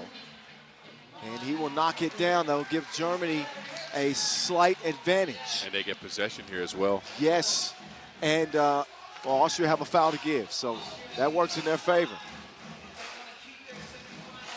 Denzel, he'll miss it. But Giesman with it that deep in the post. You've got no choice but to foul. It's a shooting foul, too. I think Austria wanted to foul on the floor. Yes. And that's, you can see Diggs' disappointment. But these are, hey, there shouldn't be any pressure at all for a 20-year-old. Giesman at the line, knees weak, palms sweaty. He missed his one chance to blow. We'll see if Germany blew the game. They'll get it to Q. Diggy. Oh, he missed it. Rebound to the Germans. Denzel, he's been unstoppable to this point. He'll miss it. Giesman will not. Germany, get it done. They are semifinal bound. They win it 21-19. A moment of growth for the young Germans. And they keep their composure in a late game brawl. Incredible 10-minute sprint as the Germans will go to the semifinals for the second time in 2 years. Fabian Giesman, rather, just too big of a human being to be stopped on that rebound. It was physical. Sonel took a little bit of a shove in the back. And we actually got an out-of-bounds challenge.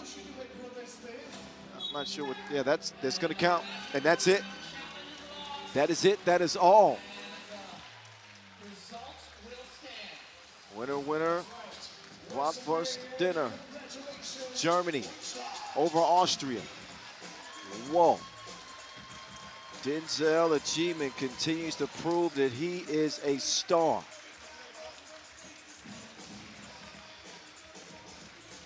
He explodes for 10 points in the game, and he doesn't want to do the post-game interview, but hey, you're the star. Get used to it. Let's get it center court now where Boz is standing by with DA. Germany moving on. Denzel, what a game. This might have been the best game of the tournament, but you guys pull out in the end there. What worked late in this game to beat this Austrian team? Oh, what lately worked was intensity and playing together as a team. Now, I got to ask you personally, because I know you were in this spot last year. You guys came in fourth, losing that bronze medal game. I know that hurt. What is your personal mindset and motivation going into tomorrow's games? Revenge. We want to get one medal, and that's all. All right, well, good luck tomorrow. I know you're out of breath. Give them a round of applause.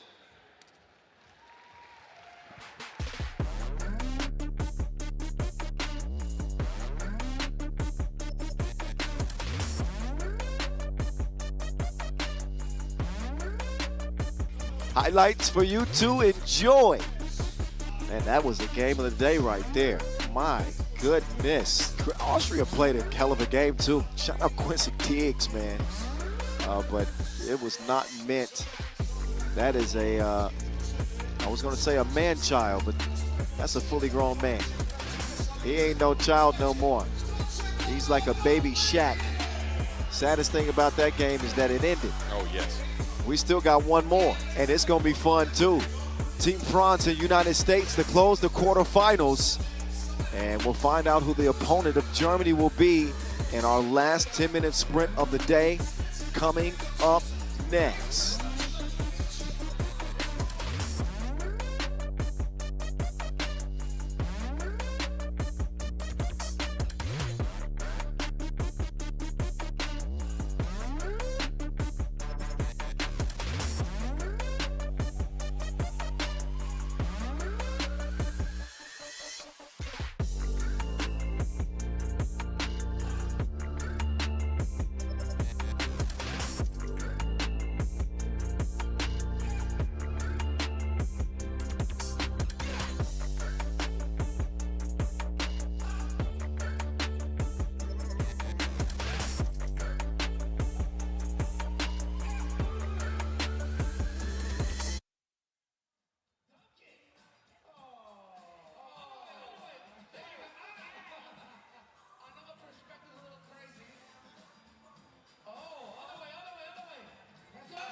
That is a beauty right there.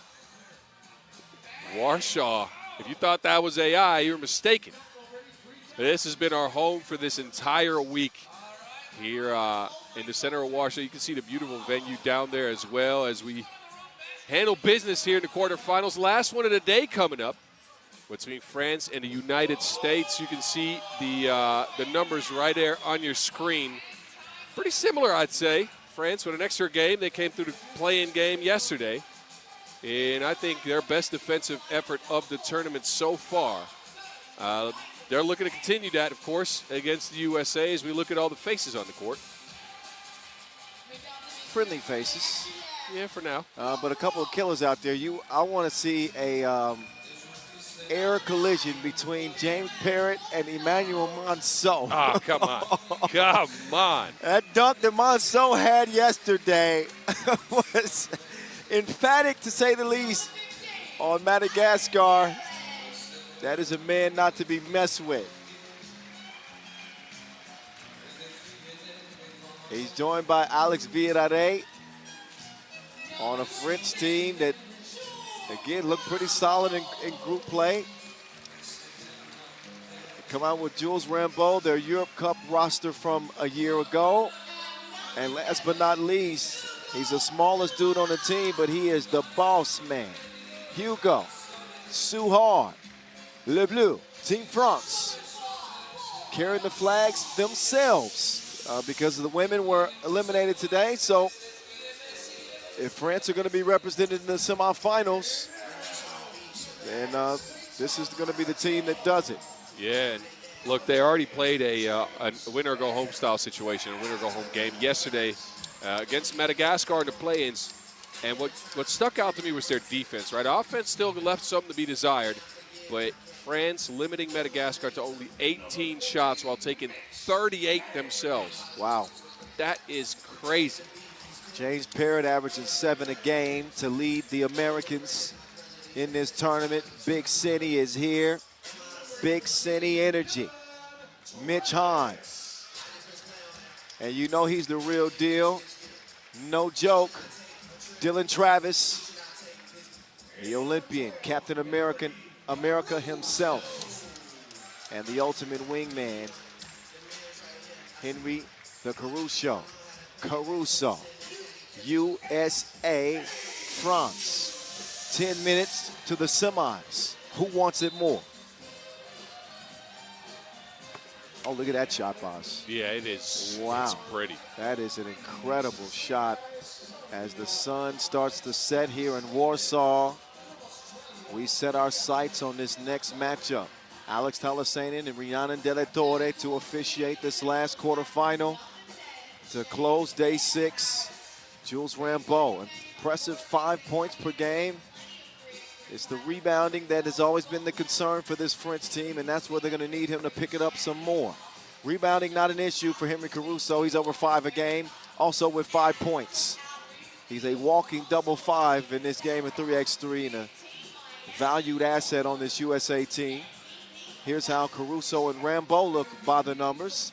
Man, I didn't know you could shoot 8,000% from 1-point range, but that's what Jules Rambeau is apparently doing. 8,000% Jules Rambeau. Well, you know, buckets on buckets on buckets. That man's got a leaky roof.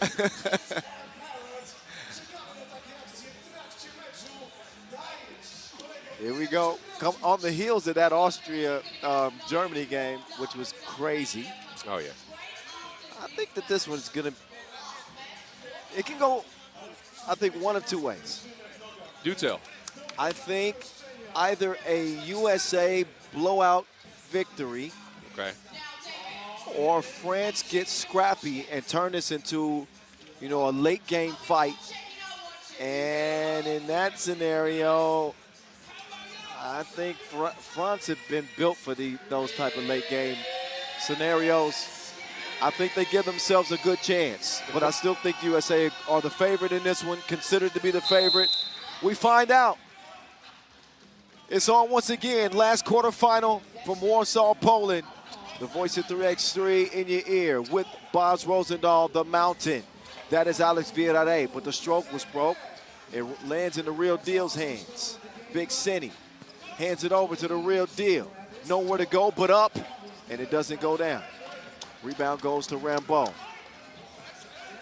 Villarreal trying to get it to Rambo on the cut. Caruso making life miserable for Rambo.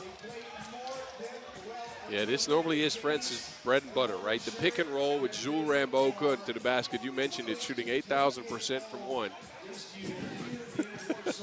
Nah, kidding though, but that is usually what they're really good at. Go into that basket, lobbing it up for Jules to go get it and finish it up. USA break it up with their length though.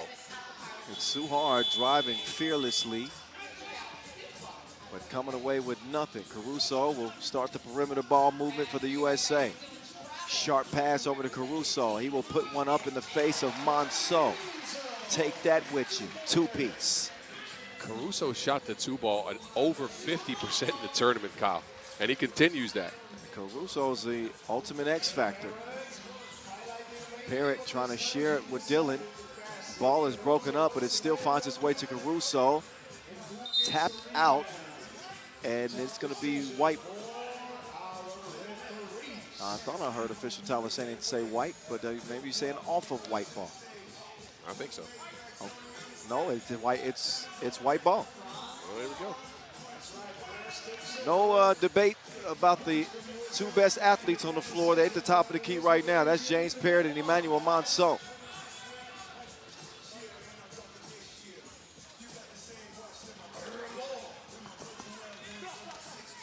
Parrott now turning the corner, and he'll take a bump from Villarreal. Expect Parrott to be welcomed with some physical defense from France. Yes. They don't want Parrott getting loose. Absolutely not, and I think his primary defender often will be Alex Villarreal, who played one of his, if not the best defensive game of his career yesterday against Madagascar. Two-piece won't go for Parrott, but James has been the gravity for the United States. He's been holding it down. 2-1. You liked it? Yes, I did. You know you did. You're right. Parrott, two-piece, no. Emmanuel Monceau trying to get to Villarreal, and both he and Parrott hit the deck.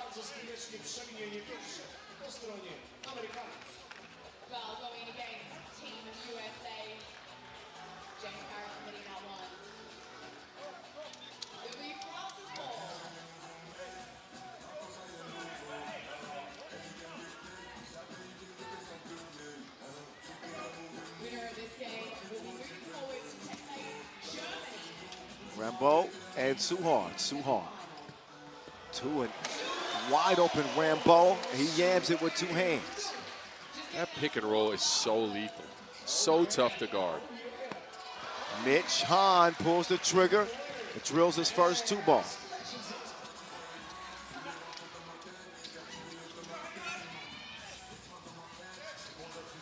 It's Hahn.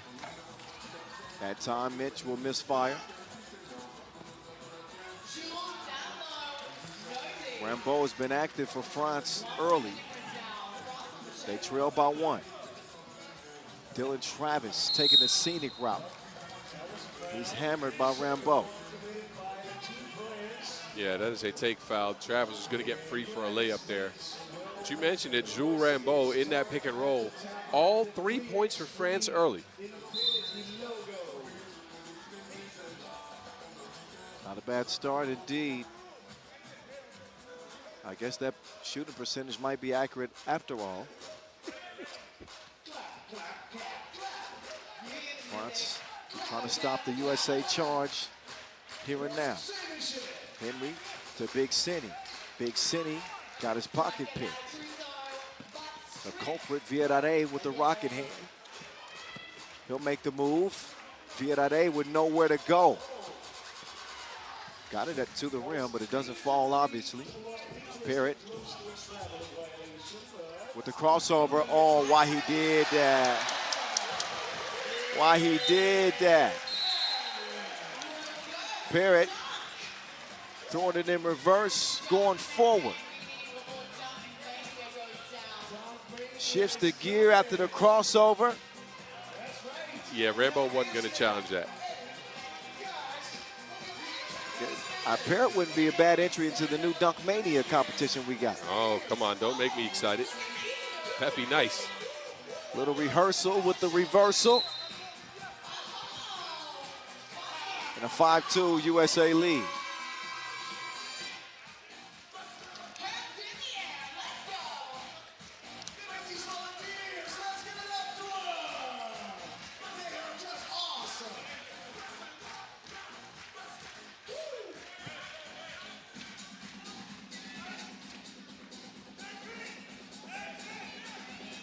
Hugo. Offensive foul. Yeah, he stepped out. Left leg extended into that screen.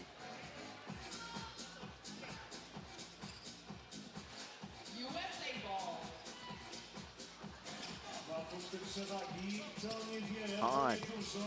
Parrott ISO game. Parrott misdribbled it. Monceau to Boss. Here comes Hugo. Hugo. Monceau couldn't finish it.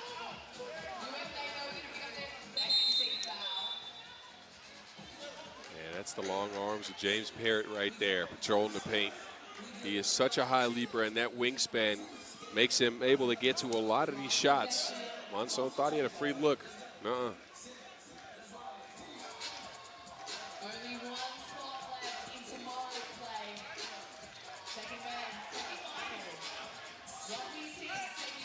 Too hard. Between the ginger eyebrows of Big Cinny. FaceTime for Hugo Boss as he'll have a seat in a 5-5 tie. Yeah, and Hugo, I'm sure has some thoughts going into this game. You remember last year on the pro circuit, he had a little kerfuffle with the Americans. I like that word, kerfuffle.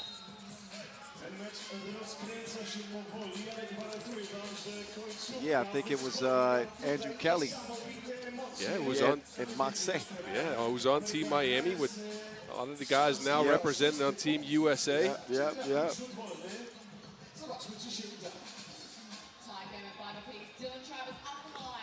Travis good.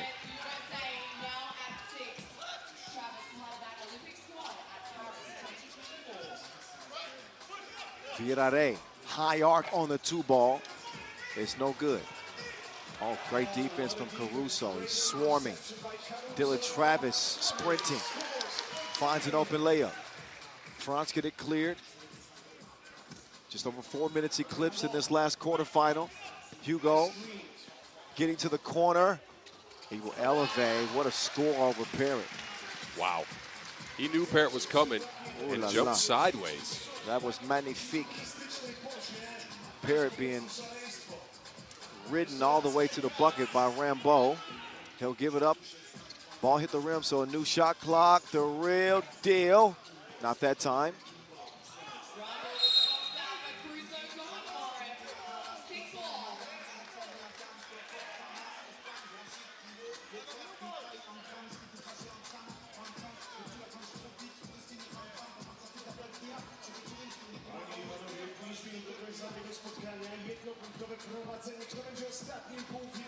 Travis to Caruso. Caruso, that's a tough shot. It's good defense. That was a great defensive stance there for France. Monceau had a chance to save that. I didn't mean to cut you off. Go ahead. No, go ahead. It's rule blue ball. Monceau thought that USA touched it last. Instead, he's going to have to play defense instead of offense. Here comes Hahn. Big City drops it off. Caruso. Light bounce.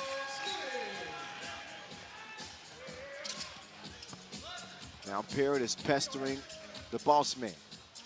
He don't care nothing of it.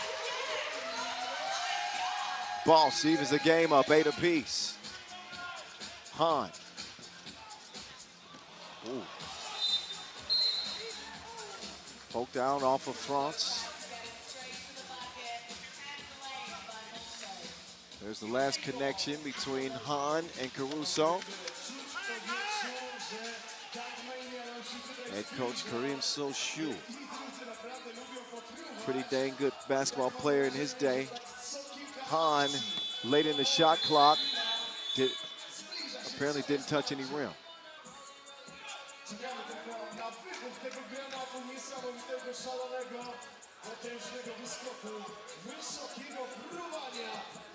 Yesterday's price ain't today's price. A loss could cost you a chance at a medal. No stakes higher than they are now. 8 apiece. Monceau with another yoke. He gets free and attacks the rack. He had a thunderous dunk yesterday. This ain't a bad boom here. No, it's not often that you see James Barrett stop a chase down block. He thought the better of it there. Yeah, he was watching the highlights yesterday.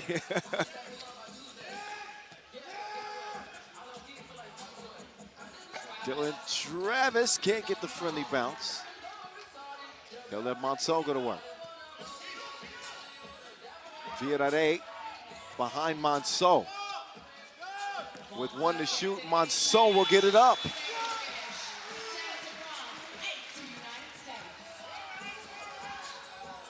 Parrott. It's been offline from 2 range. USA trail by 2 with 3:30 to go. A lot of time left as Rambo will set up with Villarreal. Villarreal back down low to Rambo. Oh, he misses 2 bunnies, but Monceau, ooh, that was ugly too.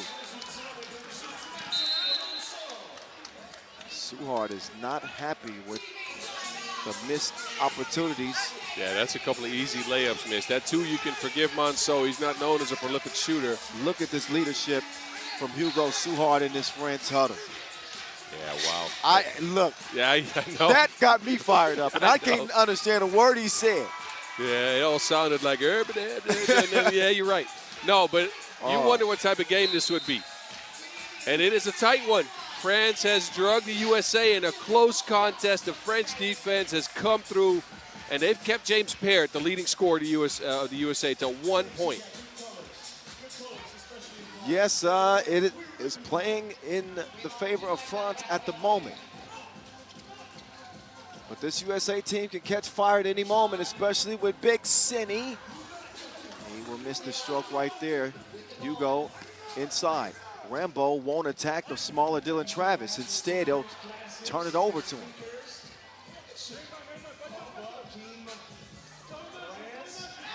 Travis trapped. Look at that. Rambo and Hahn are both down. And judging from Hahn's reaction, looks like he got called for the foul. No, it's a double foul. Okay, double foul. But these games can be a result of the USA's focus on the 2-ball, right? They have shot a 2-piece on almost 60% of their possessions in the tournament so far. And if you go cold, this might be the result. 2:50 to play. France continuing their attack with Hugo Suhard in control of the rock. He will serve it up to James Parrott, and he devours those all day long.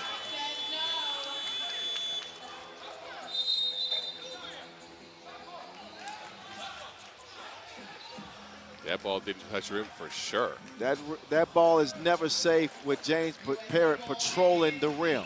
Top flight security.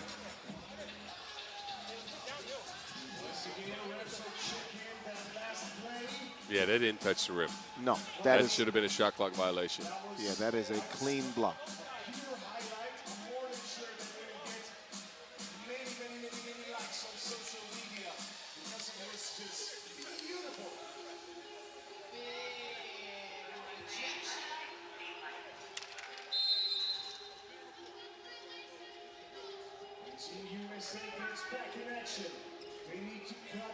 So clean block, shot clock violation, USA ball. The defense was there. Now they're trying to manufacture some offense with James Parrott turning the corner. And he is bumped by Villarreal. That is number 6 on France. No more to give. Free throws coming up on the next French foul as the USA get reset. 2:30 to go in the game. Parrott to Caruso. Didn't want to foul, so they gave him a bucket. A one-possession lead. A one-point lead is what I should say. Both are true. That 2 is not, thanks to the defense from Parrott.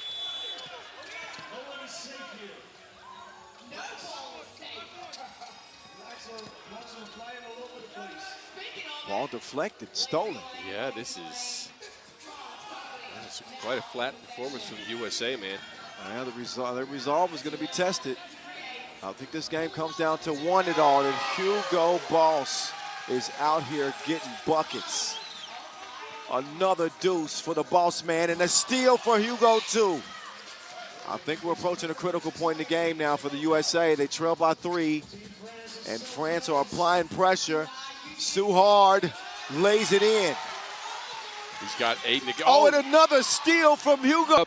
A steal, and then he gets fouled. This is quite the sequence right here. Clutch, Hugo Suhard.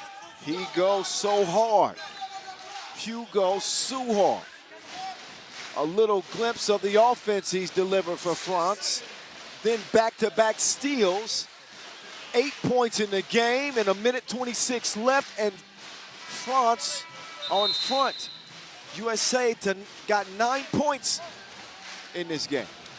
That is incredible. And again, they're doing it by defense. I've liked Suhard on offense, but they're doing it with their defense just like they showed us yesterday in the play-in. We've talked about it on our podcast, Word on the Streets, replaced the E's with 3s. And we said that France was a team that had a chip on their shoulder. They needed to prove something in this tournament. They haven't proved it yet, but they do have the lead. Here comes Parrott taking off. 13-10, a minute to go in this game.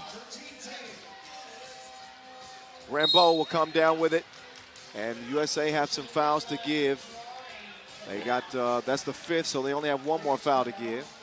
And they brought a help side defender in to try to make sure that pick and roll doesn't produce any more points.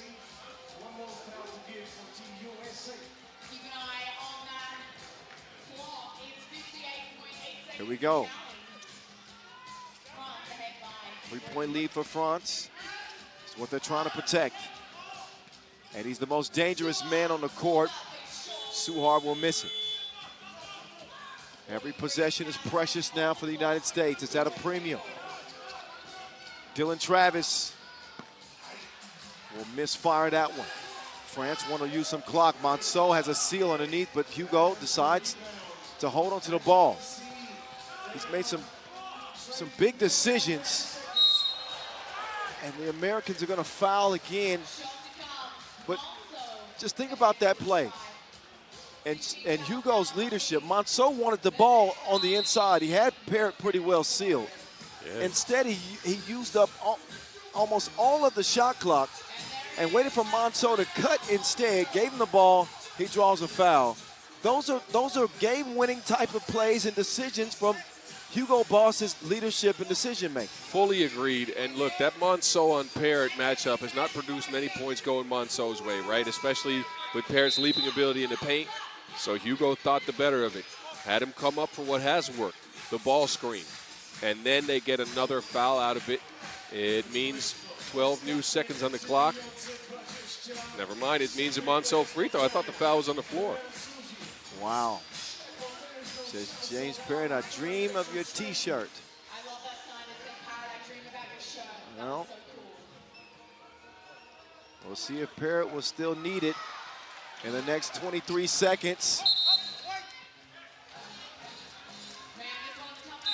Calling the floor is white ball, but the USA want a challenge.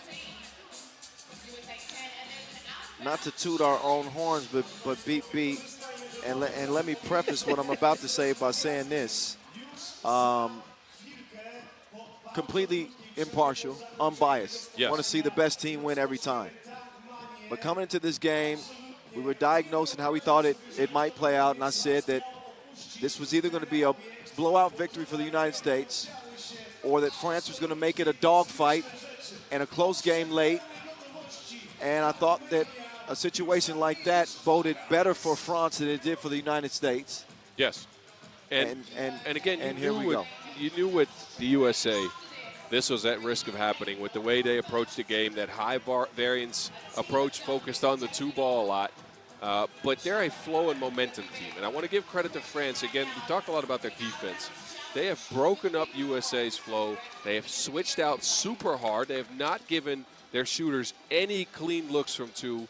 And they've disrupted their backdoor cuts as well. So that's where you get USA out of options, right? That is the bread and butter of their offense is opportunistic two-point shooting, backdoor cuts, and often a ball screen with Dylan Travis. Yeah. And that just all hasn't been there. There has never been a moment where the USA's had momentum.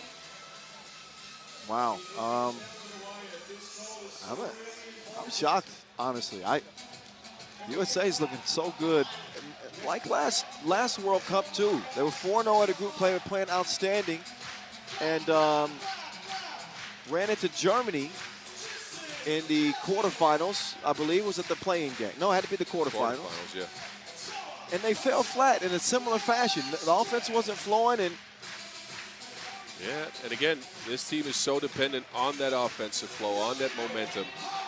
And here it hasn't worked. Challenge lost here. But normally their break glass in case of emergency is James Barrett, right? Yeah. James has 2 points. He's not come up with a big game here at all.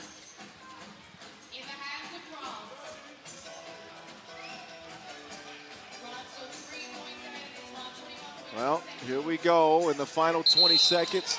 Barrett makes a play. Barrett makes a play. That's a big play. Might have sounded like we were writing USA's obituary, but this ain't done. No, let me say that too. This ain't over. Especially with France not having the ability to foul. James Barrett on the attack. He'll throw it down.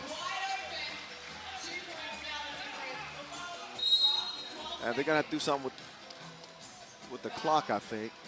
After Barrett had made that dunk, it was, from my view, it looked like it was about 16 seconds on the game clock. So there should be a... Well, France dropped the ball and let it sit there for a while.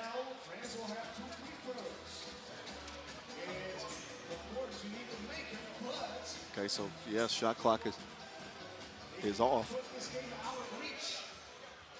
So Monceau will get 2 free throws, I think. On the tournament,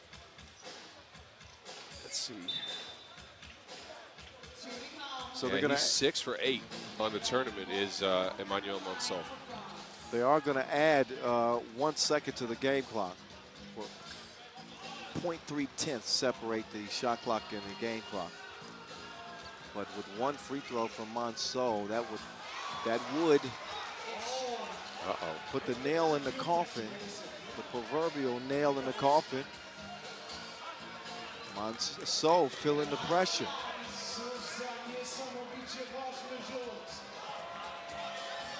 Emmanuel Monceau gets it to go. USA need a bucket and a whistle. They don't get either there. Barrett can't hit it. Neither can Hahn. And you are looking at a stunner. The French defense put USA on ice and they say au revoir. Here in the quarterfinals, they will advance to the semis to face off with Germany. USA will call it a day.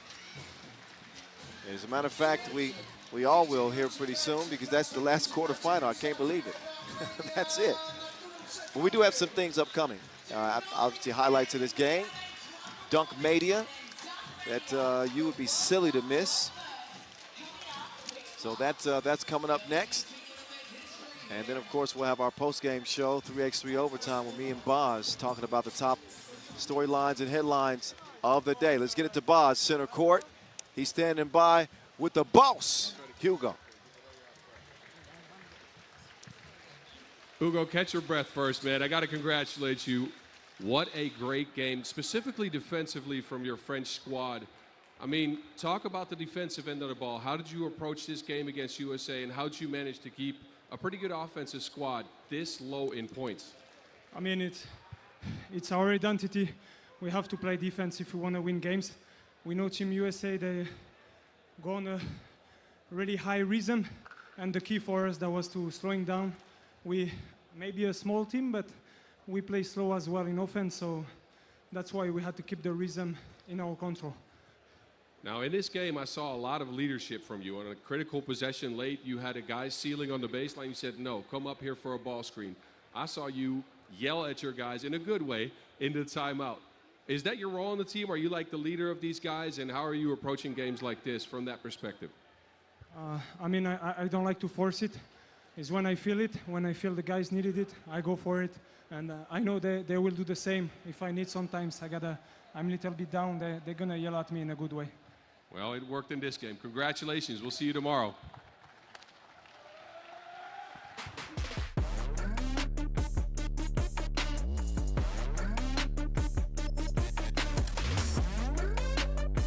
Hugo showing the USA who's boss. Brilliant performance. Brilliant performance from France, especially on the defensive end. And they pull off a stunner to close the day. We got a lot to talk about on 3x3 overtime today. It's going to be tough getting everything in. We're going to have to try to touch on it all. Just so many plots and subplots and storylines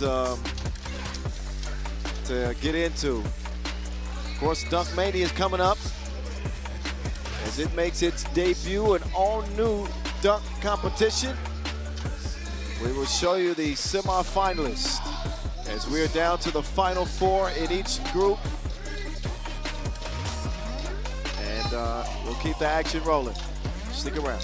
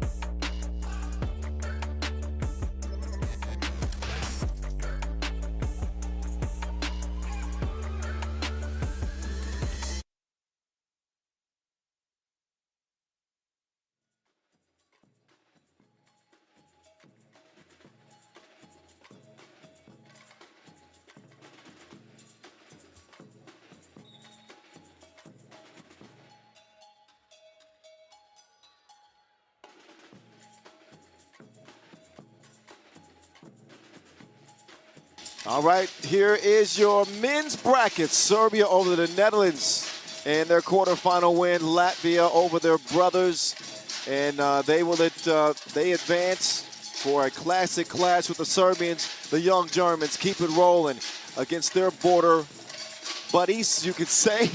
And France with a stunner over the United States in the last men's quarterfinal. It's Germany, France. It's Serbia, Latvia. Two blockbuster matchups in the men's semifinals. How about the ladies? The defending champs are still rolling. They got a scare late from Hungary, but they remain undefeated. They're into the semis. The Kangaroos have found their step, and they come in strapped and ready for their semifinal clash. Azerbaijan, I'm going to stop calling it a dream run. I think we're talking about it on overtime. It's time to start believing in Azerbaijan. They are in the semis, and of course, the United States women over a three-woman France team. That is how things shook out today. So final four remain. Day 7 of the 2026 World Cup is what is left. We still got some things left here in Warsaw today because, again, it's about to get crazy. We are 5 minutes away from Dunk Mania, all-new dunk competition at this year's World Cup. You gotta stick around for that, okay? We're back in 5 minutes. See you then.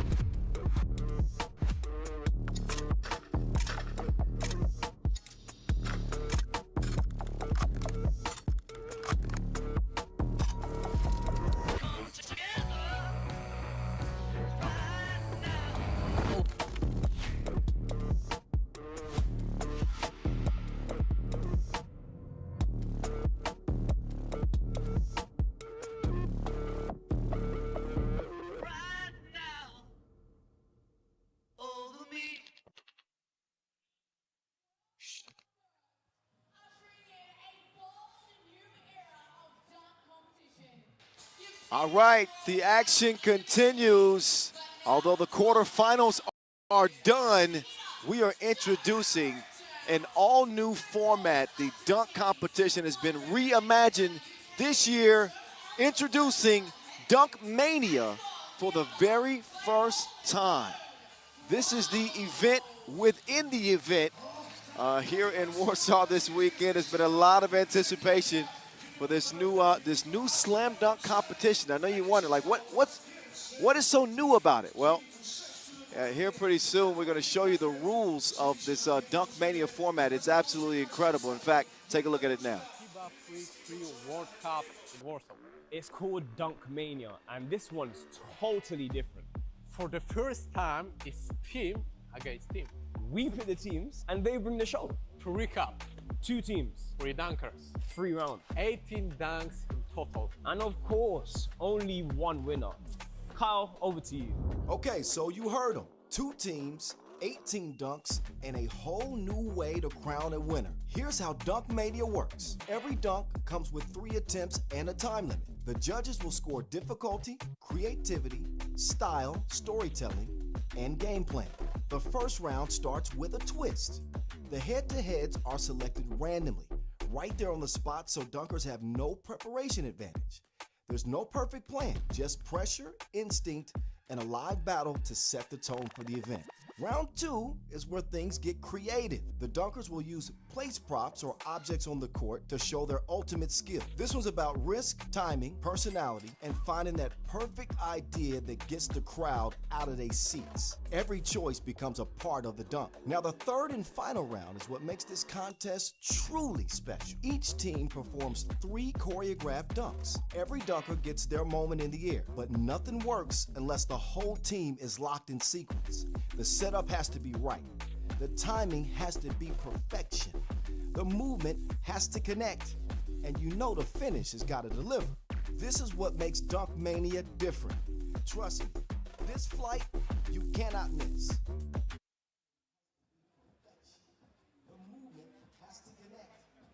All right, so I hope that you got the rules right, because this is, man, I think this is such a cool new format. First, it starts that we have dunk captains, Boz. So yeah, you got Team Joel, who's drafted 2 dunkers, Chris Staples and Bartek Shwed. And you have Team Grabo, who drafted Dmitry Smooth Kravchenko, and maybe the best dunker out of China, dunking. So a trio versus a trio, 3 rounds of dunking, and each round has a different theme, right? So after the dunkers get introduced, I'll tell you about the theme of the first round. But it's Bartek Shwed.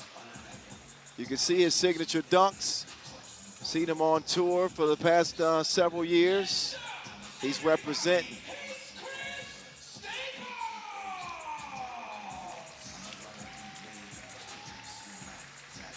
And it's GOAT Talk. It's GOAT Talk, Chris Staples. A formidable trio indeed. With the young, bouncy Joel, the Royal Guard, Henry. He's the team captain.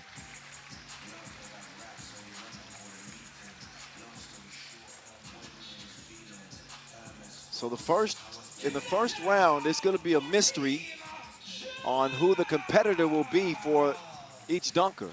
And that they're going to spin like there's a randomized wheel. So they got no idea who they're going to dunk against. So it kind of adds to the anticipation and, you know, the drama of this new format. Still got a packed house for this one. Team Grabo. Grabowski, the most successful dunker in the game these days, with Smooth Kravchenko, who had a perfect competition to start the year in Utsunomiya, Japan. And he's not quite 40, but he's getting there. Oh yeah, but in a dunk competition where it's all about creativity, Isn't this the guy you would want on your team? I think that he is the ultimate draft pick in a dunk contest that's formatted like this.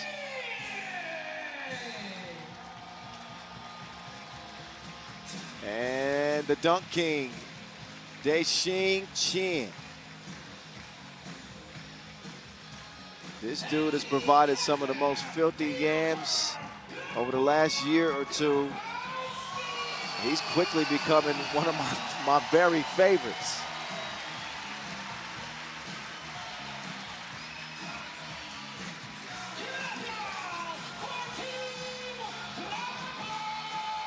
Team Grabo. All right, tell me, Bazit, you've seen the teams now. Yes. Do you got a favorite? Who do you think is more equipped to win this first Dunk Mania? How can you pick a favorite in this? Look, if I give it to anyone, it's probably, I don't know, Grabo because he's at home? All right, hold on. This is a lot of talent on the floor right now. Let's let Noah take over and get this thing started right. Get crazier. We ain't here laying up nothing but amazing stuffs. Winter Warsaw Tough. This is Dunk Mania.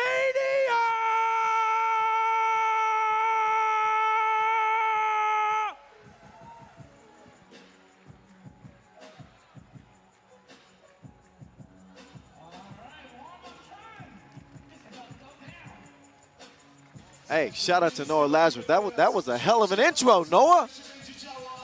He said Winter Warsaw Tough. I like that. That was a good line. It is going to be a tough competition. All right, we're going to enter the first round here pretty soon. And again, this is randomized. So this first round is called fate matchups. So the dunk order is going to be revealed.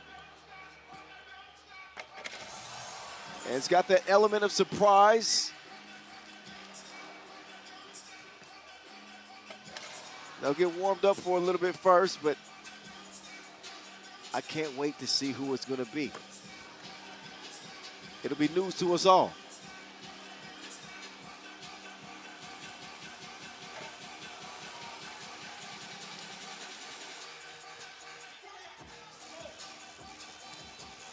Also, with all this randomization and unpredictability, it doesn't really give individual dunkers a chance to strategize against another guy. They know what his bag is, and they say, okay, I know he's going to do this dunk, so I'm going to come with this one. So it makes it more challenging. Oh, you're absolutely right. I like it. It's a cool format, man. I'm all here for it. Wow, that was a crazy dunk attempt.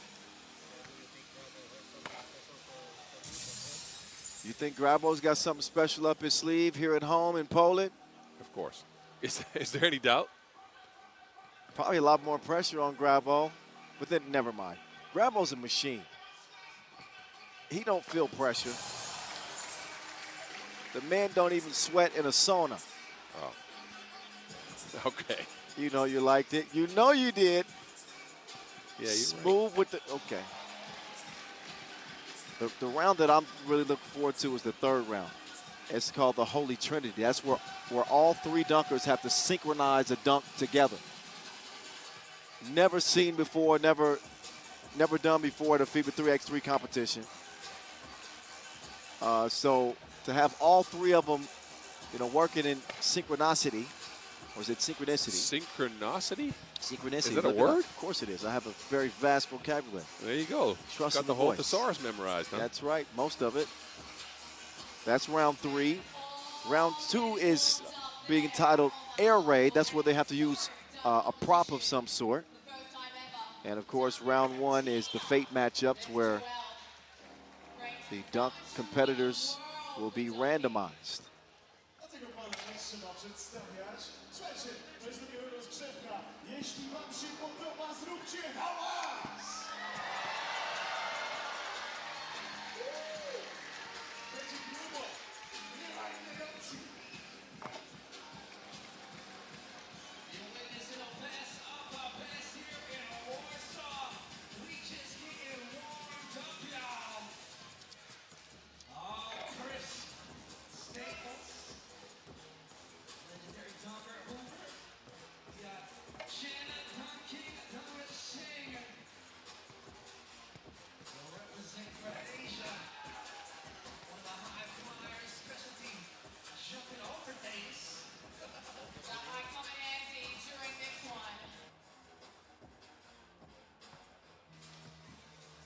Now get it warmed up for another 2 minutes, and then we will officially jump off the first ever Dunk Mania. Don't move.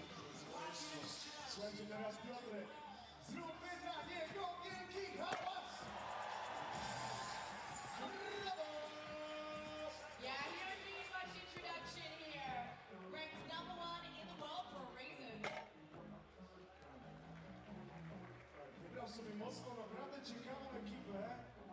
Ukraina, Polska, a także Dziki Daleki Wschód.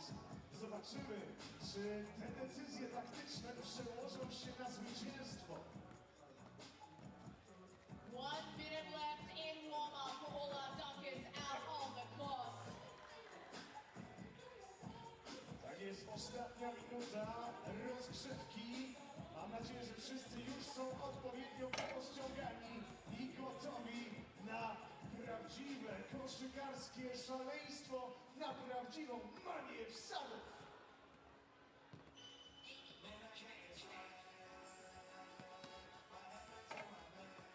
30 seconds left on a warm-up. Loving these jerseys on display, of course. Bravo team with the red and white. Giving a bit of love to Polska. And Joel's side, rocking the purple. Royal purple. For the Royal Guard, Henry. That's right. All right, warm-up is over.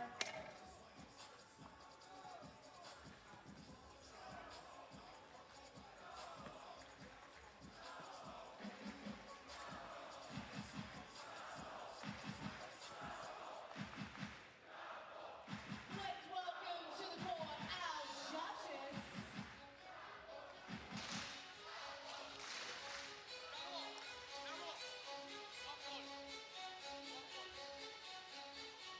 Judge number 1, Rafael Lipek-Lipetsky. All right, our judges making their way to their places.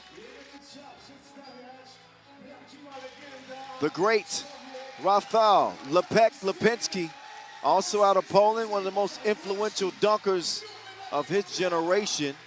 Multiple FIBA 3x3 World Tour dunk contests, the gold medal at the World Cup 2017. How do I know? Because I was there. Shout out to Dr. Lipek these days. We got Cezary Trybanski, first Polish-born player in the NBA. Played for the Memphis Grizzlies, Phoenix Suns, and the New York Knicks. He'll be judging this one. And WNBA great. 2019 champion, 2 WNBA MVPs, 7-time All-Star Elena Della Don will be the third judge. So happy to see her and all 3 of our judges. Man, do they have? Is that real chicken they got over there? I need me some of that.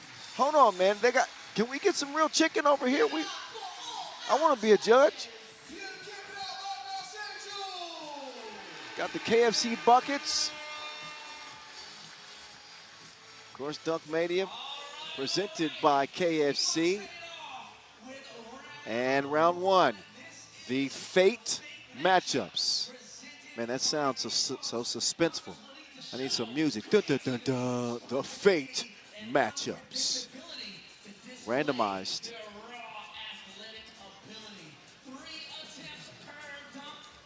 3 attempts per dunk, by the way. So that's pretty customary with our dunk competitions.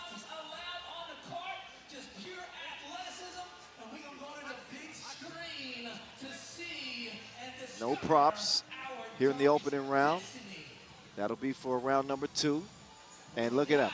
See the faces just going by. Who is it going to be? It's Bartos and Grabo. Oh. Randomly selected. The dunkers have found out when we found out. So Grabo's got to be ready to go right now. And Bartek, Sweden against Poland. Bartek is up first.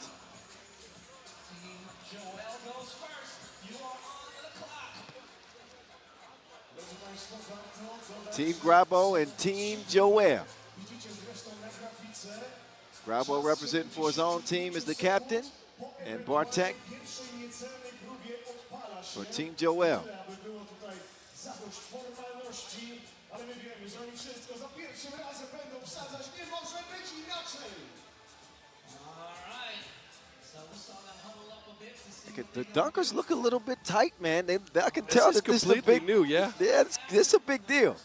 It is a completely new format, Kyle, and they have to come in here with a different mindset than they usually do, because normally it's a very individual contest, right? And now all of a sudden they got to build together, work together. They don't know what's coming instead of having a great mental preparation. Look, this got some angles to it.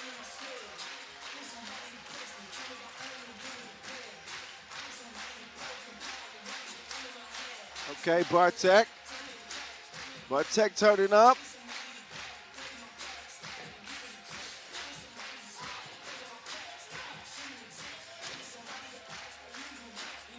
And remember, 3 attempts to get the dunk to go down. Bartek! He's a dunk tech. First attempt off the bounce. How you like this one, boss? Ooh. Has Bartek upgraded his dunk vertical? package? He almost hit his head on the rim on that one. Man. That is wild. The height on that jump, and he jumped off 1 foot. The height that he got off that one-legged takeoff. What the judges, how they feel about that one? Okay. Okay, 9s. Good score for Bartek.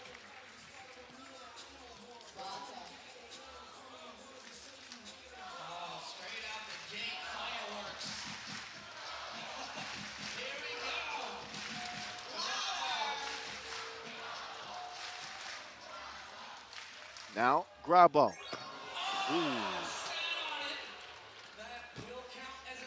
Grabo's trying to sit on it and then throw it down. You rarely see him miss a dunk. He'll go again. Uh-oh. Maybe some home court nerves. He's got plenty of time left. That didn't count as an attempt, by the way. He's still got 2 more goals at it. 0 gravity. Uh-oh, uh-oh, uh-oh. Wow. Now he's going to have to change his approach. Well, I don't know. We ain't seen this from we haven't seen this from Grabo. Absolutely right. Here he goes again. Okay, he does have to adjust. And that is not what Grabo wanted. He has to go with a safety dunk.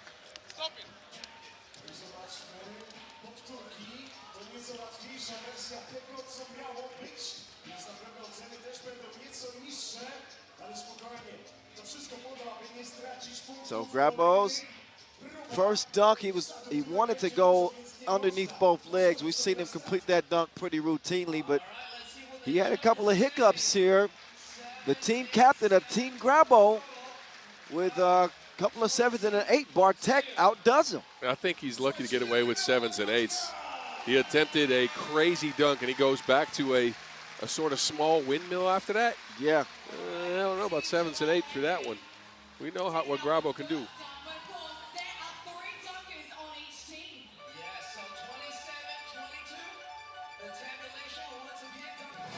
All right, round 1 continues. Let's get the guys going in the randomizer. All right. It is going to be, oh, yes. Yes. The Royal Guard and Dunk King.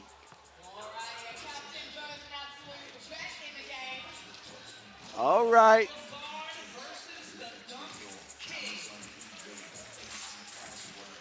I like this matchup. I like this matchup.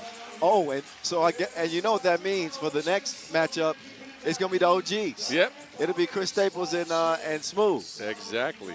Oh yeah, that's gonna be nice.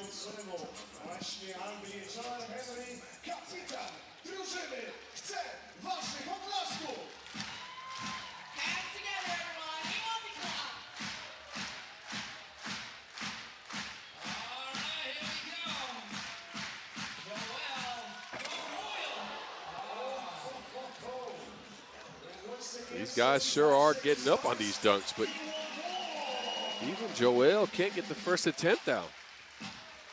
Some nerves. It's pretty evident.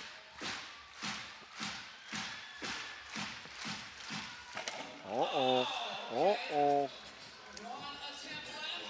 Joe, the captains have struggled. And maybe Joel now he's got to readjust, consider doing something else.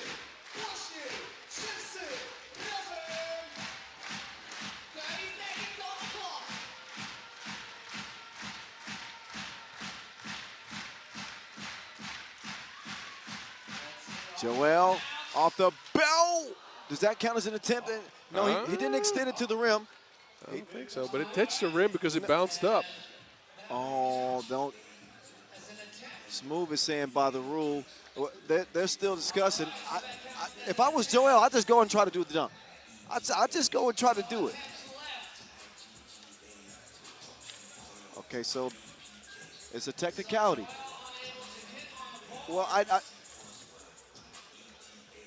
he extended towards the rim, and I'm seeing what Grabo is telling him is that he extended towards the rim. They're going to give him no more attempts. No more attempts. Uh-oh. No more attempts. It touched the rim. It touched the rim. Uh-oh. So it's a 0. Goose eggs across the board for Captain Joel Henry. And that ain't good. That ain't good.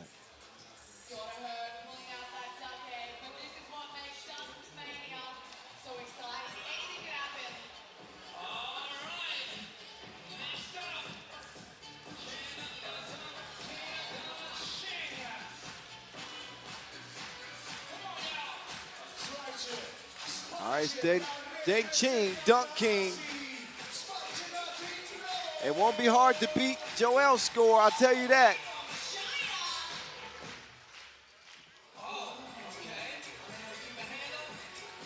Even he's showing some nerves. Man, they really have to adjust to this new format, it seems like, as all of the dunkers have struggled a little bit here. Outside of Bartos, of course.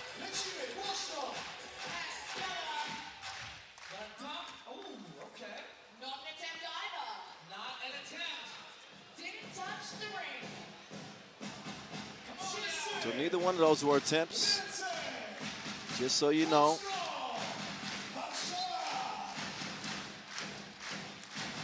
The ball never touched the rim. That did, and that officially starts the clock, but he's still got 2 more attempts to go.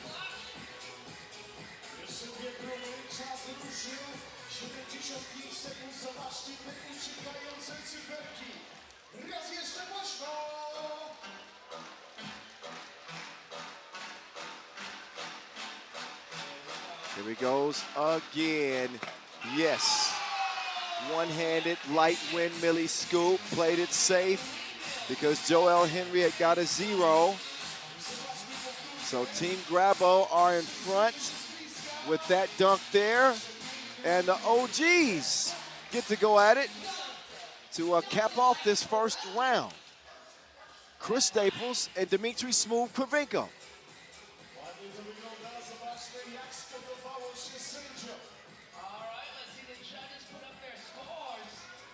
All right, 3 sevens. 21 points for Chen. And Henry with that goose egg that put his team in a bad spot so far. We got one more.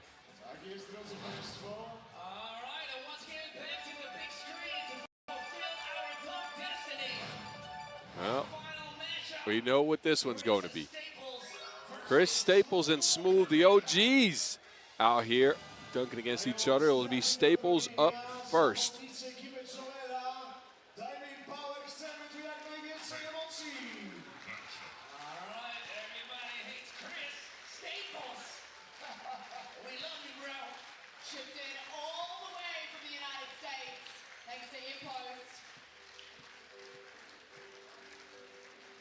we go. Staples picking up his concentration. He's been around the game for such a long time. First time at Dunk Mania, however. Here's Staples. Oh, wow. Everybody loves Chris after that dunk. He comes out with a statue dunk. Arms spread wide. Gets it to go down on the first attempt as well.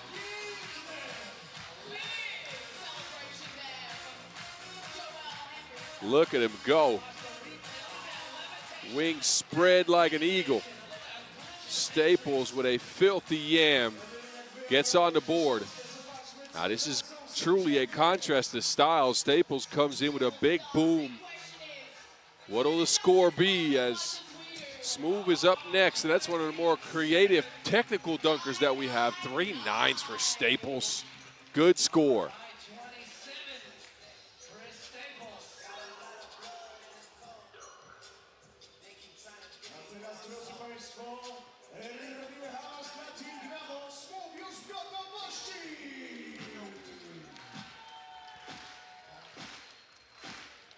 All right, Smooth setting up on the baseline. We know he comes in with a lot of creativity.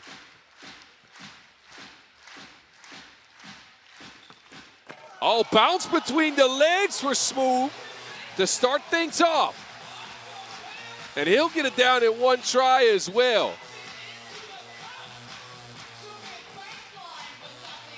Smooth puts the pressure on Staples. Bounce between the kneecaps, then throws it down.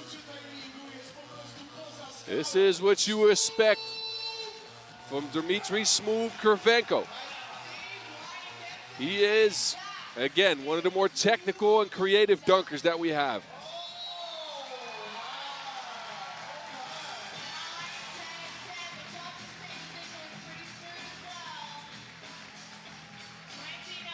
.29, he'll get that matchup. Squeezes by over Staples. 2 great dunks, by the way.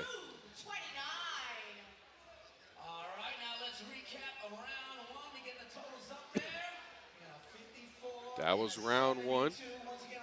54 for Team Joel, 72 for Team Grabo.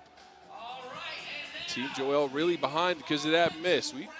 I had to run to the men's. What did I miss? Smooth got a crazy, he had a high score, huh? Yeah, Smooth had a 29 on that between the knees bounce on the baseline. Okay. And then before that, it was Staples with his arms spread wide. You remember that dunk? Oh, yeah, the Christ Air. The Christ Air, there you go. I Yes. forgot the name. Okay, so as we move to round 2, this is called the Air Raid. So they will bring in props of their choice. And, you know, this one is all about creativity. You can use a car, you can use a bike, a ladder, energy drink crates, whatever you want. So the risk level increases for the Air Raid round.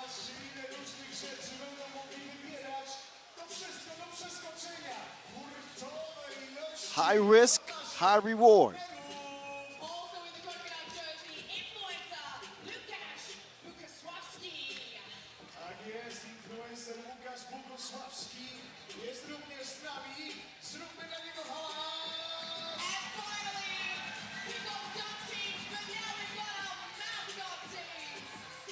All right, round 2. Team Grabo in the driver's seat after Team Joel had a couple of hiccups. Team captain Joel Henry with a goose egg on his first attempt, 3 attempts.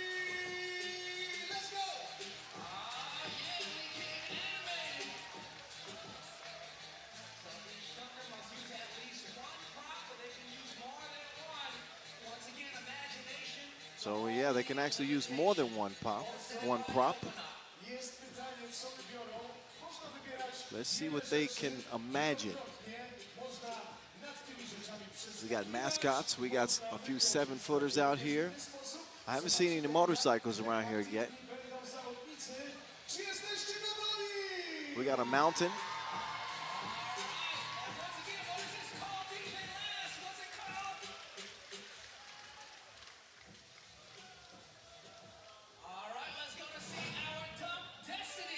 All right. And like usual, the dunkers will be randomized. It's going to be the Royal Guard and Smooth. The name of the game of this round, Air Raid, is introducing props to the competition.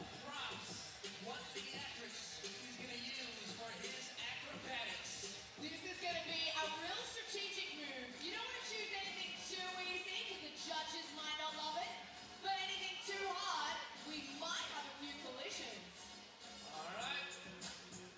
Uwaga, uwaga, są punkty do odrobienia. Joel nie najbardziej się opisał w pierwszej rundzie, więc teraz musi rozpocząć z wysokiego C. To musi być jak u Hitchcocka, trzęsienie ziemi, bo później So będzie... the judges are going to be evaluating originality, execution, and risk level. So the higher the risk, again, the higher the reward.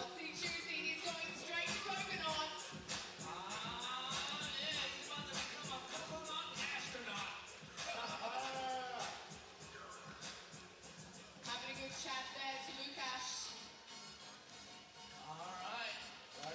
Tak jest, coś czuję, że będzie grubo. Słuchajcie, zróbmy wielkie brawa dla naszego partnera, Kokona!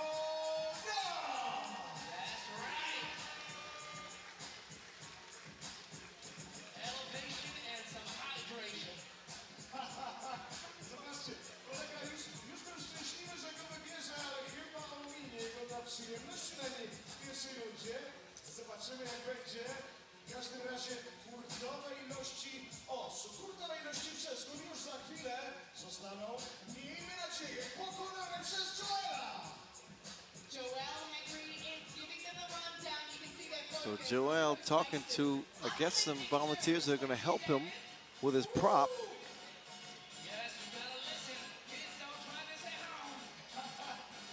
Unless you have a professional training just like Joel.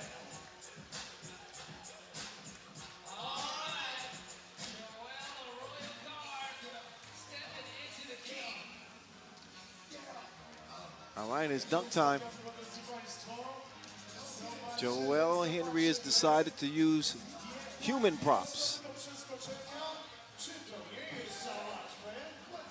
2 of them. And for Joel, he wants something to go down here. He's disappointed in that first dunk. So he's going to bring out 2 living, breathing props.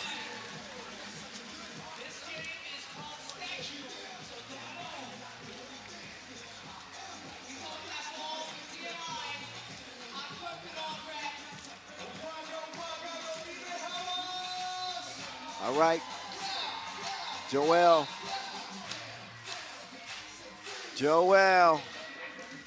Whoa. He was just playing. He was just pretending.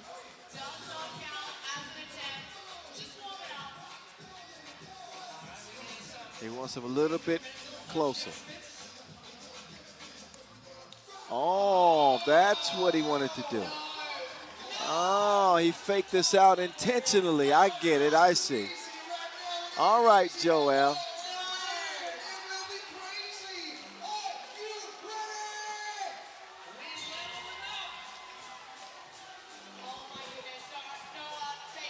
I would say the risk level is certainly pretty high. Yeah, who signed up for this? And the judges are a part of the criteria that the judges are scoring on is level of risk. I don't know if the dunk is more risky for Joel or for the volunteers, though. It's a dangerous job. Somebody got to do it.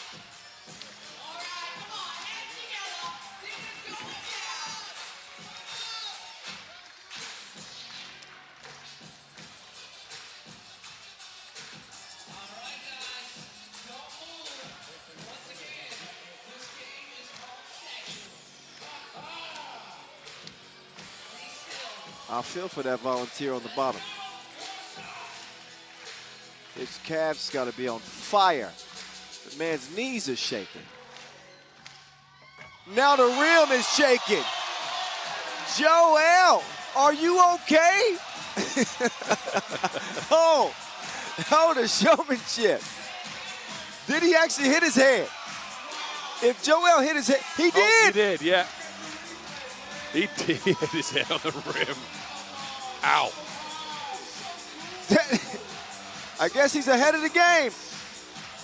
That's a heady play there. Joel Henry, head height with the rim. He got some turbulence on that flight. That's why he's the head honcho on this team. He got it back together. That's a 10-piece. That's a KFC 10-piece. He went from a 0 to a hero. Triple zeros, triple tens. That's how a captain is supposed to perform.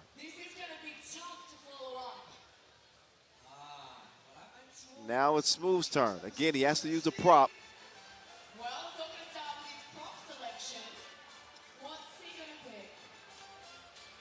You can see his prop selection on the board.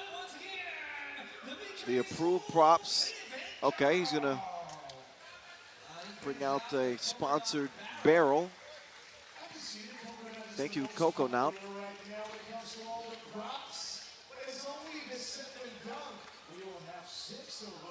So man, if it started with a perfect dunk, I just can't wait what will happen in the moment. Smooth is preparing. Smooth. We'll be on the show. Let's go. You know, putting it on goes down pretty smooth down the road. Maybe that's why Smooth's choosing these ones. I feel like he might be building something. I've never seen Smooth dunk with a prop before. He's usually a pretty creative dunker with his own stuff. Yeah, that's a good point, actually. I don't think I have either.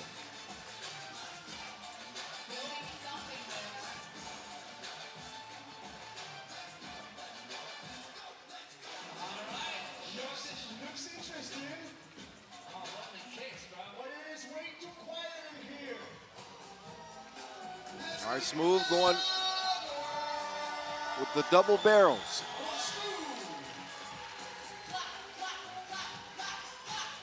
From the baseline, you know, Smooth's bag is deep. What is he going to do? Oh! Off the own shoulder. You just never know what Smooth is going to do. I'm sitting there thinking, okay, what is he going to, how's he jumps over 2 barrels. That's not that impressive. Well, when you lob it off your own shoulder, then things change. Smooth. Oh. Didn't extend it. He's shaking his head. He's going to have to come up with something here. He's got 40 seconds to decide if he's going to go with it or not. I'll say you just, look, Dunk Mania, go hard or go home. You're right. Stick with the strategy, believe in the dunk, and get it done. Smooth. Last attempt at it. And here he goes. Uh-oh. That don't count. But he's only got 15 seconds. You better hurry up. Yeah. Time's ticking. Tick, tick. Oh, he missed a layup. Forget missing a dunk. He missed the layup. I'm sure Joel Henry is smiling right now. That gets him right back in the saddle. Back in the game. I've never seen Smooth get a 0. Me neither. Okay, well, now the competition is back on, and ooh. Lee Peck was disappointed. He says, he knows he's better than that. All right, the next dunkers will be picked randomly here. It is going to be Chris Staples and Zero Gravity.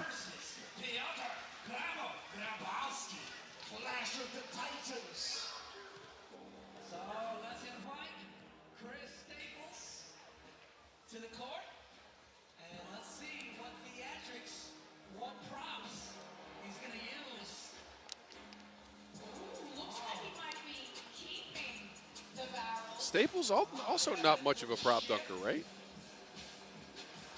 True. I haven't seen him use props much. Shout out to Air David. That's usually the guy that brings out the ladders and like all this stuff.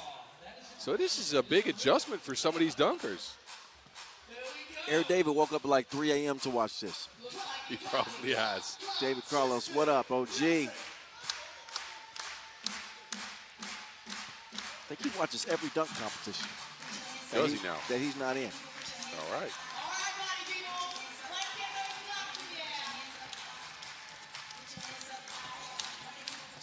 Put your hands up in the air. Put your hands up in the air. Put your hands up in the air. Chris Stu.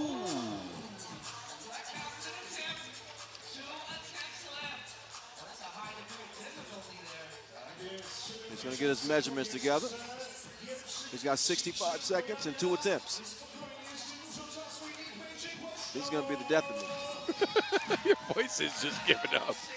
It is giving up. And we're at that stage of the week, huh? I'll get you tea and honey after. No worries. Not yet. Okay. We're all right. Staples taking his time. Okay, 1 attempt left. One last one. I mean, he's got 50% down. He's clearing the barrel. Looks like Staples is going to adjust. Maybe he's going to simplify this dunk over the barrels. He's going to have to. Last attempt.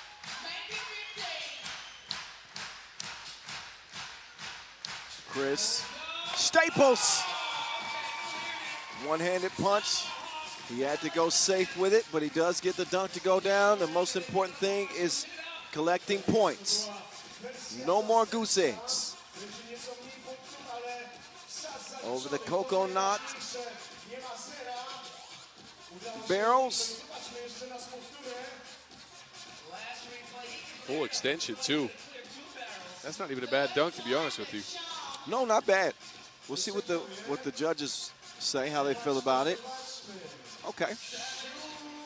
Okay. 6-7, 6-7, 6. What? Actually, 7-7, 7-7.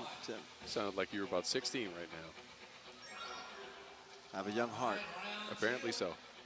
Słuchajcie, ten człowiek potrzebuje potężnego wsparcia z trybun. Czy są tu fani? Brawo! Nie słyszę!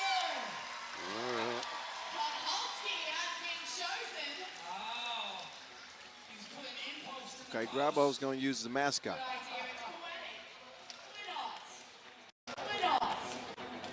What's that mascot's name? I do not want to see Volkovsky decapitated, okay? I just don't want to see it. All right. All the other mascots are looking in like, glad that's not me. Don't move, huh? Yo, he's perfectly still. Trixie is in utter Where's shock. that spray when you need it? Shock in the background. She can't believe this is going down. Okay. Volkarski in post, a my robimy hałas! Come on, hands together. Grabo, here we go. Oh! Grabo! Zero gravity indeed.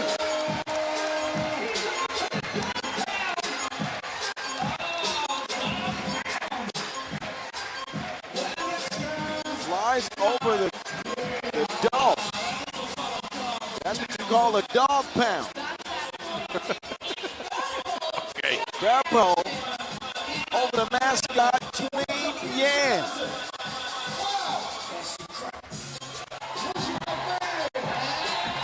That'll get you 10s. Yeah, good job by Grabo. He needed it. He needed that badly. That first round was unlike anything I've ever seen from him. This time around, he gets the job done. Both he and Joel Henry recovered from rocky starts. Perfect score. Where will the dunk destiny take us next? Bartos and Chin. Bartek's Fed versus Chana, Dunk King, Dunk Shane. And you want on the card, Bartek. I know you got a teammate doing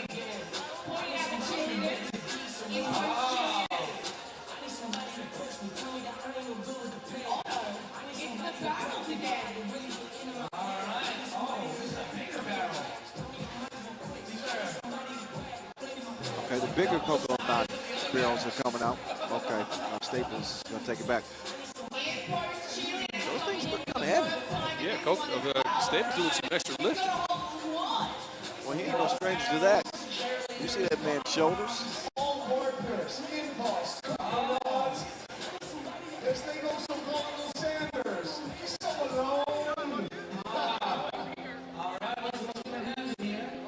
They're assembling somehow, some way. Something's gonna go down. No way, ladies. You'll be safe. Together, gentlemen. Just keep shaking those pom-poms. All right, here we go. Okay. They got them lined up and sitting on the barrel. Oh man. This is dangerous. There's a lot of people down there. This is really high risk right here. There's a lot of people down there. Yes, don't do it. Let's do like action figures, and it's fine. Okay, sure. Przyznajcie, że próbują napięcie w iście szekspirowskim stylu.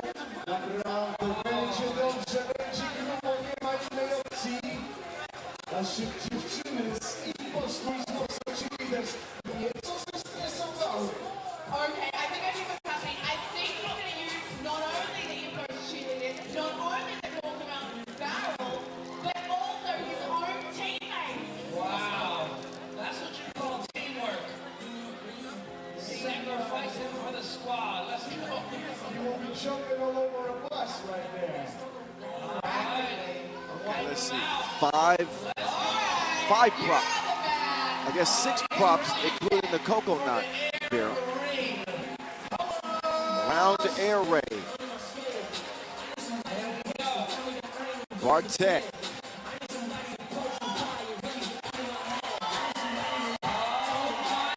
Trying to feed off the energy of the crowd.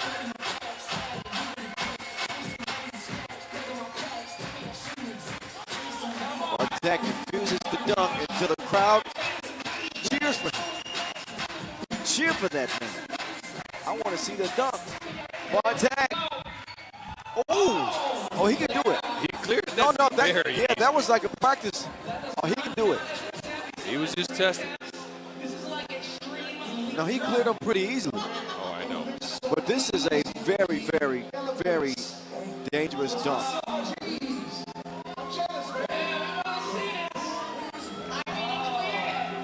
He's adjusting the pistons. That's what it looks like.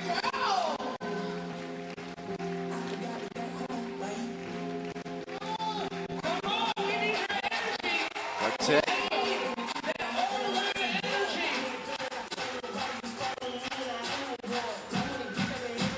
He goes. Time for takeoff. Bartek. Oh, yeah. He comes a long way from Norway and covers quite the distance over his props. Replay coming at you over 1, 2, 3, 4, 5. 6 props, including the barrel. Wow. Not too bad, Bartek. I think the judges should give him a high score here because of the degree of difficulty, high risk out there. He didn't hit a single. Yeah, I'm about to say he didn't hit a single prop, volunteer, or anybody else. Cleared it with ease. Leapik being this little stingy with that 9 there. Leapik knows how to dunk, so he must know something about this. But now Leapik is hearing it from the crowd, and not in a good way for a change. 29. 29. Near perfect. Now Dunk King. He will use the other half of the cheerleaders. And both of his teammates. No barrel for this one. And shout out to the in-post cheerleaders. Man, these girls have nerves of steel. Yes, dziękuję. Panie i panowie, wielkie brawa dla naszego partnera in-post. Dziękujemy. Oh, and the coconut. Wow. Okay. All we need is Colonel Sanders in on the action, and then it's all our sponsors. Get more points for more props. Maybe that's just for cushion in case he doesn't stick the landing the way he wants to. Well, we know Dunk King can do this. We've seen him doing some similar stuff, right? Yeah. Jump over 5. This might be a little bit of a taller 5. There's smaller volunteers involved in that. Yeah, he goes with smooth instead of grab up.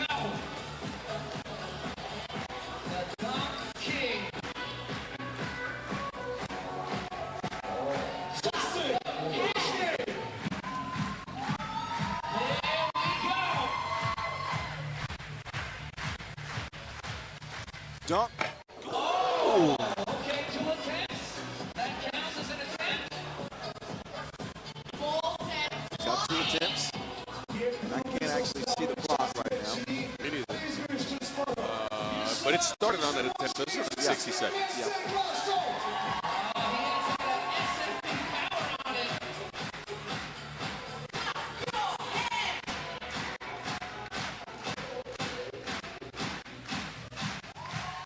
He's got a long lane to take off. Dunk King ain't lying. He might be the king of dunking with stuff like that.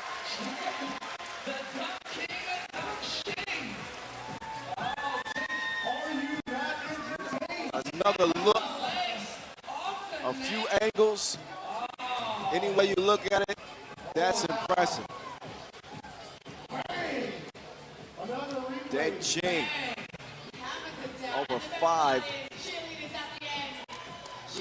4 volunteers. And the coconut prop. That is worth a perfect score. If you think about it, he goes between the legs. Hey, yeah, you're right, yeah. Bartex was nice. He got a 29. So I can understand the grading scale of the judges. That is a perfect dunk. No, that's a good point. I didn't think about it that way. All right, we got 80 and 60. Sama tematyka. Runda pierwsza, runda druga. Przyszły do historii. So here is the total. So far in the competition, 134, 132.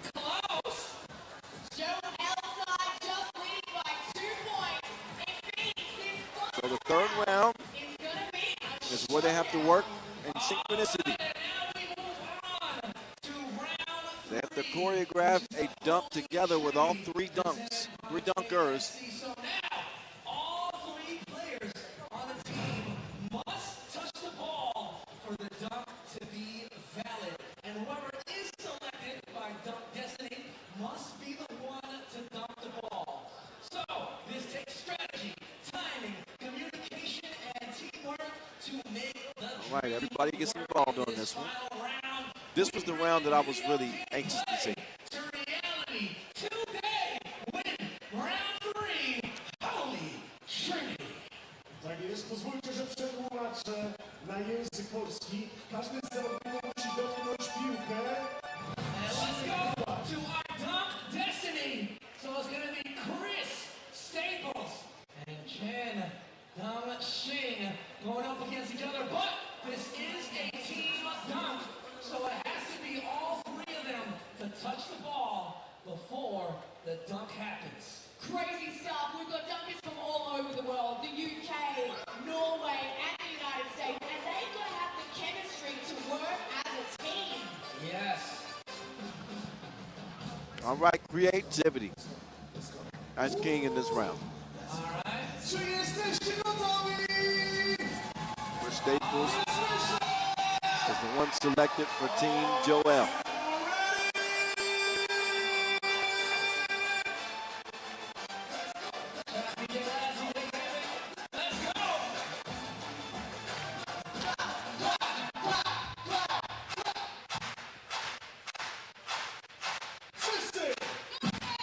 Okay. Okay. Okay. They completed on the first attempt. How creative was it? That's going to matter. Could they have done? I don't know. Boz has a look on his face. What you think they could have done more with this, Boz, huh? The finish was a normal dunk, right? Sometimes you see these guys do something crazy off of that dunk. Well, the finish was a. No, it was cool. It's cool. It's a win, Millie. Henry had to throw it off the glass at an angle for Staples to be able to receive the pass. And Sid's good for 9. But I do think that any team with Smooth on it in a round that's judged largely on creativity are usually going to have an edge because exactly. There are a few dunk minds like Dimitri Smooth Kravenko's. What in the heck have they drawn up? Creativity, you see? Staples comes over, he says, creativity matters. You ain't never seen that. He's right. We haven't. We ain't seen it before. Let's see what Team Grabo are doing. Handoff. Ooh, the handoff is nice. I don't mind that. I don't mind that. Wait, Staples, he doesn't like the way they hand off because they ain't really. Let me see what his argument is. It only comes down to what the judges say. But the sequencing looks cool, right? I like this. The handoff stuff is new. Here we go. First handoff. And the takeoff. That was pretty nasty. Smooth. I thought he would probably do the dunk, but that's not the way that the randomizer selected it.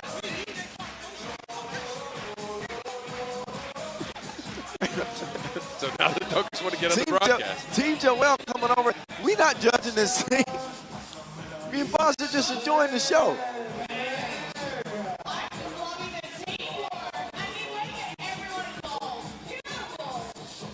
Okay, it's the drop. They dropped off the package, and it was the Dunk King that delivered it.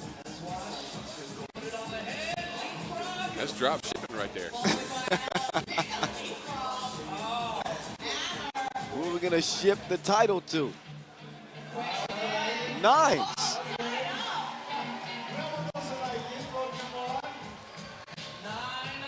So even.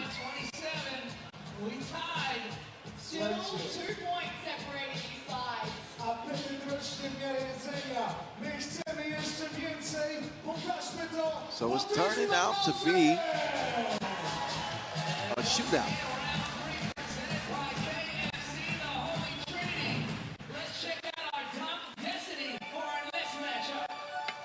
All right, the Holy Trinity round continues. It's Bartek and Smooth. So they will do the dunking this time. Should be a good one. They've already done one dunk as a team, so they're going to get creative now. What are they going to do that's different? It can't be the same move. So it's got to be different from the first round. They got to coordinate. They're set up in 3 different places of the court now.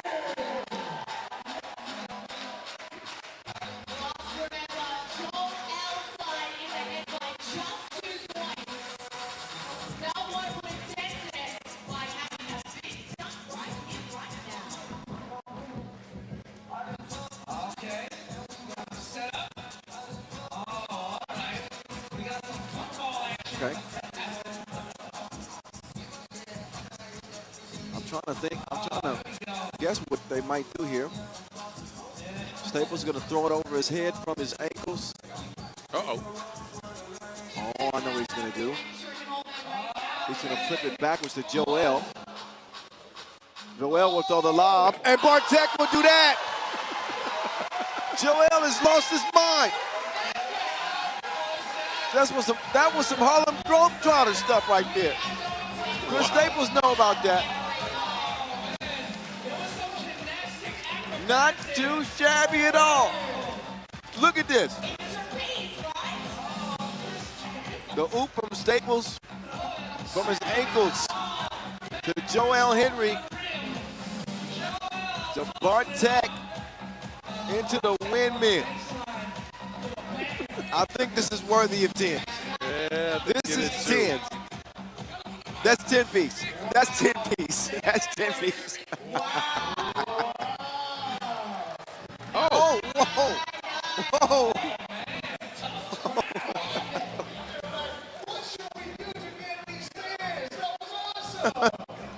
Okay. Hey. I thought that was worthy of a 10. Hey, yeah. Creativity alone. Yeah. Yeah, tough crowd. All right.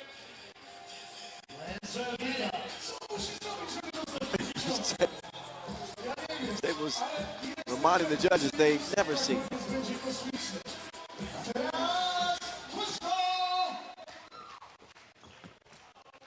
Oh, that was smooth. That was smooth. That was, the sequencing was smooth, right? Easy. It was fluid. Was it as creative as Team Joel's done? I don't know.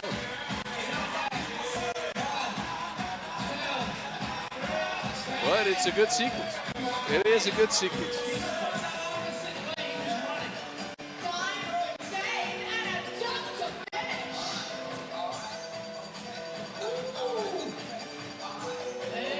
Another look. A few looks at that. Team Grabo. Triple tens. Triple tens.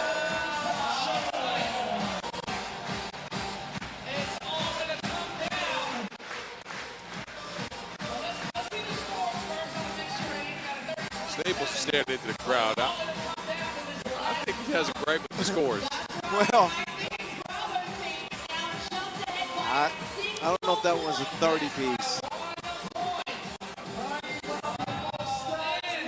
But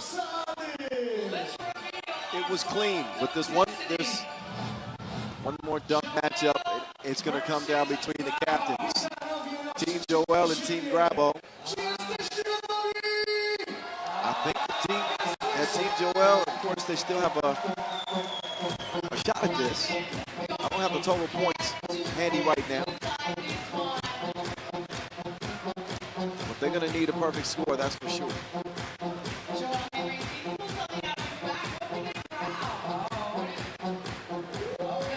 Uh-oh. Joel getting out of jersey?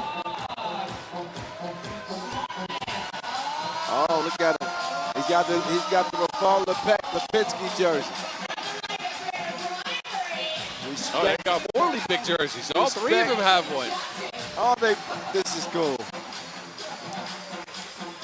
This is not the prop round. You can bribe judges. This is bribery is what this is.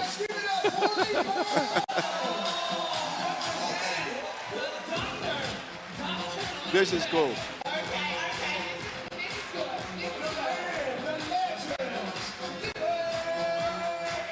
Everybody rocking the really packed jerseys from the World Tour dunk competitions and the national team jersey.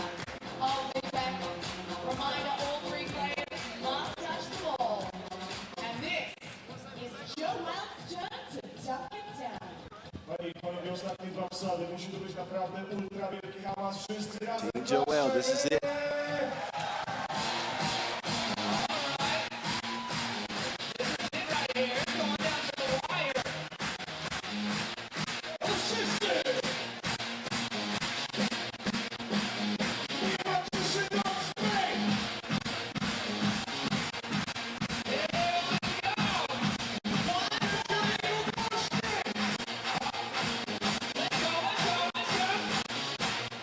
Everybody's got to get in on the action. Joel's got to be the one that finishes it. Holy Trinity round. Final dunk for Team Joel.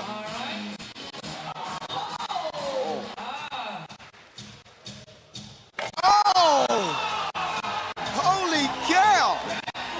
That is how they do it in the Holy Trinity round. I think that's one of the dunks that Lipek used to like a lot, right? That turnaround. That turnaround off of somebody. That was a great tribute to Lipek. I want to see it again.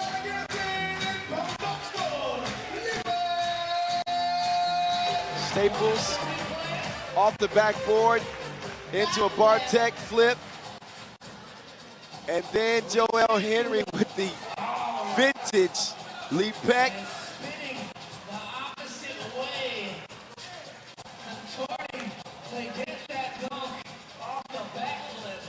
Yeah. Finish was nasty. That's 3-10. That'll put the pressure right on Grabo's team. Perfect score. The pressure is on Grabo's team.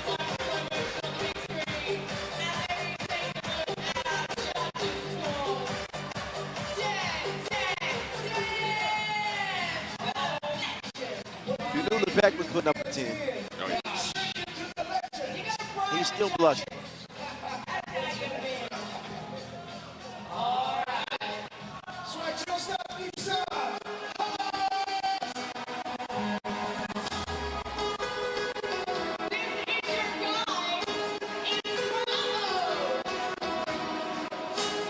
All right, Grabo and them. Oh, wow. They bringing out the tricks too. A nice finish for the Team Grabo trio. We see what the judges will give them on this one.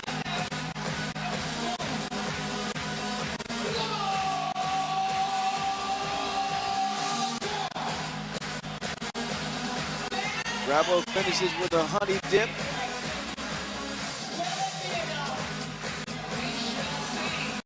So no tribute to Lipek, but maybe a tribute to KFC. We're gonna call it the honey mustard dip. There it is right there. Yeah, that's biscuit and gravy. Oh yeah. Grabo's feeling like this is in the bag for his team. Yep, 10s. It is going to be Team Grabo that are going to win this first ever Dunk Mania. The official scores aren't in yet, but I think that last perfect round is going to do the trick. And judging by the body language of Team Joel, I think we got a winner. Yeah, I think so.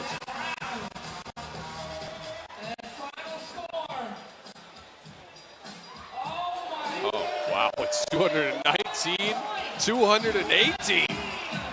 Grabo win it by, Team Grabo wins it by a single point. Oh. You can only think back on Ned Barto's dunk that got a 29, where everybody expected him to get a 30. Wow. Wow, by 1 point. 219, 218. So Dunk Mania history will have Team Grabo with the first title. And they did it by the slimmest of margins. Yeah, this was a tight one.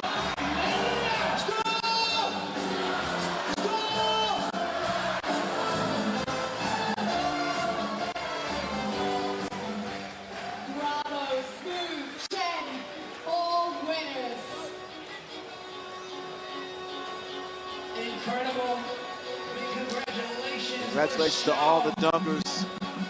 Such a dope new format and a new fold to the World Cup competition, Dunk Mania, presented by KFC. Enjoy the highlights. all-around dunk extravaganza of some of the best in the game or in the air. The awards ceremony will follow.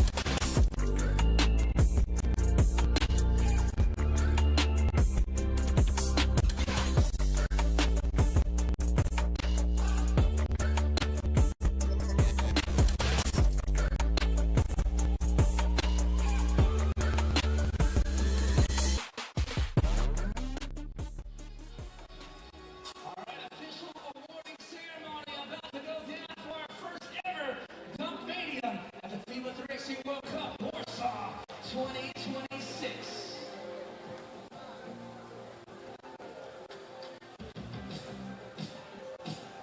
And now, I present to you your winners of Dunk Mania here at the FIBA 3x3 World Cup 2026. Give it up one time for Team Grumble!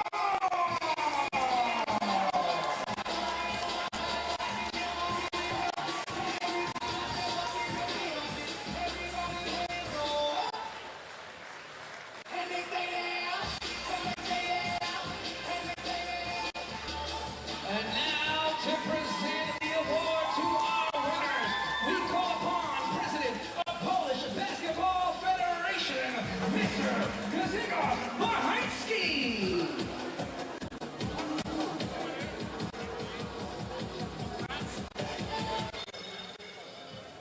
Big congratulations to Mr. Smoke Trevecco, Chen Dunking, Dunk Shing, and of course, the captain, John Grabowski, and big thank you once again to our VIP, Mr. Grzegorz Machański, President of Polish Basketball Federation.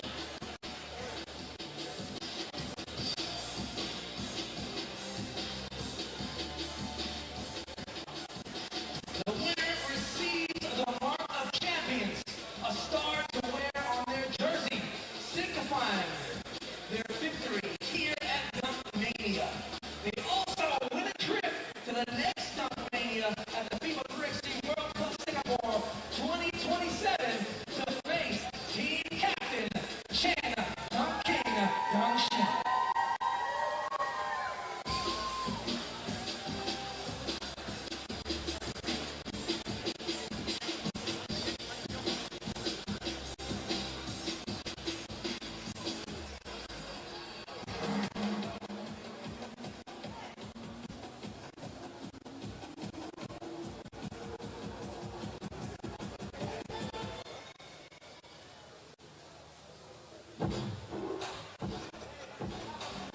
Thank you once again to the winners.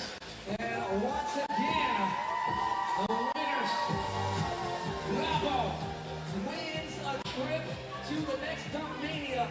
FIBA 3x3 World Cup Singapore 2027, where he will face his teammate today, team captain Shan Dunk King Dunk Shing. And that's it, y'all, our first ever Dunk Mania. Thank you all for making history with us here at the FIBA 3x3 World Cup Warsaw 2026.